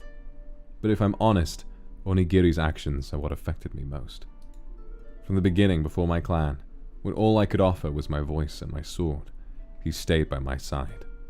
Humans aged, friends died, and the world continued to spin, and time moved mercilessly forward. Through it all, Onigiri remained a stable constant in my life. The idea of his betrayal is unthinkable. That's right, it's impossible. Has to be another explanation. I let loose a laugh that echoes throughout the empty throne room. Yes, Onigiri couldn't betray me. Ha ha ha ha. Surely he couldn't betray me. I clench my trembling hands, willing them still. However, I know now that I can't believe my own thoughts and reassurances. I need proof. I need to see for myself that he is no traitor. And I know one place to get my answers. It's a risk, but it's one I'm willing to take if it means proving his innocence. And I'm sure he'll forgive me for it later. Neji, thank you for the super. Oh, goodness me. Yeah, take care of yourself, alright? You shut the stream, get away from anything that might cause you harm. Good night, alright? You make sure you sleep well and you get the help you need, alright? That sounds really stressful. And Hanayoru, thank you for the super as well. I stand and stride out of the throne room, with purpose, making my way down the hall and reinforcing the explanation for Onigiri's behavior in my head. He must be a double agent. It's the only logical answer. I know Onigiri is no stranger to using deceptive tactics to get information. That's practically what his many other forms are for. Yes, I can see it now. At the very last moment, Onigiri will report to me ready with information on everything and inform me of his necessary deception. He wouldn't really betray me. He wouldn't. My thoughts quiet as I stand in front of the door to Onigiri's room. I've really gone to Onigiri's room before. Certainly never without him here. To intrude is to place the profound trust forged between us through the fire. Either we survive and emerge stronger, or our friendship burns in the flames. I shake my head. No. I can't think like that. Before, I didn't have reason to question anyone's loyalty, nor doubt those I would otherwise trust. Before I could believe. But now I need to know. Whether it's confirmation of my fears or denial of them. Anything. I just want to know the truth. I know I'm right to do this, but I can't help but feel dirty, slinking through my own halls, listening for footsteps and sliding open the door to his room. Zam! Onigiri got the armor! Nothing much has changed since I last saw it. The room is kept sparse, with its simple table surrounded by cushions. Onigiri's armor stands in its nook, with his weapons in a corner display. I hope I find nothing here unless it's proof he's on my side. I'm praying I'm right about this. If I'm right, if Onigiri is still loyal, then he is truly, sorry, the best friend I could ask for. And all of this becomes a much simpler problem. A single scroll hangs beside Onigiri's blades. You know, I don't think I've ever really taken notice of this before. I'm not sure what compels me in this moment, but I lift its edge to glance behind. I'm not expecting to find... Well, almost spoke too soon. My eyes catch sight of a panel in the wall. It's probably nothing, right? Valuables, perhaps. I open the panel and see a collection of papers. Taking them in hand, I begin to read through. The first paper is a trade contract. It's for the gunpowder I saw earlier. On it is a name I recognize and a record of purchase for more of the material than I should ever think necessary. They weren't kidding. This is enough for a village. This is bad, but it's evidence. Maybe he's only keeping it for now. I recognize the second letter as well, should I say. Letters. Shibal, thank you for the super. Good night. Love you too. Tied in a small bundle are letters with messages and meeting details. The latest one sits atop the rest with the same message as I found earlier. With their number, how long has this correspondence been transpiring? Still, on their own, these aren't damning. He could have retrieved them from someone else and kept them as evidence. I turn over the last one on a whim and catch sight of a quick scrawl I recognize too well. My lord already suspects. Be careful and move quickly. I feel as though I've taken a punch in the gut. He could still be a double agent, please. My hand is shaking as I look over the last slip of paper. It's a letter to Onigiri. Please, please, just give me something. My love, it hasn't been long since our last letter, but I think about you every day. I didn't say what you wanted to hear, but you know my hope is always that you'll stop following that silly human-obsessed man around and live up to your potential. He doesn't appreciate you enough. You've done so much for him, and what does it amount to? I'd rather he followed you, and not the other way around. You're as skilled a leader as he is, and you deserve better. But I won't say more. We know where we stand. Remember, I'll support you no matter what you decide. The rest of the letter is unreadable, with the ink smeared away with a stain. But even then, it tells me all I needed to know. That's it then. He hasn't said anything, but maybe Onigiri felt he wasn't living up to his potential. Aoi certainly thinks so. The letter is dated a couple weeks ago. Maybe it was the push he needed. And if he felt he deserved more, it would make sense that he'd finally take it. It stings that he didn't say anything to me. That I didn't notice, and he didn't even trust me enough to bring his concerns up to me. What else haven't I looked? What else haven't I noticed about the people closest to me? I don't want to believe this sad, bitter, ugly truth. If I lied to myself now, I'd be far more foolish than anyone has ever taken me for. I may as well put my own head on a platter. I'm going to have to beat him to the punch and confront him with what I know. I'm feeling lightheaded and can't think straight. I don't know if I'm ready for a confrontation yet. No sooner have I finished this thought when I hear the thudding sound of familiar footsteps in the distance. It has to be Onigiri. Vic, thank you for the super. I can only imagine how furious he'd be to find me snooping around in his room. I have to do something before he gets here. Quickly, I look around the room. Against one of the walls is a big wooden box, large enough to fit a person. If I recall, it didn't house anything important, just simple clothes and random tools. I could try hiding in here and wait for Onigiri to come in here and leave, or I could risk sneaking out of the room. But I may get caught in the hall. If we hide, we might hear him saying something, so let's quick save here.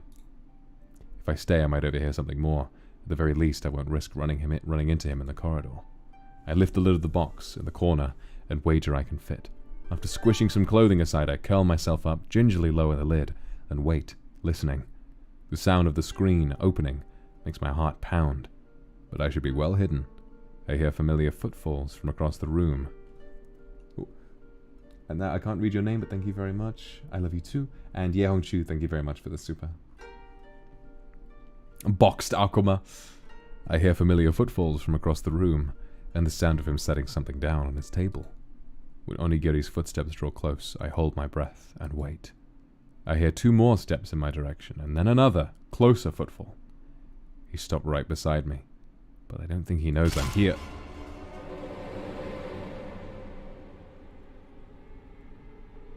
What the... My head is swimming. My body... My lord, why? I feel so tired. No, you can't. Vox, hold on! Game over. Shit, what did he do? Wait, that can't be right. I guess we gotta sneak away. I can't stay in this room longer. I don't know if I found all that there is to find, but I won't waste the opportunity and risk straining our relationship any further. I move swiftly but stealthily out of the room, closing the door with little noise on the way out. I spare no second for my escape. I need to put as much distance between us as possible, and fast. Oh yeah! Yeah, he did, because he thought there was an assassin in there, and he just But it was me! When I round the corner and reach the stairs at the end of the hall, the door slides open again. I hear where he is now, and know better than to stop moving. Panels rush by in a blur. I keep my footsteps quiet as I ascend the stairs, counting on the dimness as much as the speed of my escape.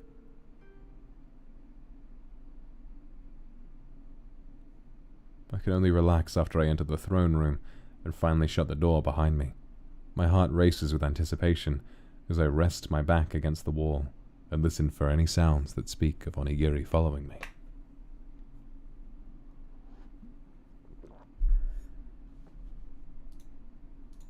Victoria, thank you for the super, and Miratress as well, thank you very much. 02, thank you for the super as well. Go for pink, go for pink. Seconds pass, then a minute, and more. When silence is my only companion, I finally breathe more easily, and let myself slump against the wall with a sigh. The weight of the moment descends upon me and tiredness follows soon after. Once I've caught my breath, I start to try and sort my thoughts. My people have turned against me, and my closest companion has thrown his lot with them. It doesn't feel real. Maybe it never does until the truth is so close to your face that you can't turn away from it anymore. I feel hollow, dissonance in my chest emerging as a bitter laugh. In the end, I've come full circle, back to where I was before the clan. Alone. I rake a hand through my hair, weighed down by conspiracies and my own suspicions. I'm not a stranger to deserters, or worse, traitors.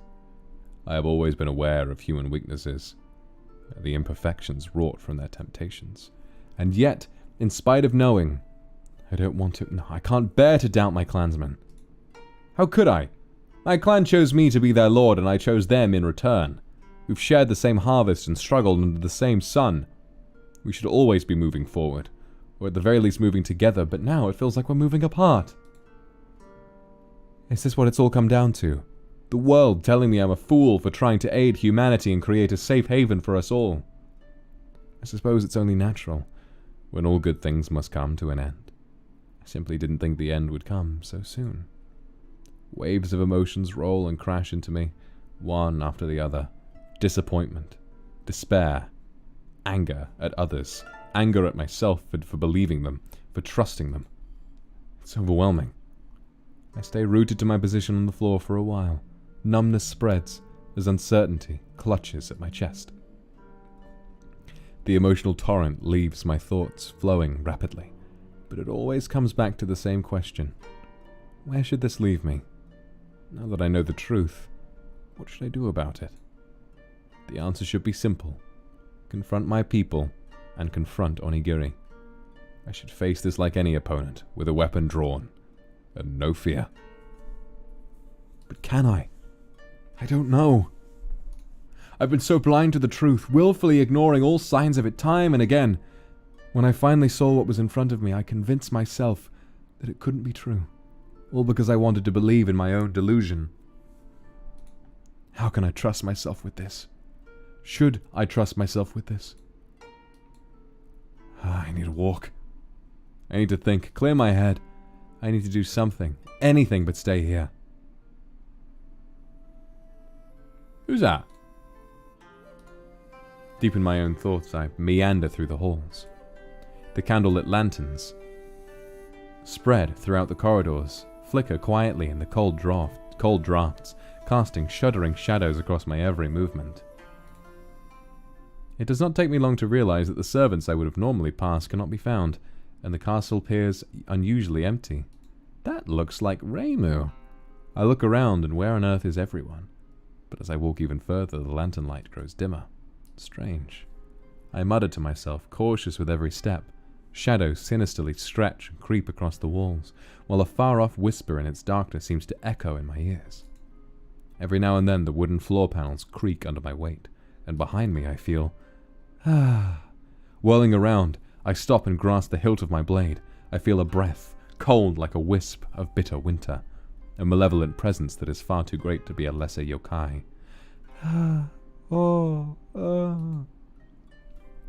A ghost in a tattered and moth-ridden dress moves in the darkness, moaning in distorted agony as it sways in place. Its hair floats and curls into the shadows like tendrils of pale flames.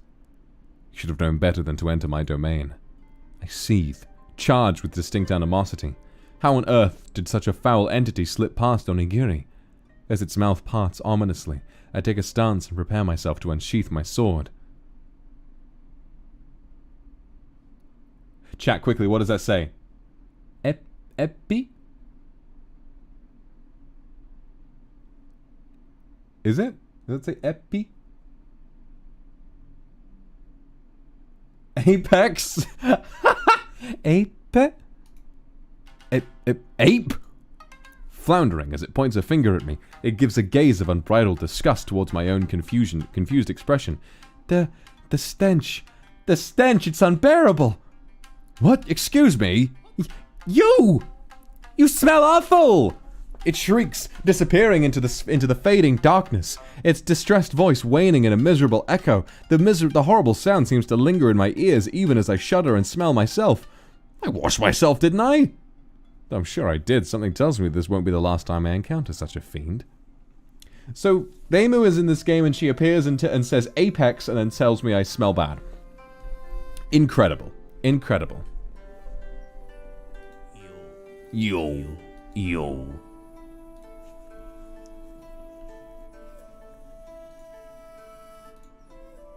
Courtyard we go. I spot a pea-green entity out of the corner of my eyes, which stops me in my steps. Squinting, I realize it's a small frog taking a moonlit stroll across the courtyard pond. Count on Blast, thank you for the super. It is, isn't it? The writing is beautiful. She really said, "You smell," and just disappeared. Well, hello there. Hello there. Are you alright? I crouch down to approach and see its glossy eyes. An unexplained wave of familiarity surges through me. How strange. This is our first meeting, and yet I feel like I've seen you before. Have we met, little one? This is quite the mystery. I extend my hand to it, but it withdraws with fear and hops away. I feel disappointment sink in my chest as I sigh bitterly. Another one to leave me, then. You must have your reasons. That look in your eyes. Why do you look at me with such fear? What have I done to deserve it? Only the wind can hear my questions, and I know I will never find the answers. I straighten to leave, but after a couple steps, I look back at the direction the frog went. Live well. If we are to meet again, I hope you can forgive me for whatever I've done. With that, I depart from the pond and resume my walk.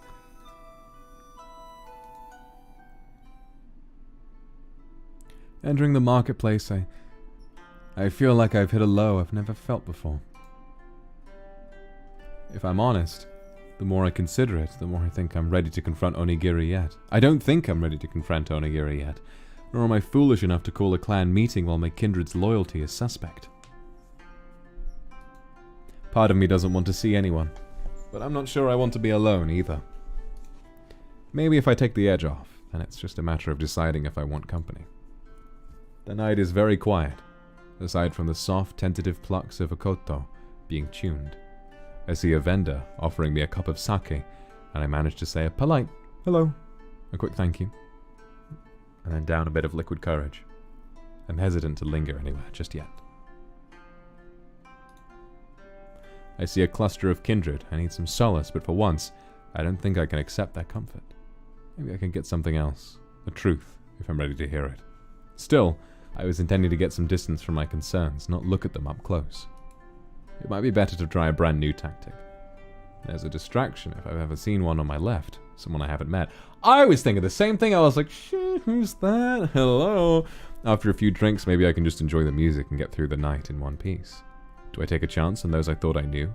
Hold it together a little longer for the clan? Or do I take this upside-down feeling of mine and embrace it? Cast my expectations to the wind and try for whatever the night will give me? I know I can't have both. So it's basically... Alright, well, quick save. It's kind of implying that there's a choice to be made. Okay, sexy, but intriguingly sexy. Let's go for this lady. I should just focus on making it through the first night and see what shape I'm in. I take half a step and swing myself towards what I can only hope is distraction incarnate. The degree to which I am right doesn't even register to me until I'm practically on top of him. Oh no, he's hot! What? Forget the clan for a moment. Hello, Music Man? Music Man! Strong arms, a sculpted chest, an ass that would be generous on a woman. What are you wearing? What am I looking at? No one man should have all this going on for him. Split that shit between at least 3 other people. The sum of your parts defies all natural order. This is unreasonable. And did I mention incredibly hot? He's looking respectfully, but something in the corner of his eye is decidedly more familiar. I could tell he's yokai, but I don't remember hearing about his visit. I have the feeling I shouldn't trust him, particularly given my situation. My, how fortune favors me today. Greetings, Lord Akuma. May I pour you a drink? Tachibana Music, thank you for the super. Music Man!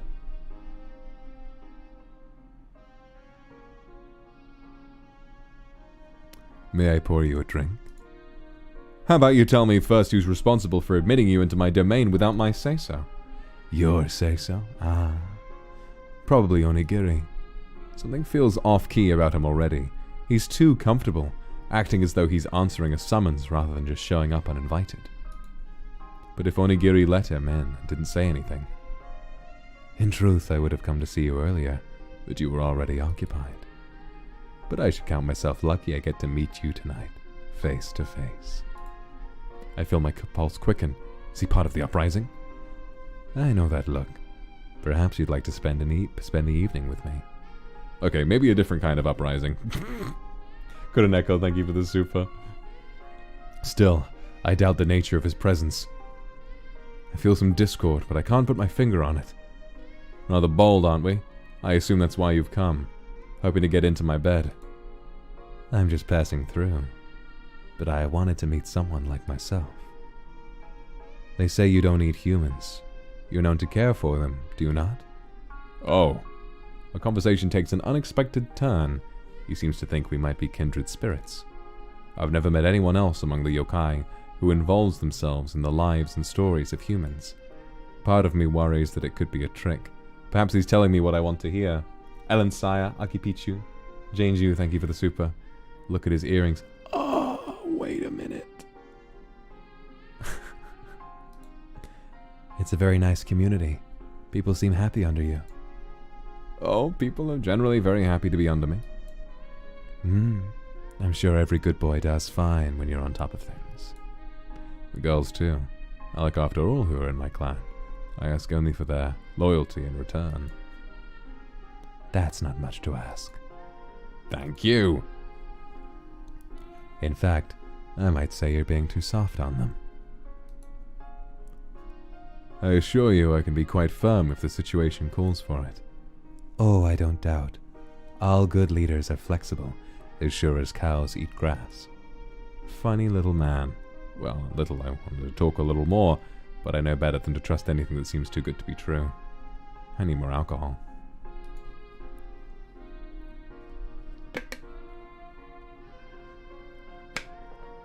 Sapere, thank you very much for the super. I'm looking for cracks in this facade when this motherfucker looks me straight in the eye and says, "So, if you're up to the challenge, my lord, I've got something to put in you."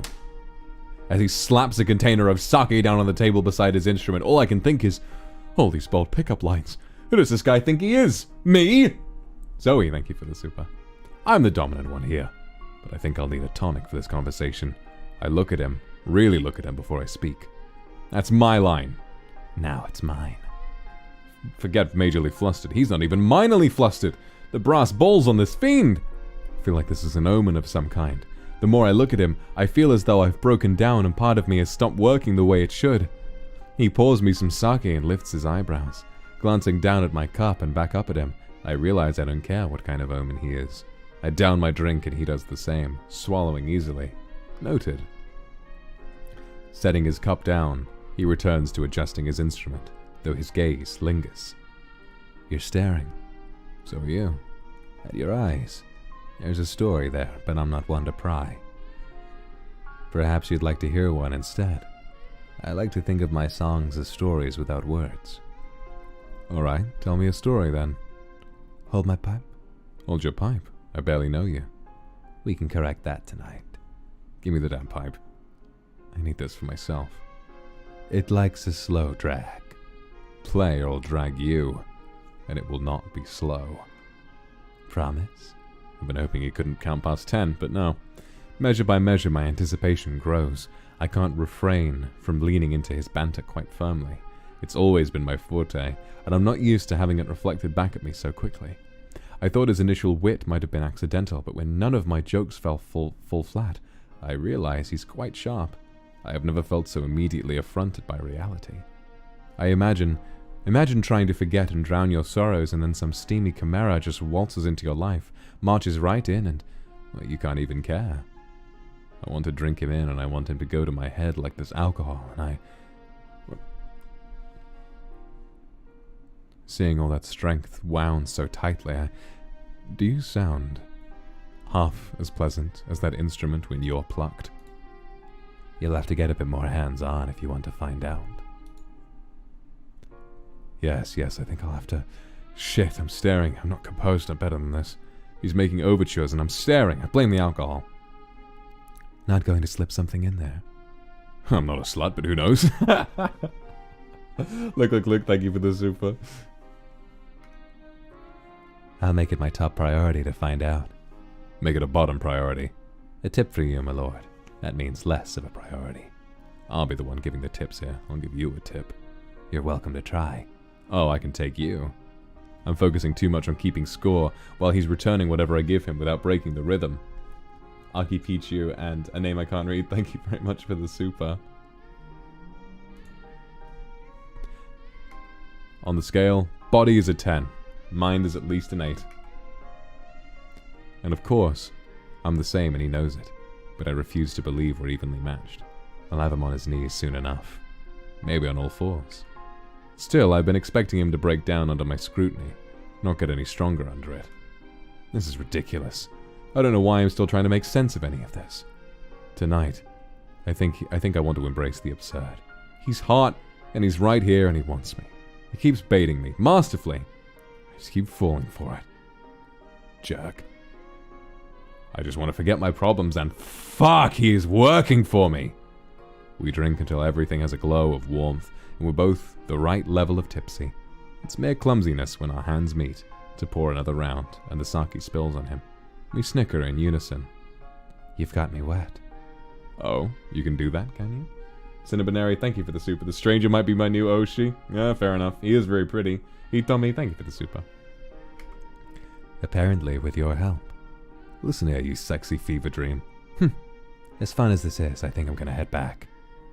You wanna come with me? You're damn right I wanna come.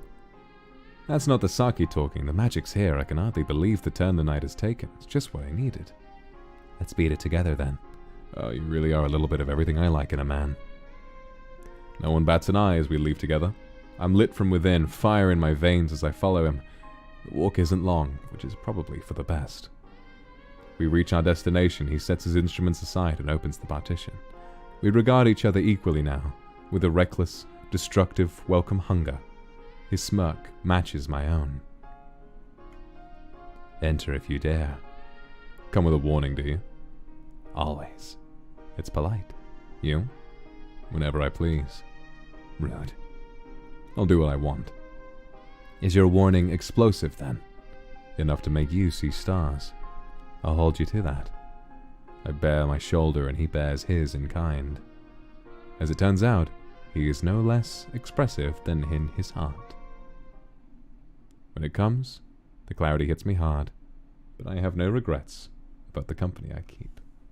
Oh, Domek, thank you for the Archosphere. Thank you very much. You seem lost for words.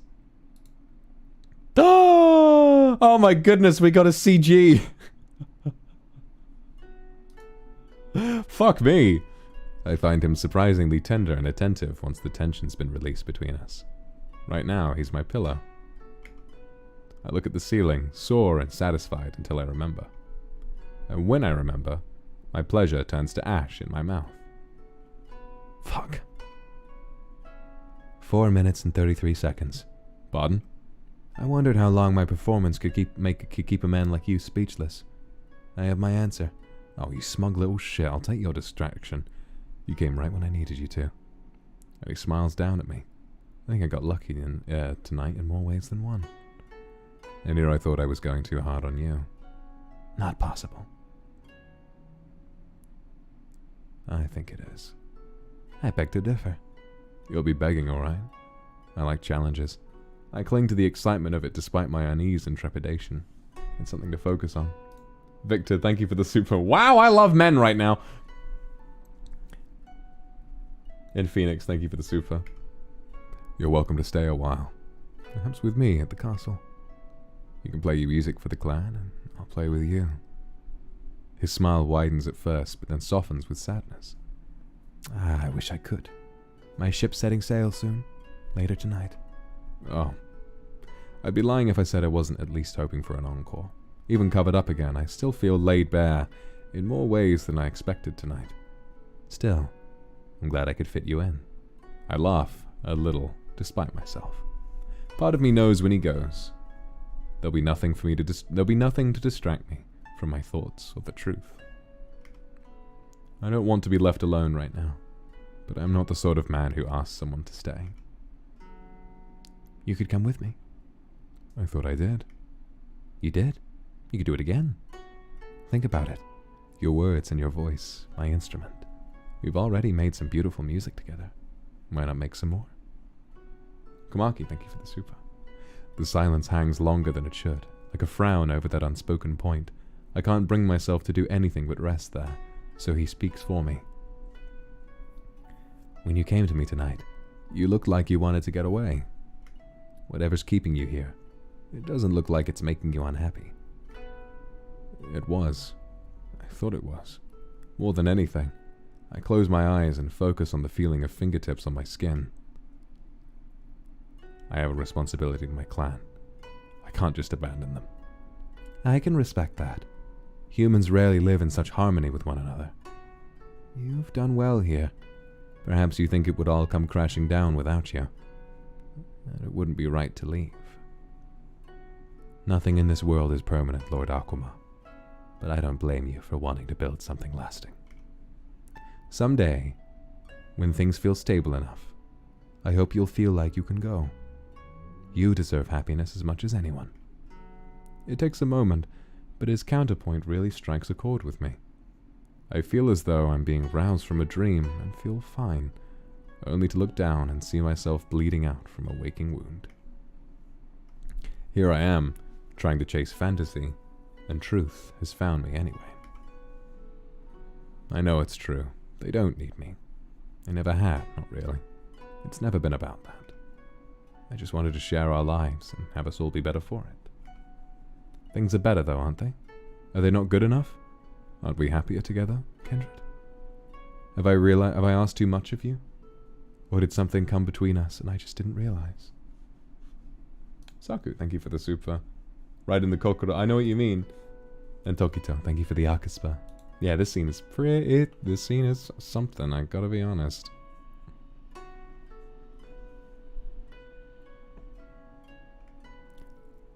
I've cut down those who've broken their vow and left before. Keeping tight control of the clan and these lands ensures my kindred's safety. I don't know how else I can care for them. I've been willing to cut down the few to protect the many and to preserve what we've made here. But I cannot, will not, slay a town of my own people. Perhaps it's something I did or something I didn't do. Maybe they've just outgrown me. Whatever it is, if they agree on it, it wouldn't be right for me to punish them. I should be the one to move on. And there doesn't need to be bloodshed for my sake. Under my anger, past my pain, I want them to be happy. And still. Yeah, Hongchu, thank you for the super. And Lays, thank you very much. Yeah. The pit in my stomach is nothing compared to the hole in my heart where 522 people used to live. Alright. I'll do what I have to. If I can get over it, it'll all be okay. I tell myself a series of truths, lies, and half-truths.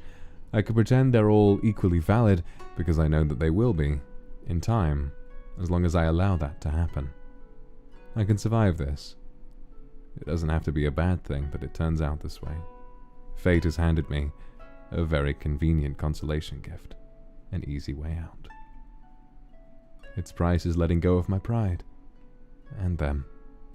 If I stay, it'll only get worse, and then I'll be the one to blame, and I won't have that. I'll do this for the clan. It's the right thing to do. It'll be good for everyone. This is probably the best outcome I can hope for, right?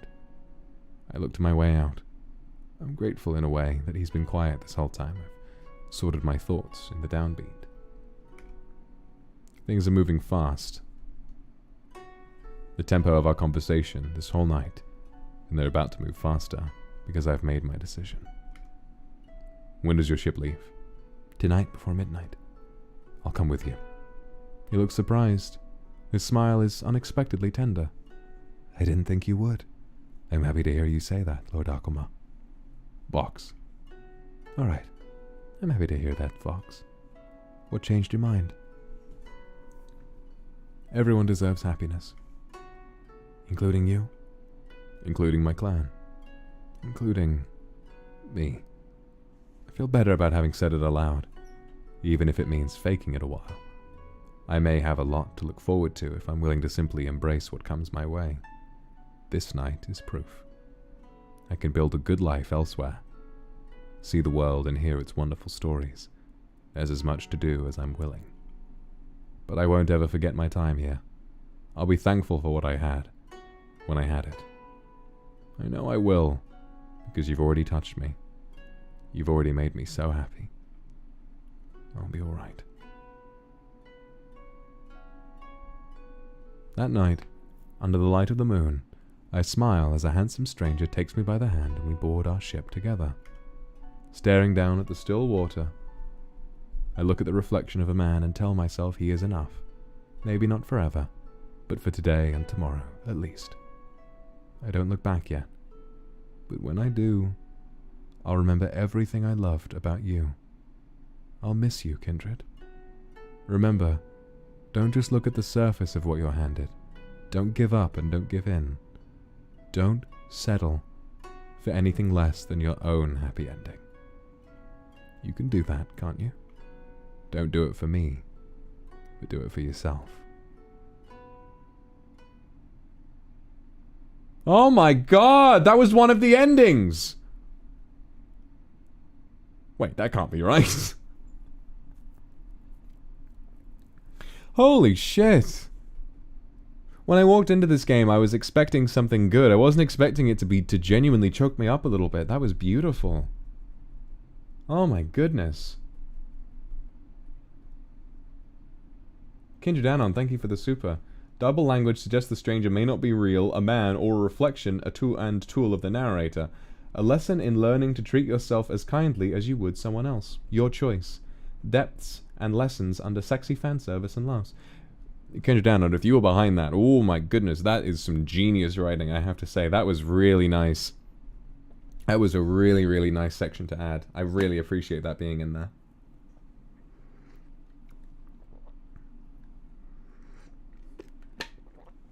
Tachibana, thank you for the super. Vox Akuma. Alright.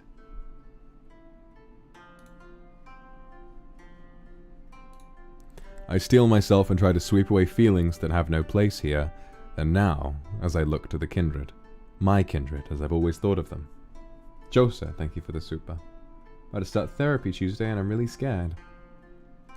The important part about therapy is that it's there to help, and sometimes it can be really difficult to bring your feelings out, but the most important thing to remember is that everything you say will stay between you and the therapist, and that by the end of it, all they want is to help you feel better. So be brave, alright? I know you can do that. At the end of it, maybe you'll find your own happy ending, you know? And Lays, thank you for the super. This is a beautiful game. I steel myself and look to the kindred. My kindred, as I've always thought of them. I know more than their faces and their names. Some are bold and others shy, but they have cared for me. Of that much I'm certain. If their loyalty has faltered, then I don't know what I've done to lose it. I've decided. I'll take this one last opportunity to turn things around. If I've lost even them, then I'll already have lost everything. Ayo, she... Lord Akuma, will you join us for drinks? Please, my lord, let me pour you some sake. They greet me warmly, just as always. But tonight, I'll see to it that they've nothing left to hide. One more time, and I will get this right. Domek, thank you for the super. For a moment, I toy with the idea of using my powers. It would be easy, coaxing the words out of them with a few of my own. But that moment disappears as quickly. I won't compel my clan's loyalty, and I won't force them to tell me the truth. Tell me willingly. I want to hear the words spill from your lips freely, kindred. I know I can take them from you, but I want you to give them to me of your own accord. Not that I'm willing to supply some encouragement. Hello, kindred. How is everyone this fine evening? Although my smile is not one of happiness, its determination makes it genuine. Are you all going drinking so early? Hope no one's shirked their duties. Of course not. We're relaxing after... Oh, okay, so he's the one on the right. Of course not. We're relaxing after a hard day's work. My, I'll have to think about a way to keep you all busier at night if you've such idle hands. The wave of restrained giggles is nothing new to me. Even the mildest implications suffice. I can't help it. Normally I find it a bit endearing, but in this trying time, it's a weakness I know I should exploit. For fuck's sake, I was just thinking, can I offer you a nice egg in this trying time? And then I look down and I see time to egg them on a bit. Fuck's sake. We step into one of the nearby drinking rooms and I draw the partition half closed, enough to make the space feel cozy and more intimate. Drinks are quickly poured as we take our seats on the cushions. The room feels warm, but nothing can quite penetrate the chill I feel in me. As I watch the kindred closely, I find them a bit more excitable than usual. Telling, perhaps. I start off slow. All this free time, is this what you get up to? Touch brazen for all of you to imbibe and invite a demon like me to sit with you. You're always so kind to sit among us, Lord Akuma. Suspicious. But it's not. They're always like this. I know something is different. Acting the same feels off. When I go to take a drink, I wait until I know they're doing the same before I swallow. I just don't know how wrong I've been about other people at this point. I love to spend quality time with the clan. Soft music and company easy on the eyes. I think I can indulge you tonight, at least for a while. I take a moment to eye them. They can be hard to read in their own way, the kindred. They are always so happy to see me, though why they're happy to see me is another matter. No sooner than when I finish my drink does someone go to pour me another. I start to ease in. The market's rather quiet today. You trying to get me all to yourselves tonight? When are we not? My lord is so busy with all those that need him, but it's nice to not have to share for once. Very greedy of you, but I can't say I disapprove. I'm reluctant to let my guard down. I have the keen suspicion the kindred are eager to get me, and perhaps themselves quickly tipsy. That won't do. I think I'll set the pacing myself, thank you. I go to raise my cup to my lips, but then pause, eyeing the young woman on my left. With my palm hovering underneath, I offer her my drink, but instead of handing it to her when she goes to accept it, I bring it to her lips myself. I wait for her to tilt her head back before I tip it. They all watch in rapt, stunned, flustered silence, every last one. Good. Since you've all been so good as to get your work done early, you deserve a bit of a reward, don't you? A glass in turn, for each of you who's been well behaved. It's not only an honor, but a privilege, and they are so very thirsty, I can tell. I'm counting on it. Now that I have their attention quite firmly in my grasp, it's time to press my advantage. What's this? You're all so quiet now. You wouldn't be keeping anything from me, would you, kindred? No, my lord. We wouldn't hide anything from you. They're quick to deny it. Too quick. I take aim and count down. 3. I'm not sure I believe you. No, I'm certain I don't. Wherever are you hiding it? Grinning, I hum and lean in with false scrutiny, lifting one of the kindred's hair to check behind her ear. Nothing but a shiver of giggles. 2. What's that I see in your face? I choose another and lift her chin at my fingertips, turning her head in my hand, keeping my smile and my touch gentle.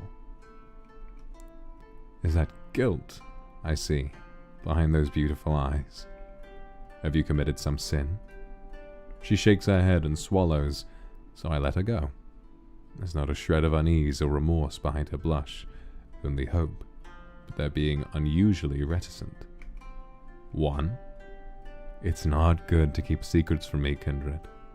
I'll know. And I'm asking you so very nicely. I click my tongue, and let my gaze linger on them each in turn.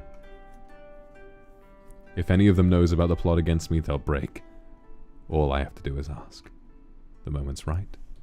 I let my arrow fly. You there? You're quiet. Is there anything you'd like to confess? As I set my sights on one of the tight-lipped kindred, he covers his face with both hands, turning beet red. I painted a picture of Lord Akuma on my pillow so I could hug it at night. I am not prepared for this. My laughter bursts from me as if I'm the one who's been shot.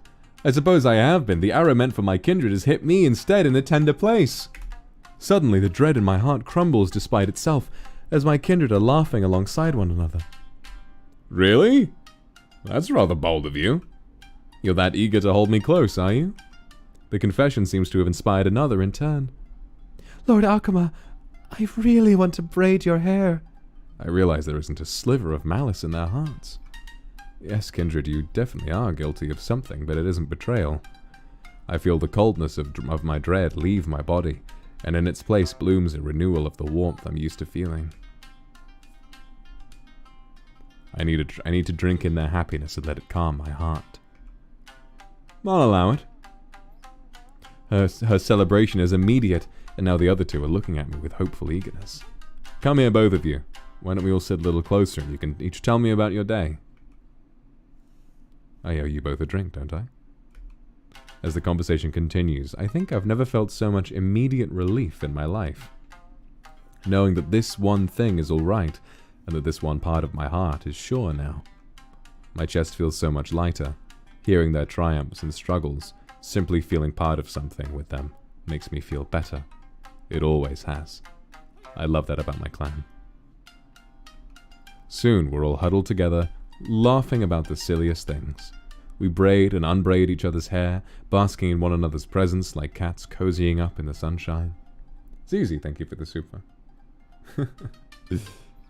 By the time we get through 2 more rounds of drinks, we've reached a glorious haze. Everyone's mood is bright and the alcohol has put a playful boldness in our veins. One of my kindred is feeling overzealous and pipes up loudly. I have a confession. I think about my lord when I put my finger to her lips, holding back my chuckle. Then I lower my voice in just the way I know will give her such delicious chills. No yelling. Do behave. I cross my arms, lift my chin, and peer down as I prompt her. When you what? Damn, my game is good today. My grin widens. Don't keep me waiting now. When you what? Iku. Iku? Oh, I won't let you get off that easily. Ikebana. I narrow my eyes playfully. I can hardly contain my amusement. Is that really a confession? I don't think it is. Flower arrangement is beautiful. Unless you mean something else. Teasing them is like blowing dandelions and watching the seeds scatter in the wind. A simple but heartfelt joy. And I think it's good for them. I do enjoy seeing my kindred so flustered, and they love it when I ruffle their feathers. Someone ought to. Oh, kindred, if I don't toy with you, who will? Gia, thank you very much for the super. Come now, tell me in detail. The drinks flow, and all I feel is warmth in every way a person can. Maybe a small portion of it is the sake talking, as we've all had some. Yay! Oh, look at this. This is so sweet. I can't help but feel I've utterly misjudged the kindred to think that they'd be part of this betrayal. I don't think they're capable of it, really. That sincerity, it can only be the truth. Meowpuff, I love 1600s pre-chat as well. Despite my unrest, I take comfort knowing I've gotten something undeniably right tonight. Simply spending my time with them, talking with them in quiet moments and in laughter, just sharing our experience. I can see it in their eyes and hear it in their words. I feel it all in the spaces in between. Other people have described this feeling to me as human, but demons can experience it too. How could anyone not? We spend a long time together as one thing leads to another, leads to another. I let myself lose track of time in their arms, as I imagine they do in mine. Maybe I had lost Onigiri and maybe even the clan as a unit, but these kindred are mine. They would do as I asked simply because I asked it of them. I can't let them get involved. I have to speak with Onigiri. In their way, they love and treasure me, and I cherish them in return. Thank you, Megan. Thank you for the super. I won't let anything happen to them without a fight. I will cut down every lie and false promise to protect the clan. I love them no less than that. When I pull myself up from them, the warmth of their words lingers longer than that of their fingertips, but I feel the memory of both is just the same, and wrap myself in it tightly. It's time. I'm ready. Oh boy. I look down at my sake cup. At least I can count on you. I see my reflection in the last of the liquid there, a tiny and distorted mirror. Celia, oh my goodness. Maybe we need to do more drunk ASMR. Maybe we need to do something like that. I see my reflection in the last of the liquid there, a tiny and distorted mirror. Oh, fuck off. To... oh, the shrine.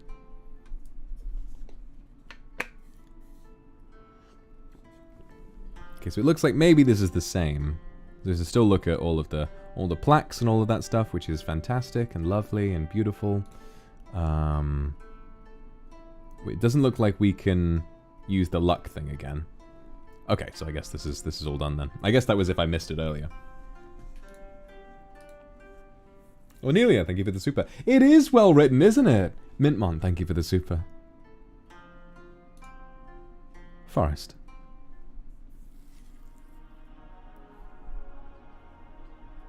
That echo and the music, it reminds me a lot of Undertale, the way they'd sort of add filters to the music. Oh, I know my yokai. Hold on.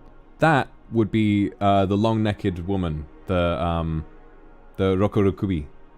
Right? Rokurokubi. The woman who wanders around at night with an extending neck.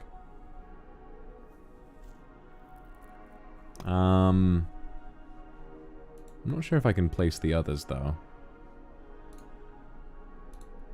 I decide to step out of the village limits and stroll through the woods, seeing where the misty night in my feet might take me. The gentle breeze passing through the trees and serenity in the larger space grant me solace from my thoughts. It somehow feels less oppressive when there's physical distance between me and my problems. Perhaps the peace may even lead me to answers. The cool evening wind caresses my face, and I take a moment to breathe, but the thoughtful quiet leaves as quick as it arrived when a small high-pitched meow cuts the silence. At first I think to ignore it. Animals within these woods aren't uncommon, and if we aren't hunting them, we leave the creatures well enough alone. However, as I continue to walk, the meowing grows more frequent and more insistent, almost like it calls to me specifically and begs me for an answer. My brow furrows in confusion, but my curiosity gets the better of me when I follow the persistent sound to its source.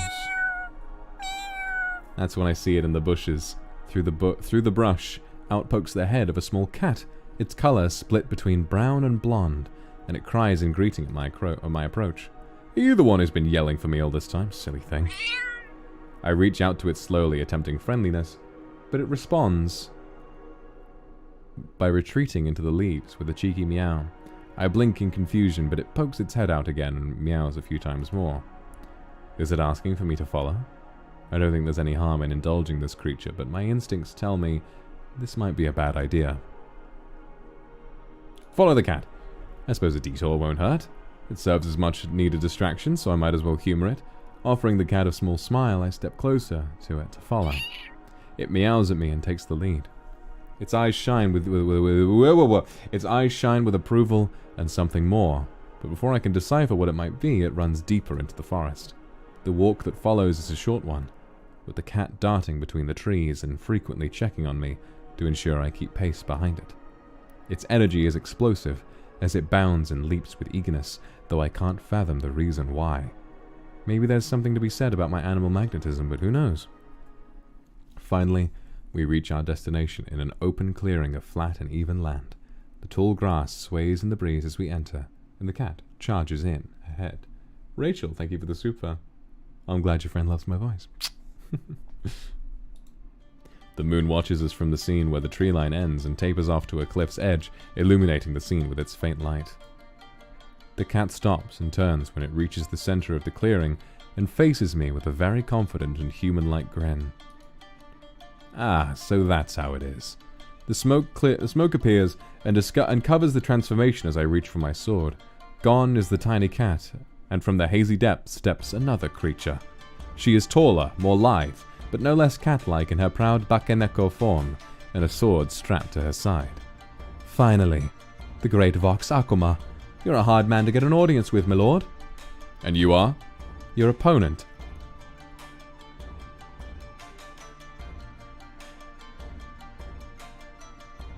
Call me Cat! I've heard that you're a legend with the blade, so I came to see for myself. Cat Gaming! Holy shit, you're in this game! I was trying to put my finger on the music and now I'm hearing it. This is my theme. My prowess is legendary, but I don't show just anyone, and I don't have time to play with another yokai who wants to be my pet. I step towards to leave, but in that instant she charges at me full force, drawing her katana for a swift but deadly strike. Oh, look at this! Look at that shit! Oh my goodness! Ye olde 16th century Smash Bros moment. I unsheath my own katana in time to block her as steel meets steel in a clash of power. Also, another cat. Yeah, well done. As her steel meets steel in a clash of power, she grins as she pushes against my blade.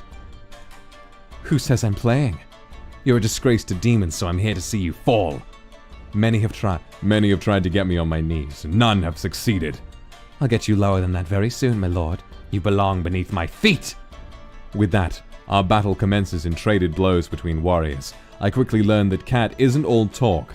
Her movements and swift strikes speak of her abilities honed through combat. She fights like the demon that she is, eyes alight with a predator's glee and hunger for blood. She knows the blade and moves expertly with purposeful intent to kill. However, I'm far from an easy opponent. I stand my ground and rebuff all she throws at me, meeting her strikes with a parry or block, and breaking away. However, she gives chase, relentless in her attack as she repeats the cycle. Her aggressive style puts me on the defensive, hardly giving me a chance to breathe, but I can bide my time. Between us, I know I'm stronger as I block her blade again. I look for the opening to counter and end the battle quickly. When I see her hand move, pulling a glint of metal from her back, my eyes widen as I instinctively push her back, but it isn't enough. Tallulah, thank you for the super. The tanto meets its mark and slices, deep enough that I feel the blood dripping down my arm. The blood dripping down as my arm hangs loosely at my side. I hiss in tight-lipped fury. I want to curse and shout at her, but I only manage a grunt before raising my sword again to block another one of her attacks. Kudagai! She smirks with a taunting beckon, and I glare at our dance of death continues. She is relentless. Kudagai! I was reading that, I couldn't tell what it was. Kudagai! This is so cool. She's relentless and unforgiving. Armed with 2 blades, she alternates between them for parries, blocks, and attacks, taking advantage of opportunities I can't have. While I'm stronger and have greater range, it means nothing when I can't put her at a distance. When I leave, she follows, pursuing like a predator. I despise seeing how fast the night can change. The remainder of the battle doesn't last long. Her persistence is rewarded, as I find myself edging closer to the cliff and find my space to maneuver increasingly limited. Then it only takes one moment, one opportunity, for my weakened arm to give way from the blood loss and torn muscles. Her attack connects in a final, fatal slash, cutting across my chest. I don't know when I drop my sword. I don't know when I fall to my knees. I vaguely feel the pain as my mind starts to fade. She steps before me as I struggle to breathe, planting a foot on my shoulder before forcefully pushing and sending me flying backwards.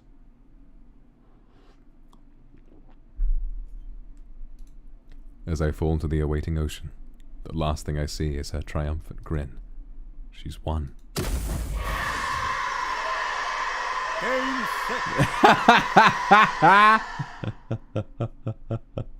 Wait a minute, that's not right. Can't believe you motherfuckers put cat gaming in this game. That's so cool. Holy shit. And the reorchestration of Inferno from Old School RuneScape. Oh my goodness.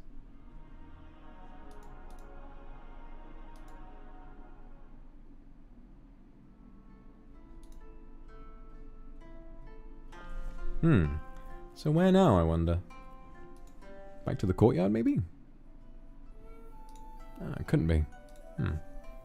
Megan, thank you for the super. Oh, of course. I love you too.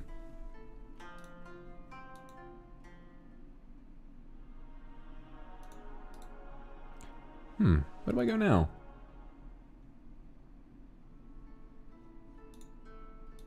Okay, I've already seen this. The shrine, maybe. No, I think we've done everything there is to do. Cat, that was lovely. Oh, it was. Oh, it was. Tachibana Music, I'm glad you enjoyed my Koto version of your opening BGM. Let me know if you want to use it. I would kind of love to use it. I was thinking that. Would the composers of this game, the people who worked on the music, be alright with me maybe? I'm not sure if I will, but I would like to make use of some of this music in streams, because it sounds really good and it's very fitting. Just quick save as well. I guess we should go back to the castle. We went for our walk, and now it's time.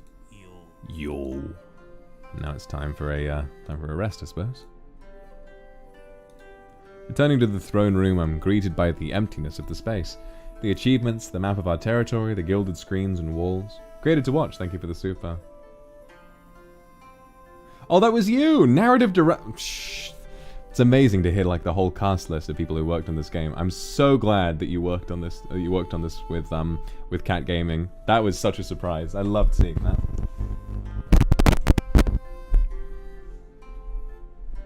The achievements, the map of our territory, the gilded screens and walls. It's now only a hollow echo. It almost seems mocking. Once displayed as a reminder of the clan's tenacity. Now it only serves as a reminder of what I stand to lose. Here I stand, longing for another answer, a direction for these feelings, even though it's clear that my naivety is the root of my own heartache. I pause at my thoughts, pain seeping through my smile. Ah, foolish. I laugh, sharp and bitter.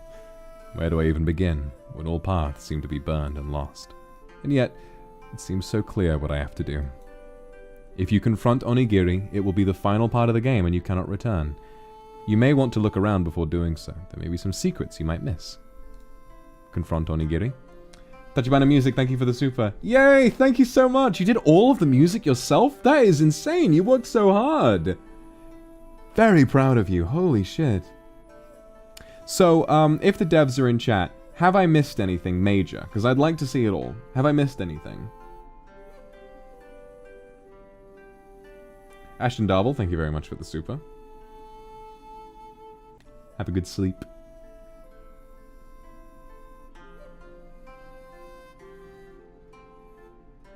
I've missed one ending. Muttered to myself, rubbing the space between my brows. Kayanon, thank you for the super. Gotten everything except one bad ending. Is that, like, further back, or can I go and get that now?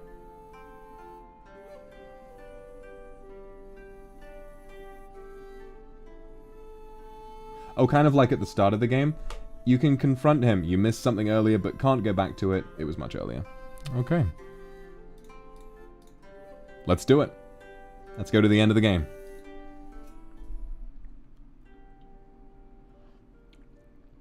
Ah, there you are, my lord. Onigiri looks happy to see me.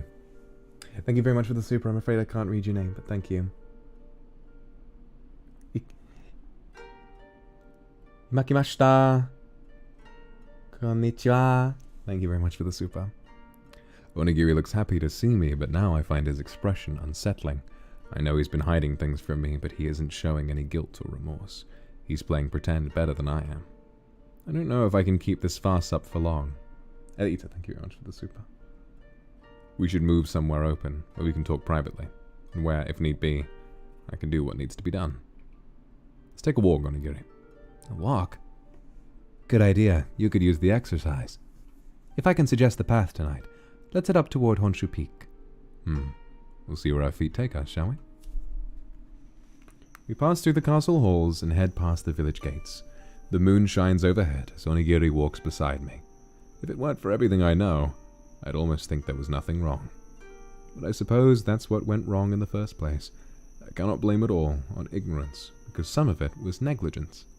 Thinking back, I'm not sure how much of it is simply missed versus how much I did not wish to see. Thing is, I know enough about myself for this to be true. I have poured my heart and a great deal of effort into making my clan comfortable and happy. And I know I did not miss the mark, or if I have, I do not think it was by much. No matter which way I cut it, I've done nothing wrong. I've done nothing but care for my people, and perhaps become careless around those I came to trust and call friend. Take advantage of that, to not speak of it, but to plot in the dark and smile to my face. To me, willingly betraying that trust, indeed punishing it, is a low act for anyone. I'd always expected so much better of Onigiri. Someone was climbing up the ladder, if not him, but pulling me down pulls the clan down with me.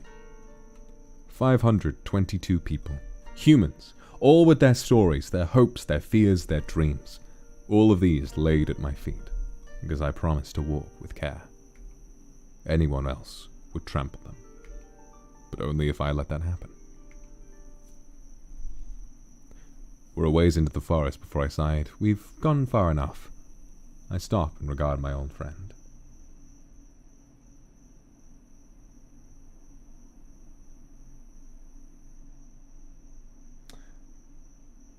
Oh, guys, was Elita's super really important? I'm sorry I didn't read it. I was just trying to get on with the story.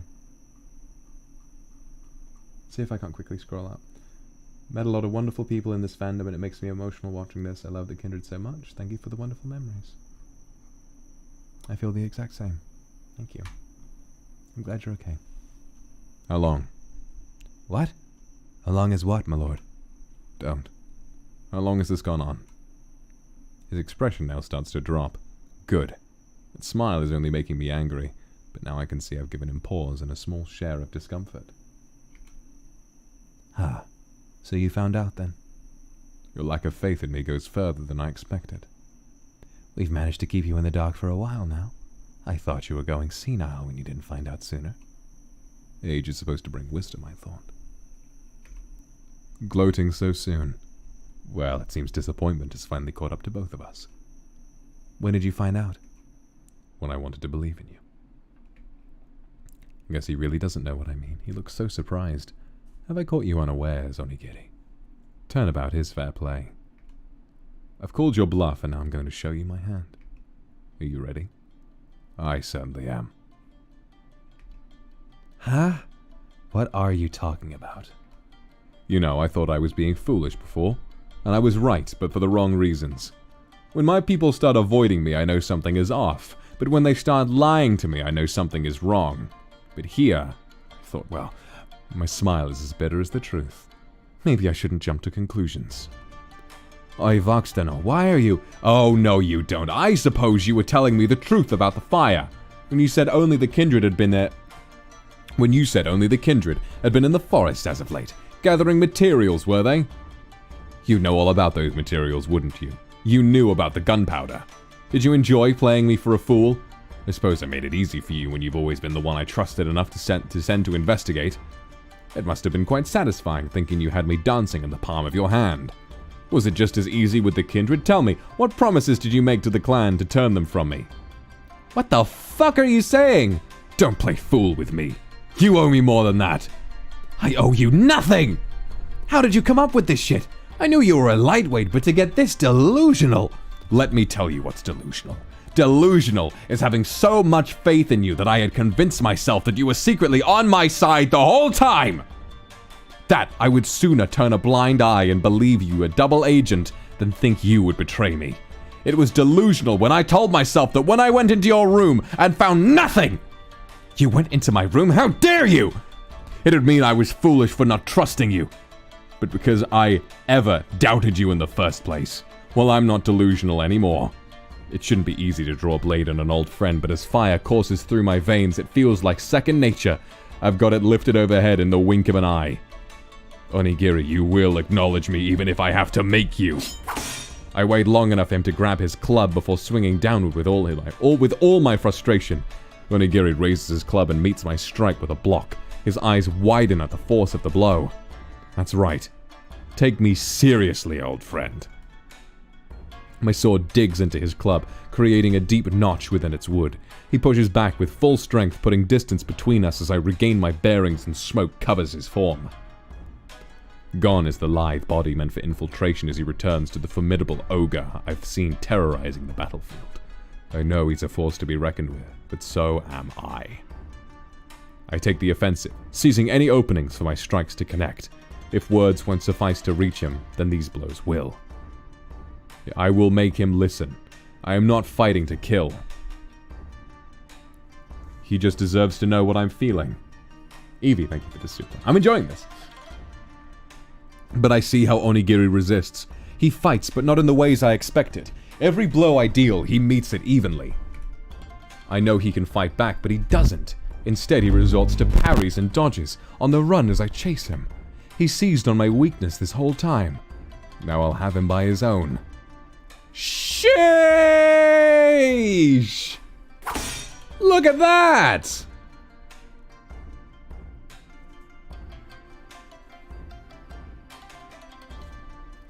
Will you just Alright, in his full form. Will you just listen for a moment? I think I've heard enough from you already. Let me explain! I answer with the flat of my sword, but Onigiri parries the blow. We don't need to talk. I'm just a silly, human-obsessed man. Don't you want to live up to your potential, Onigiri? This time Onigiri swings his club in anger, and I know he has finally heard me. Leave Aoi out of this. You don't know what the fuck you're talking about. Struck a nerve, have I? Is that what it takes to get to you, old friend? So be it. The exchange and battle resumes between us. Strikes meet deflection, attacks meet well-timed dodges, gaining ground from my opponent, but connect again when the gap closes for another hit. We trade who leads the dance, but I know this is mine to win. The longer it goes on, the more I see that he doesn't have the spirit to continue, and the effort is wearing him down. Finally, I have his full attention. I can see I'm pushing Onigiri to his limits. Now's my chance to put an end to this. But there's still something I want to know. I move in close, and with the opening, I bring the pommel of the sword to his face. The mask bends beneath it, but it's not enough to break. Another hit to his solar plexus follows, forcing the air out of him in a pained grunt. In his dazed state, my leg sweeps below him, knocking him off his feet. Perhaps you feel your loyalty's been misplaced. I aim my sword at Onigiri's throat as he regains his bearings. But can you look me in the eye and say the same about your friendship? If our friendship means anything to you, just let me explain. You look so earnest, you often have. But you can't even give me a simple yes or no answer. I don't know what I can risk. I don't know that I can risk you leading me astray again. I don't know if I can trust your explanations with everything. My future, the clan's future, riding on it. Vox, please. Should I give Onigiri a final chance to explain? I wonder what happens if I say no. That's going to be a bad ending. Quick save. No. I draw my sword back, its edge ready for the final blow. Perhaps more ready than I am. Any last words? It takes a lot of bravery to meet one's end with calm. Onigiri has never lacked in nerve. He almost seems peaceful. I admit, I didn't expect him to accept it. Just know I have no regrets, and I've always been your friend. I know. For what it's worth, it was good while it lasted. Farewell, my friend. Shit! You can kill Onigiri in this game. 10 out of 10. Wait. Oi, Vox dunno, what are you doing killing me off like that? You know that's not what happened, you drama queen. You can have all the edgelord moments you want, but don't drag me into it, you Chinibyo demon. Go back and get it right. I am so glad I went for that option. I'm so glad I went for that option to get to see that. Those little animations with Onigiri are fantastic. Yes. I don't want to keep making the same mistake, but something about Onigiri's face gives me pause. He sounds so sincere. I realize I've let the moment hang for too long. The strength of my anger is leaving me. Rather than take advantage of my hesitation, he seems to be waiting for me.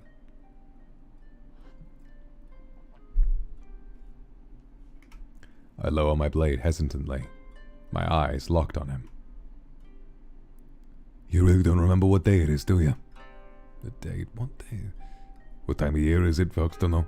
Think about it. It's spring, cherry blossom season. Is your eyesight going?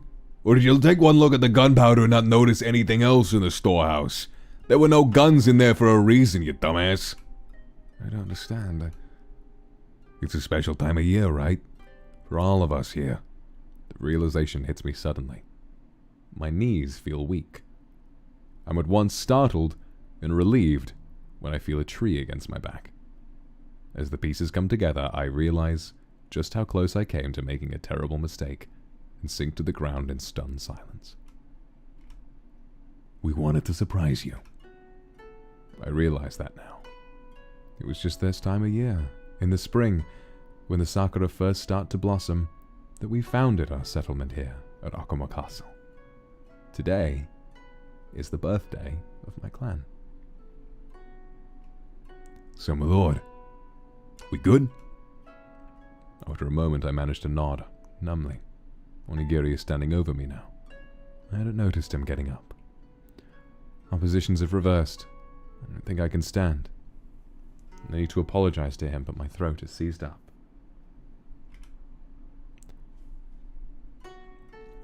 This is why you should listen to me before taking action. I know you want to be the cool, protective lord, but you can be a fool sometimes.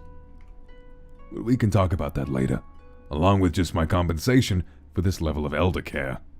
He offers me a hand up, and I take it and get to my feet again. Emiko, thank you for the super. Yeah, I'm not going to say I didn't see it coming, but I think that the build-up to it was absolutely phenomenal. Summer, thank you for the super. Happy birthday, Summer. I'm not a drama queen, Arabella. Shush. My dear friend doesn't say anything when I wipe my eyes. He just waits patiently as I regain my composure. Alright, old man.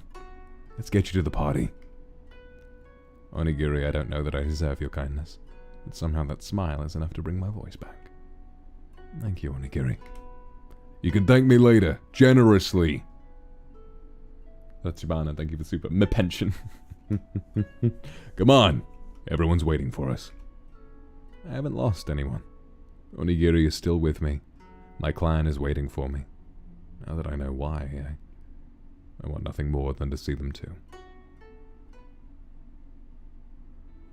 The night air is alive with excitement by the time we reach Honshu Peak. Serene Frost, thank you for the super. I can see Akuma Castle in the distance below, but all around me are the sights and sounds of my kindred. Bright lanterns and banners are flashes of color that cut through the dark, and I can hear hundreds of voices blending together in a chorus I call my own. They're all here. Now that I am too and the truth is sinking in, I want to experience everything I can about tonight. I almost don't know what to do first. It all looks so beautiful. Let's look around! My kindred are milling about here, parcels in their arms, all wrapped in vibrant cloth. It makes such a colourful picture to see bright gifts and bright faces. Just looking at them, I can feel my spirits continue to lift. Fumblecat, thank you very much for the super. It was an emotional rollercoaster, wasn't it? What an incredible experience. Just looking at them, I can feel my spirits continue to lift. Kindred, you didn't have to do this, but already I'm looking forward to unwrapping these with you. I know each one is an expression of heartfelt appreciation for what we've built together, yet I know you're also thanking me. A loose crowd, rather than a queue, has formed. I'm wondering who will approach me next when I get my answer. Young Chu, thank you for the super. I agree with you, Yehong. It's quite a surprise. It's incredible.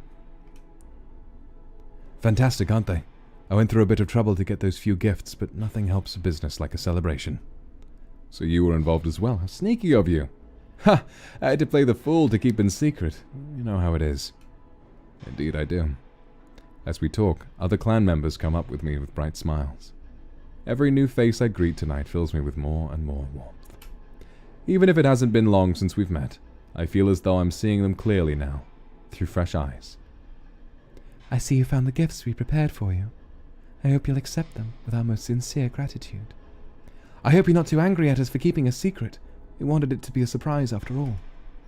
I'd be happy to accept anything from my dear kindred. At times, I even think that you're all too generous. One of my shyest kindred is timidly lingering behind her peers. I can't get my head to the side, and they give her a little encouragement in the form of getting behind her suddenly and urging her forward. It makes a charming picture to watch the three of them be so playful. She blushes as she extends her gift to me. My lord, we'd like to present you with these flowers as a sign of our devotion to you and the clan. I see you've been busy with your flower arranging. What a lovely shade of red. These are gorgeous camellias. The result of your hard work as much as ours, Lord Akuma. We wouldn't be here without you. If I might, my lord, we'd like to present you with one more gift. I think you'll love this one. I'm almost at a loss for words. A pair from the clan step forward and present me with a beautiful haori. A red and white floral design, woven delicately into the cloth, contrasts the deep black fabric. The motif gives the haori a regal air. I run my hands across the fabric, admiring the sheen from the light reflecting against it. The garment is thin, but stays warm to the touch. You're spoiling me now. This is exquisite.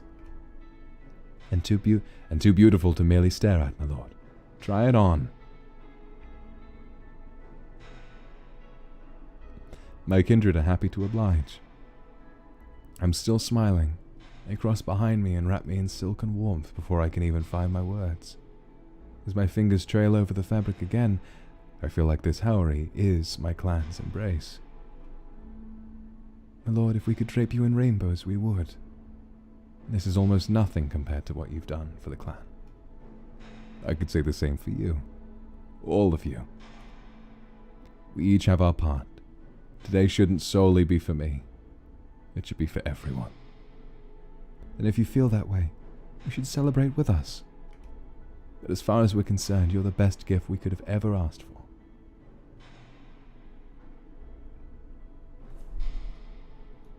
You've inspired us and given us a place to be in the world.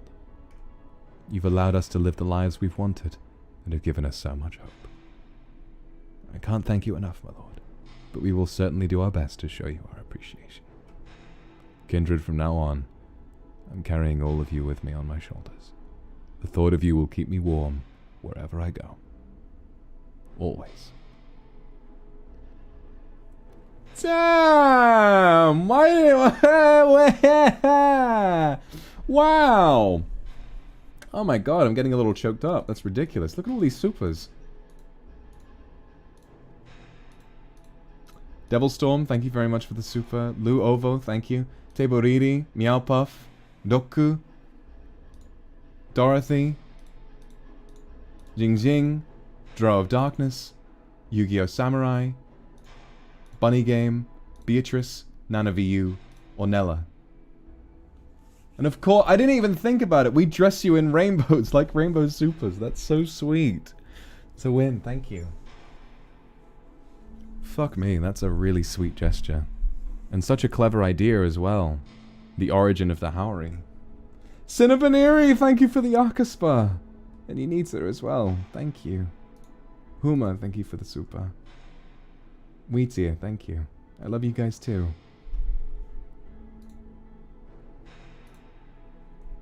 Hold on.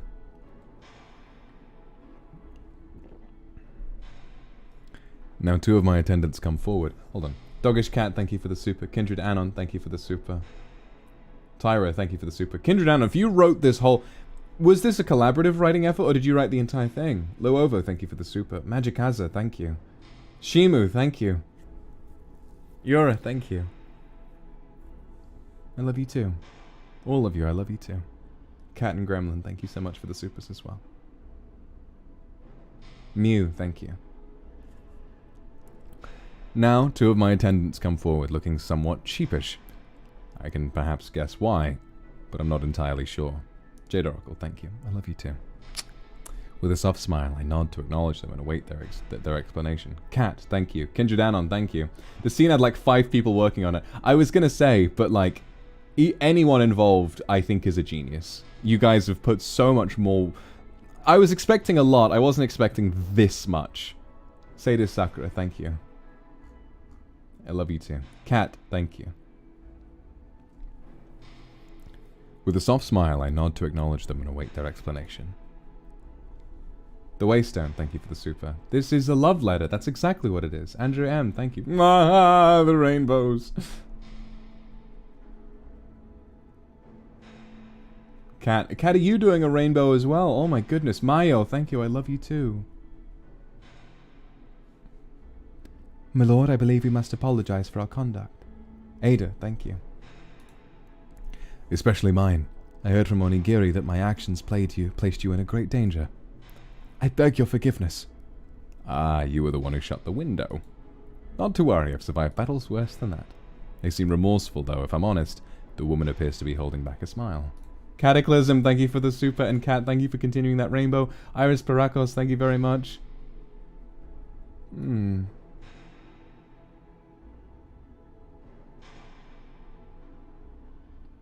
Your tenacity is something to admire, Lord Akuma. You never gave up on us even when we let you down. Jay, thank you for the super.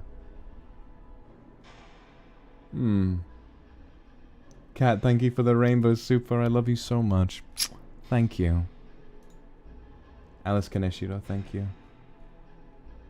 Phoenix Chihang, thank you for the Arcuspa. Wow, what are the supers now? Celia, thank you. Miratress, thank you. Guren, thank you. Monavera, thank you. Created a watch, thank you. Alistair, thank you.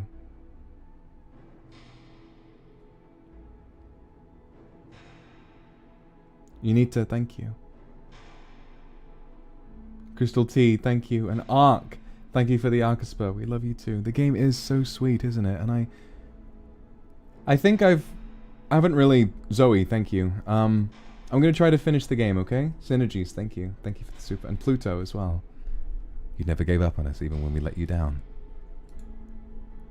Though we were running around behind your back, we never intended to desert you. I see. Well, if I can't beat them, I'm no stranger to your love, kindred. You know the rules by now. That we do. We're committed to you, my lord. We know we wouldn't receive the same treatment from any other man. Miso, thank you. Synergies, Zoe, thank you. Blender Guy 15, thank you. Thank you, Blender Guy. Jinyu, thank you.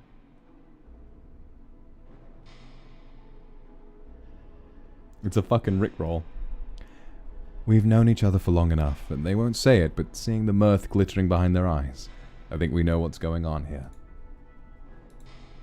But if this is the game my kindred want to play, then I'll play it. As long as you understand what I'm feeling, kindred. I hope you're not blind to see it. Even so, I would never give you up. Amazing. I want to spend more time talking with my kindred tonight. I want to get them all, but there are so many of them. Still, I see 2 here, and close the distance between us. Beatrice, thank you for the Arcuspot. I love you too. Thank you, thank you. Miwo, thank you. Kat Kitoshi, thank you. Mao Shishi, thank you. I love you too. Jay, thank you.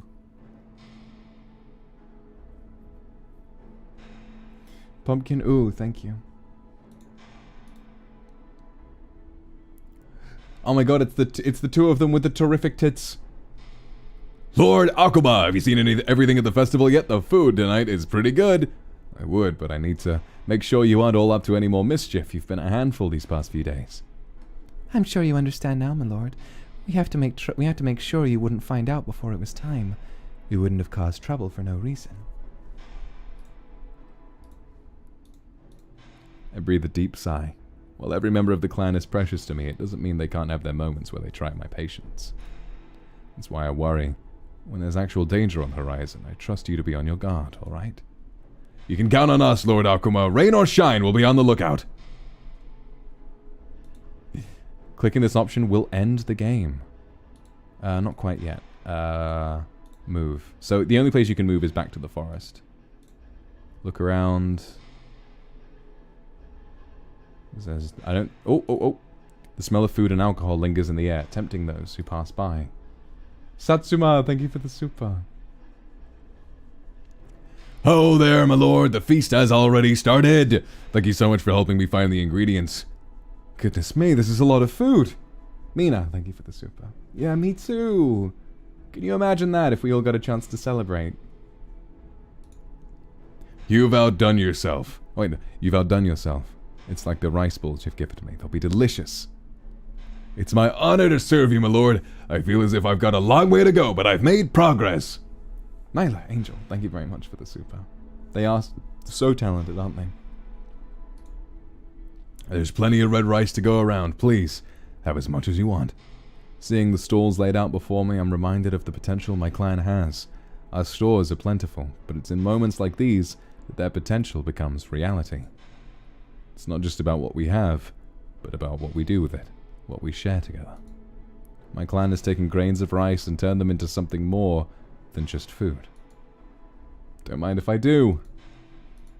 This is delicious!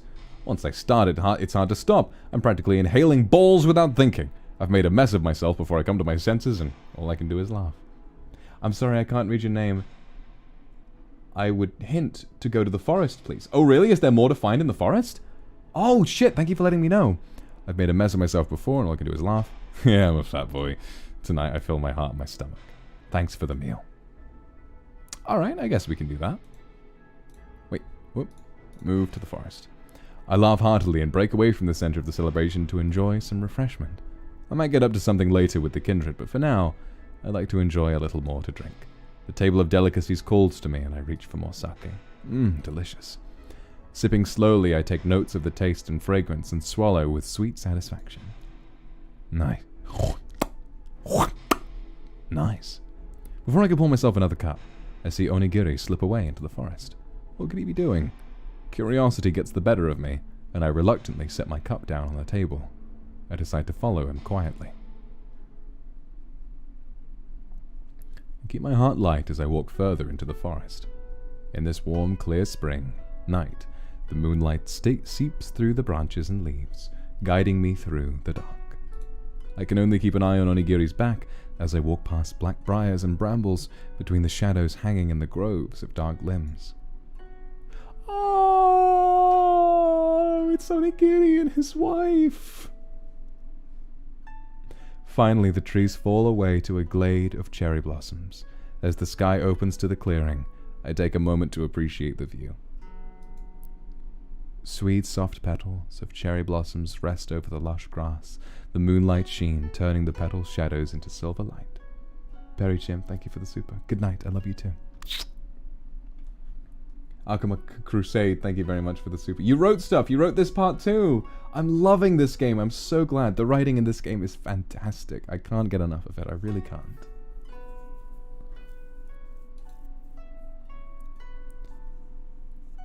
Oh, and Half-Light, thank you for the super as well. It is beautiful, isn't it? The moonlight sheen turning the petals' shadows into silver light, like brilliant warm snow in spring. And there, in the center of it all, is a cherry blossom tree, its massive roots knotted into the ground as it blooms upwards, reaching for the stars. In the distance, a row of fireworks crackle and explode into the sky, though I can barely hear it, as I am too enamored by the scene before me. It's truly beautiful. With such sight, I'm almost distracted from my goal. When I notice Onigiri approach another figure from the distance, I hide myself behind a tree. In turn, as I observe from afar, I realize what Onigiri has come here for. It's Aoi, his lover. Onigiri? She calls out to him, sitting beneath the canopy of blossoms, with her back resting against the trunk of the tree. I seem to be intruding on a private rendezvous. Zam! Alright! I didn't think you'd make it. Onigiri moves gently towards Aoi, a bottle of sake in between his fingers as he sits next to her. IK, thank you to the Arcaspa. Happy Mother's Day! Happy Mother's Day to all of the mothers watching presently. Quietly, I steady myself in place. I have no intentions of interrupting the two, though, for a moment, I consider leaving. Their meetings are already quite the rarity, and I know that Onigiri will be unbearable in the coming weeks if even so much as a breath gives me away. Catherine Z, thank you for the super. I almost didn't, but I had to see the results of your hard work. So? For humans, I'll admit, it's beautiful. It's been a while since I saw him without his mask, but from a distance, I can see the corner of his lips turn up as he sets the item aside. Oh. Oh, wait, I was like, what, does he not have a face? And then I look, it's got little Onigiri. Oh, look at that. For a second, I thought, like, he literally had no face. I was like, what the fuck? Ah!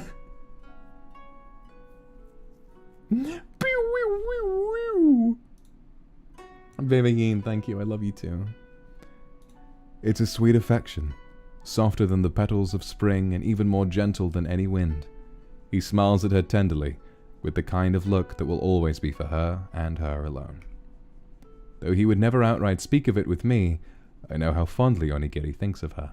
It shows in every bit of him when they're together. His knuckles barely graze her skin, as soft as the moonlight. This is a moment meant for the magic brought by spring, and for every season after. You're beautiful. He delicately tucks a stray hair behind her ear. Who can say if anything in this moment compares to how he looks at her? Oi, what brought this on? You've been with me through so much. I don't think I can tell you. It's only natural. I told you, I'll support you no matter what you decide to do. What matters is that we're together. You're a dummy, but I love you anyway. I love you too. I should definitely leave. My curiosity is satisfied, so there is certainly no reason to stay here any longer. Running a hand through my hair, I shake my head and smile to myself. I step back into the forest, but take one last look at the couple. Onigiri hands Aoi a cup of sake, and she smiles at him. Oh wait, shit, I think I missed something. Seeing them sitting together, blanketed in silvery light, the scene they create is so picturesque. It could be a painting. Onigiri hands a cup of sake. Onigiri hands Aoi a cup of sake, and she smiles at him as she accepts. They exchange a look before downing the alcohol together, marking the first of many cups that they will share tonight. I walk away from the clearing with a fond smile on my face and craving for some more sake of my own. Honshu Peak or the market? Ooh. Fireworks! Oh, those are beautifully drawn. As I walk through the familiar market road again, I turn my gaze to the still blossoming lights. Bursts of color continue to stir among the stars like sprites, while the drums and dancing of celebration extend even into the village. The vivid violet, gold, orange, red, and blue, clearly strewn across the midnight's chase away the darkness, dazzling me with every echoing sparkle. Oh, and I hadn't even realized they are Ike, me, Luca, Mister, and Shu. And these even look like Shu's flames.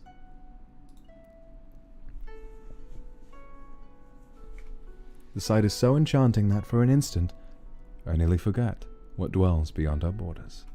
In this moment, the world feels full of hope. With a whistle, the arching fireworks burst into strings of iridescent starlight. Others shatter into thousands of sparks, an ensemble of brilliant art.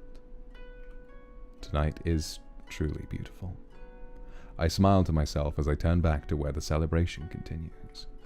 My eyes rest on the clan for a while. Cannon Blast, thank you for the super.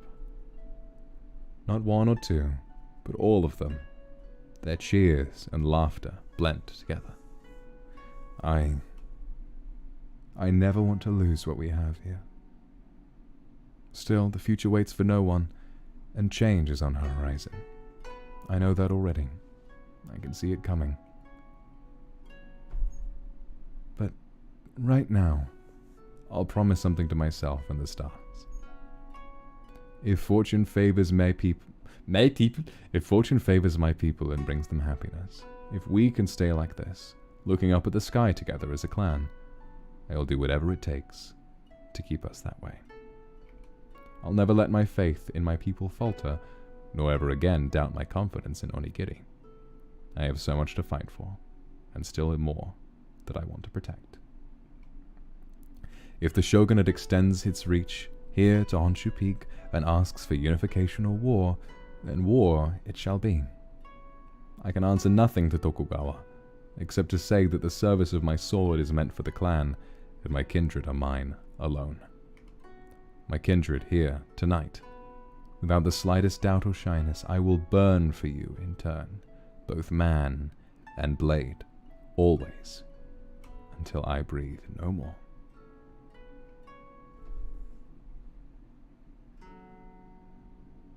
I would say something, but they took the words right out of my mouth.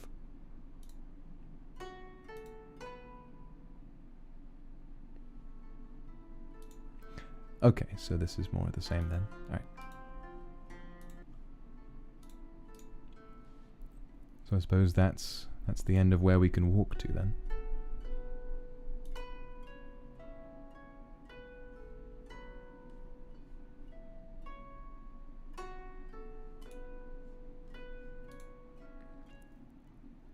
I suppose that is the end of it then. There's obviously Onigiri who ends the game.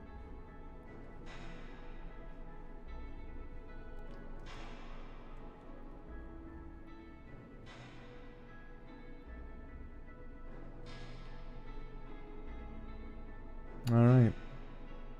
I'm good. Let's enjoy the ending. I need a moment to take in all that's happened so soon. This night's been flipped upside down in a way I hadn't predicted. Lays, thank you for the super.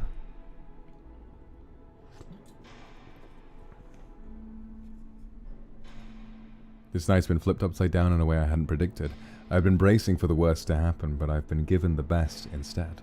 All my fears and concerns have vanished under the soothing, warm hands of the people I know and love.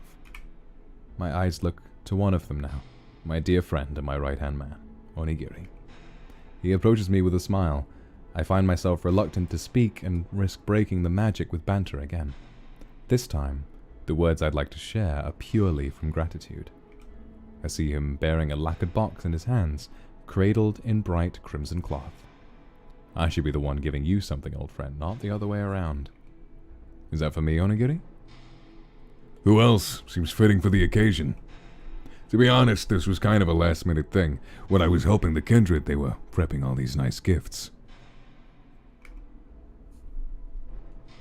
It would have been strange if I didn't have a present for you, so I asked them to help me. I suppose you should be thankful the gift isn't a dagger between my shoulder blades. Backstabbing isn't my style. You'll see my attacks coming, and I can see the funny face you'll make when you lose. I know things are all right between us when we can joke, like we always have. I'm about to say something when I hear the sounds of high laughter and a handful of children rush past us. I see the boy from earlier among them, and his dog racing alongside. They're gone quick as the wind, headed toward a far stall, but I keep my eye on them as they go. All those little stubby legs. Hard to believe they were a bunch of homeless humans before this. You did really well, Vox Akuma. You aren't one for sentimentality. What's gotten into you? Something in the festival mood.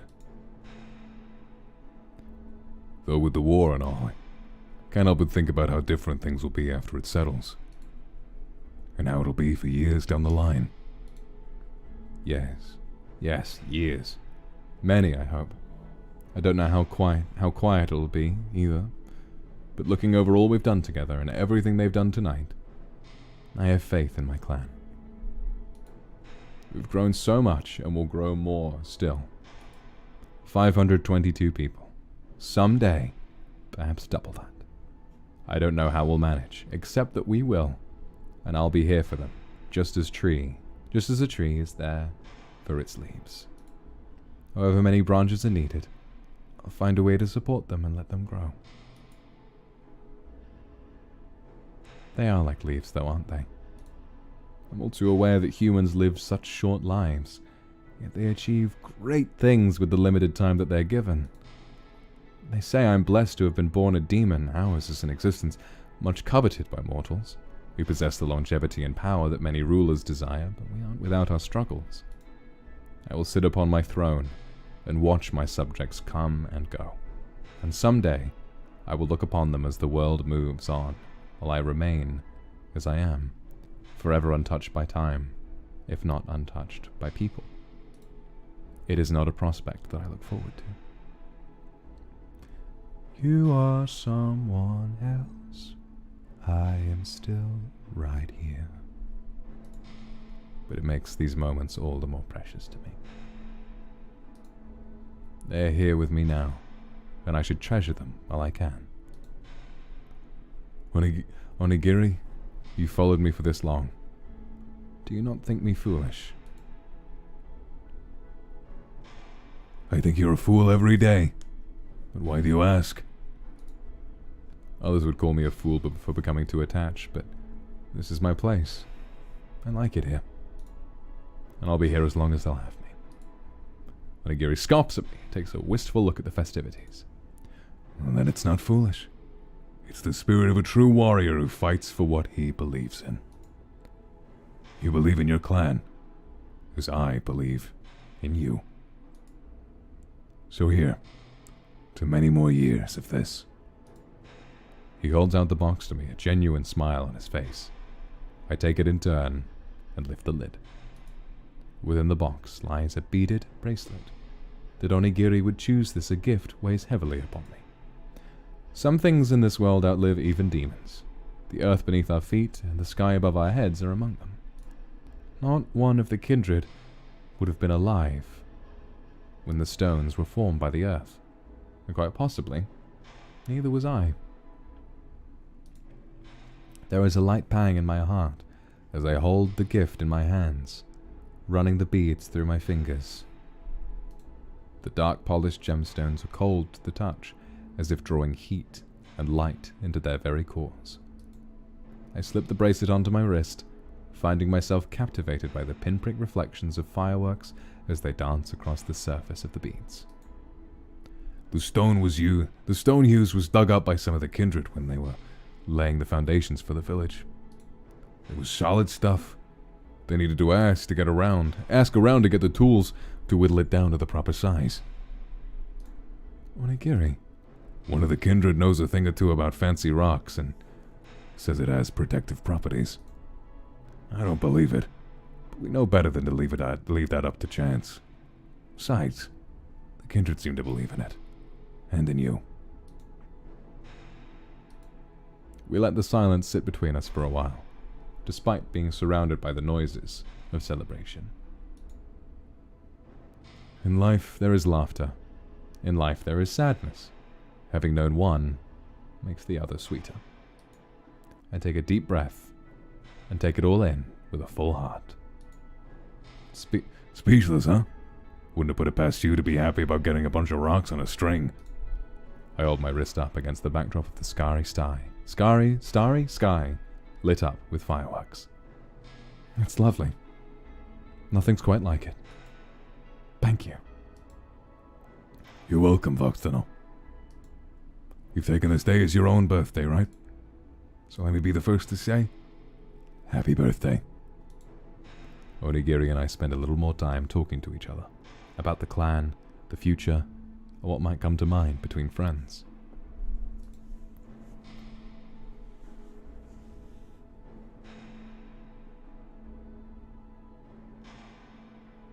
Eventually, the kindred find us again and we are caught in the spirit of the festivities and all that has been done to make the night special.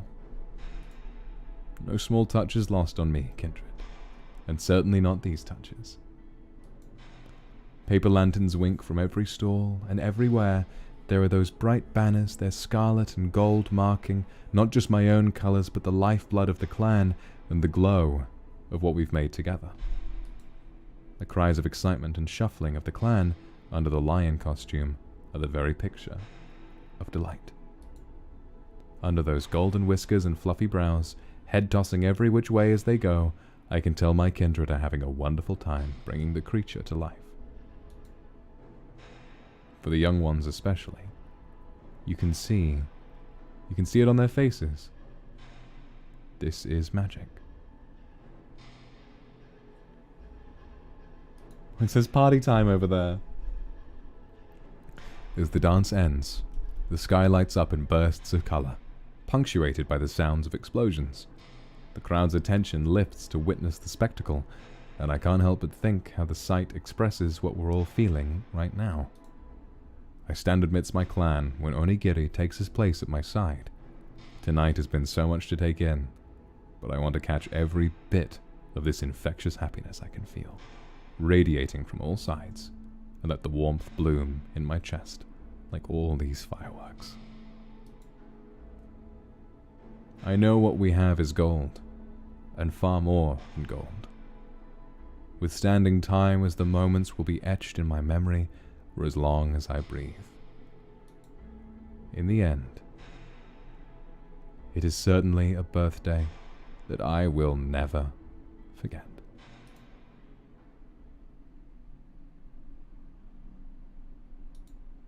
I smile as the last of the memories fade, concluding my walk through my past in perfect time with my arrival at NIJISANJI studio. Whether by coincidence or by design, I'm uncertain, but I can take a guess. Looking back, the experience was quite the roller coaster of emotions, rooted in a simple misunderstanding, but it gave me more than I bargained for.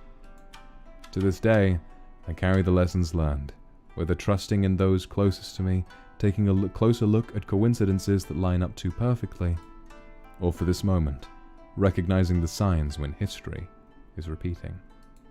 I wander the halls of the studio, searching for the room the receptionist graciously directed me to. When I arrive, what I first notice is the sound of voices. Pog, that looks great! Did you get the cake? Wait, I thought you had it! Me, I thought you had it!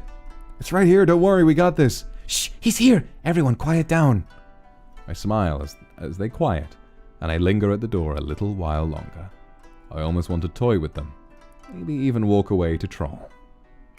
But knowing the effort they've put in, there's no point in delaying the inevitable sweet surprise. I turn the knob slowly and open the door. Darkness first greets me, but it's quickly replaced with light and color in the decorations around the room.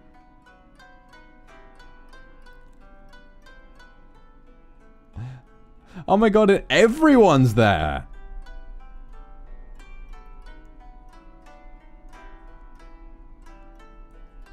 The chorus of familiar voices follows as members of NIJISANJI EN know my new family catch me by surprise. I haven't felt warmth like this since that day on Honshu Peak. It's not the same, but it doesn't have to be. The difference in the new is a welcome one, when the feeling is just as complete. What's most important is the people with me, those who I care for, who celebrate this wonderful day with me and make it all possible. Happy birthday, Vox!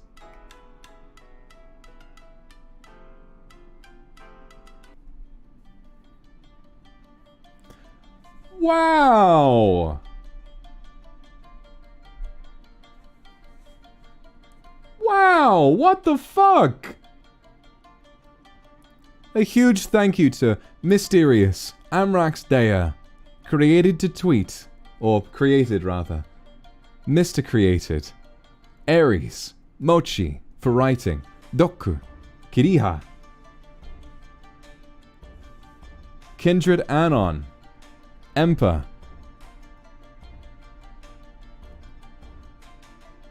Mikado Lightwing, Bunny Game, Mana, Acacia, Alex, Halo,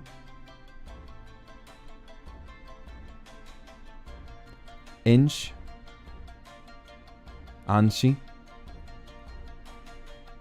Cat Silver Sunday, Rue, Sapir, Tachibana Music, Mixkid, Pixabay. Oh wait, these aren't people's names, these are just websites. The CN Translation Team, Vinny, Crystal, Heika, Nightly, with my fucking theme tune, Nightly, Shuya, Ego, Gabs, Stardust, Vena, made in cooperation with Vox's Kindred Clan, the Vox Chord. Hold on really quick before they fade. Mikado, thank you so much for the super. Evie, thank you very much as well. Found my family in this community. I love you and all the Kindred so much. Me too! And Deeves, the Deeves team, for making the game.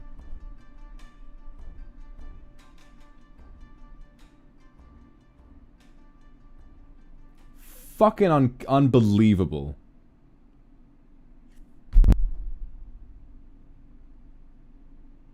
Not gonna cry again. Not gonna cry again. I'm fine.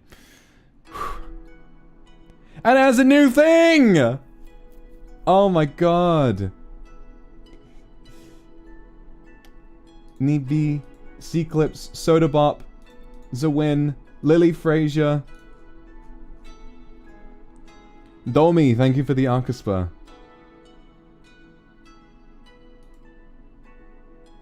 Thank you. Bunny Game, thank you. Gallery? Oh, of course! All the CGs. Akuma Crusade, Amrax Dea, Lays, thank you, thank you, thank you, thank you, thank you. Roku, thank you for the Arcuspa. We've been hard at work for months putting this together. I'm glad that I got you to laugh, to smile, and I think I got you to cry a little. Even more than anything, this was all for you. Thank you for inspiring us. Snoopy, Moyen Chen, Lydia, thank you. Yeah, I'll admit, I might have teared up a little bit when they put the Haori on me. That was quite something.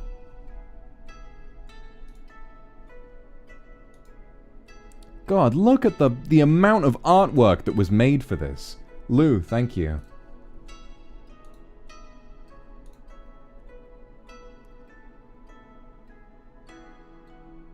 Meowpuff, thank you, thank you. They worked so hard. Mysterious and Vox Akuma, thank you. Thank you.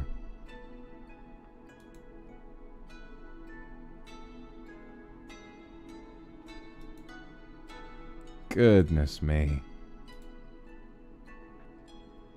Well.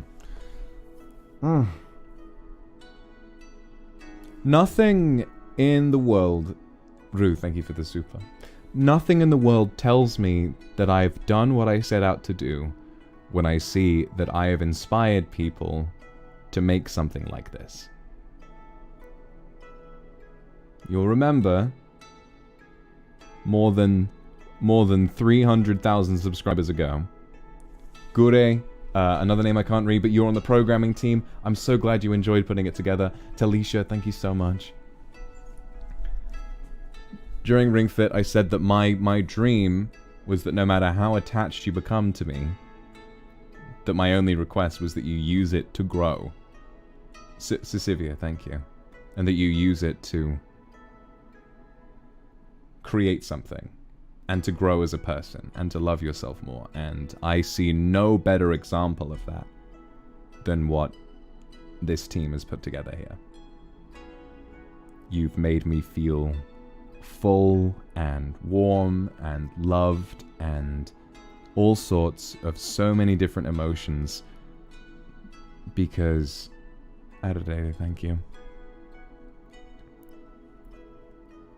Created to watch, thank you. Thank you, thank you, thank you. Not just for the super, but for putting this game together as well.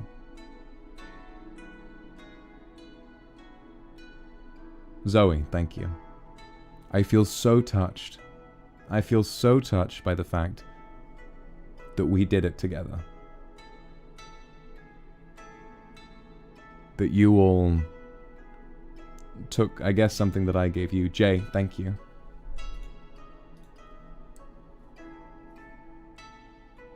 And used that something that I did for you to make something this powerful. A dating sim or a VN is something that you could easily make a lot of jokes about. It's something that you could make as like, oh wow, isn't that cool, isn't that nifty? But this tells such a genuine and powerful story. There is a lot to talk about here.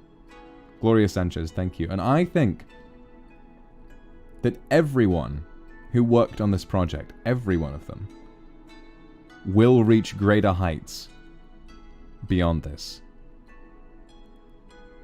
This is not just a fan game. I think this holds up as a game fully on its own. This was emotionally gripping, it was well written, it was funny, it had beautiful artwork, it had beautiful music, it had clever reincorporation, it had a gripping plot, even if the twist, given that it's a birthday special, was sort of guaranteed, it was still built up to in an incredible way. There is no better celebration of everything that we've worked together to achieve since debut, and I cannot thank you enough. Devs, you have all of my respect. I might not have been able to tell, but that was me bowing to you, because you deserve it. Kumori, Magikaza, Tachibana Music, Kindred Anon, Sapia, Irene, Ornella, Gloria Sanchez. Thank you for all of your supers today, guys. I'm afraid I actually don't have much time left. The supermarket's about to close, and I need to go and get some food. But I'm so glad I stayed to play in basically 100% the game. Make sure that I got everything sorted out. That was an experience I hope that I know rather, will be with me for the rest of my life. Thank you. Thank you so much.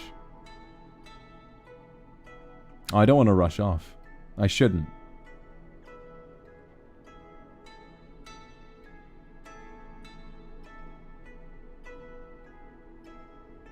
Thank you all so much again.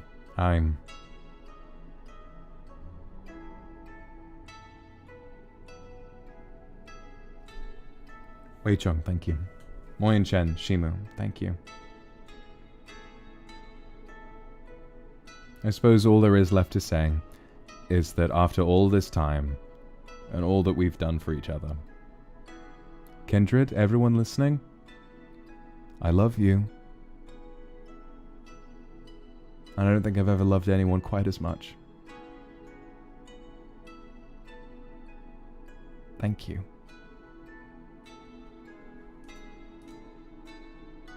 Summer Lee, thank you. Elaine, thank you for the Alcuspa.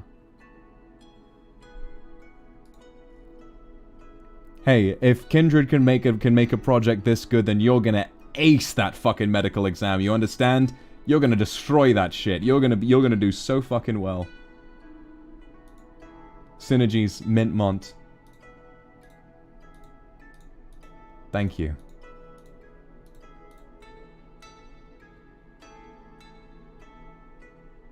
And Mi-chan, thank you. Alright. I'm gonna sign off there, because it's almost been 6 hours.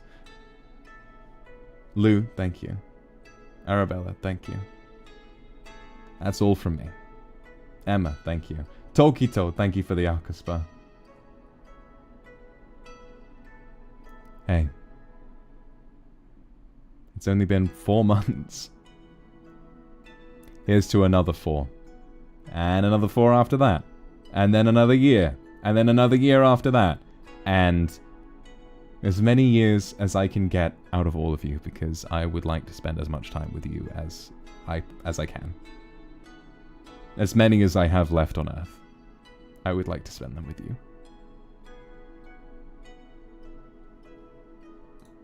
Tiffany, Domek, Delicate Garden Pizza, Kure, Emiko, Pomelu, thank you. I'll see you all tomorrow, where we will be significantly less wholesome. Benny, thank you.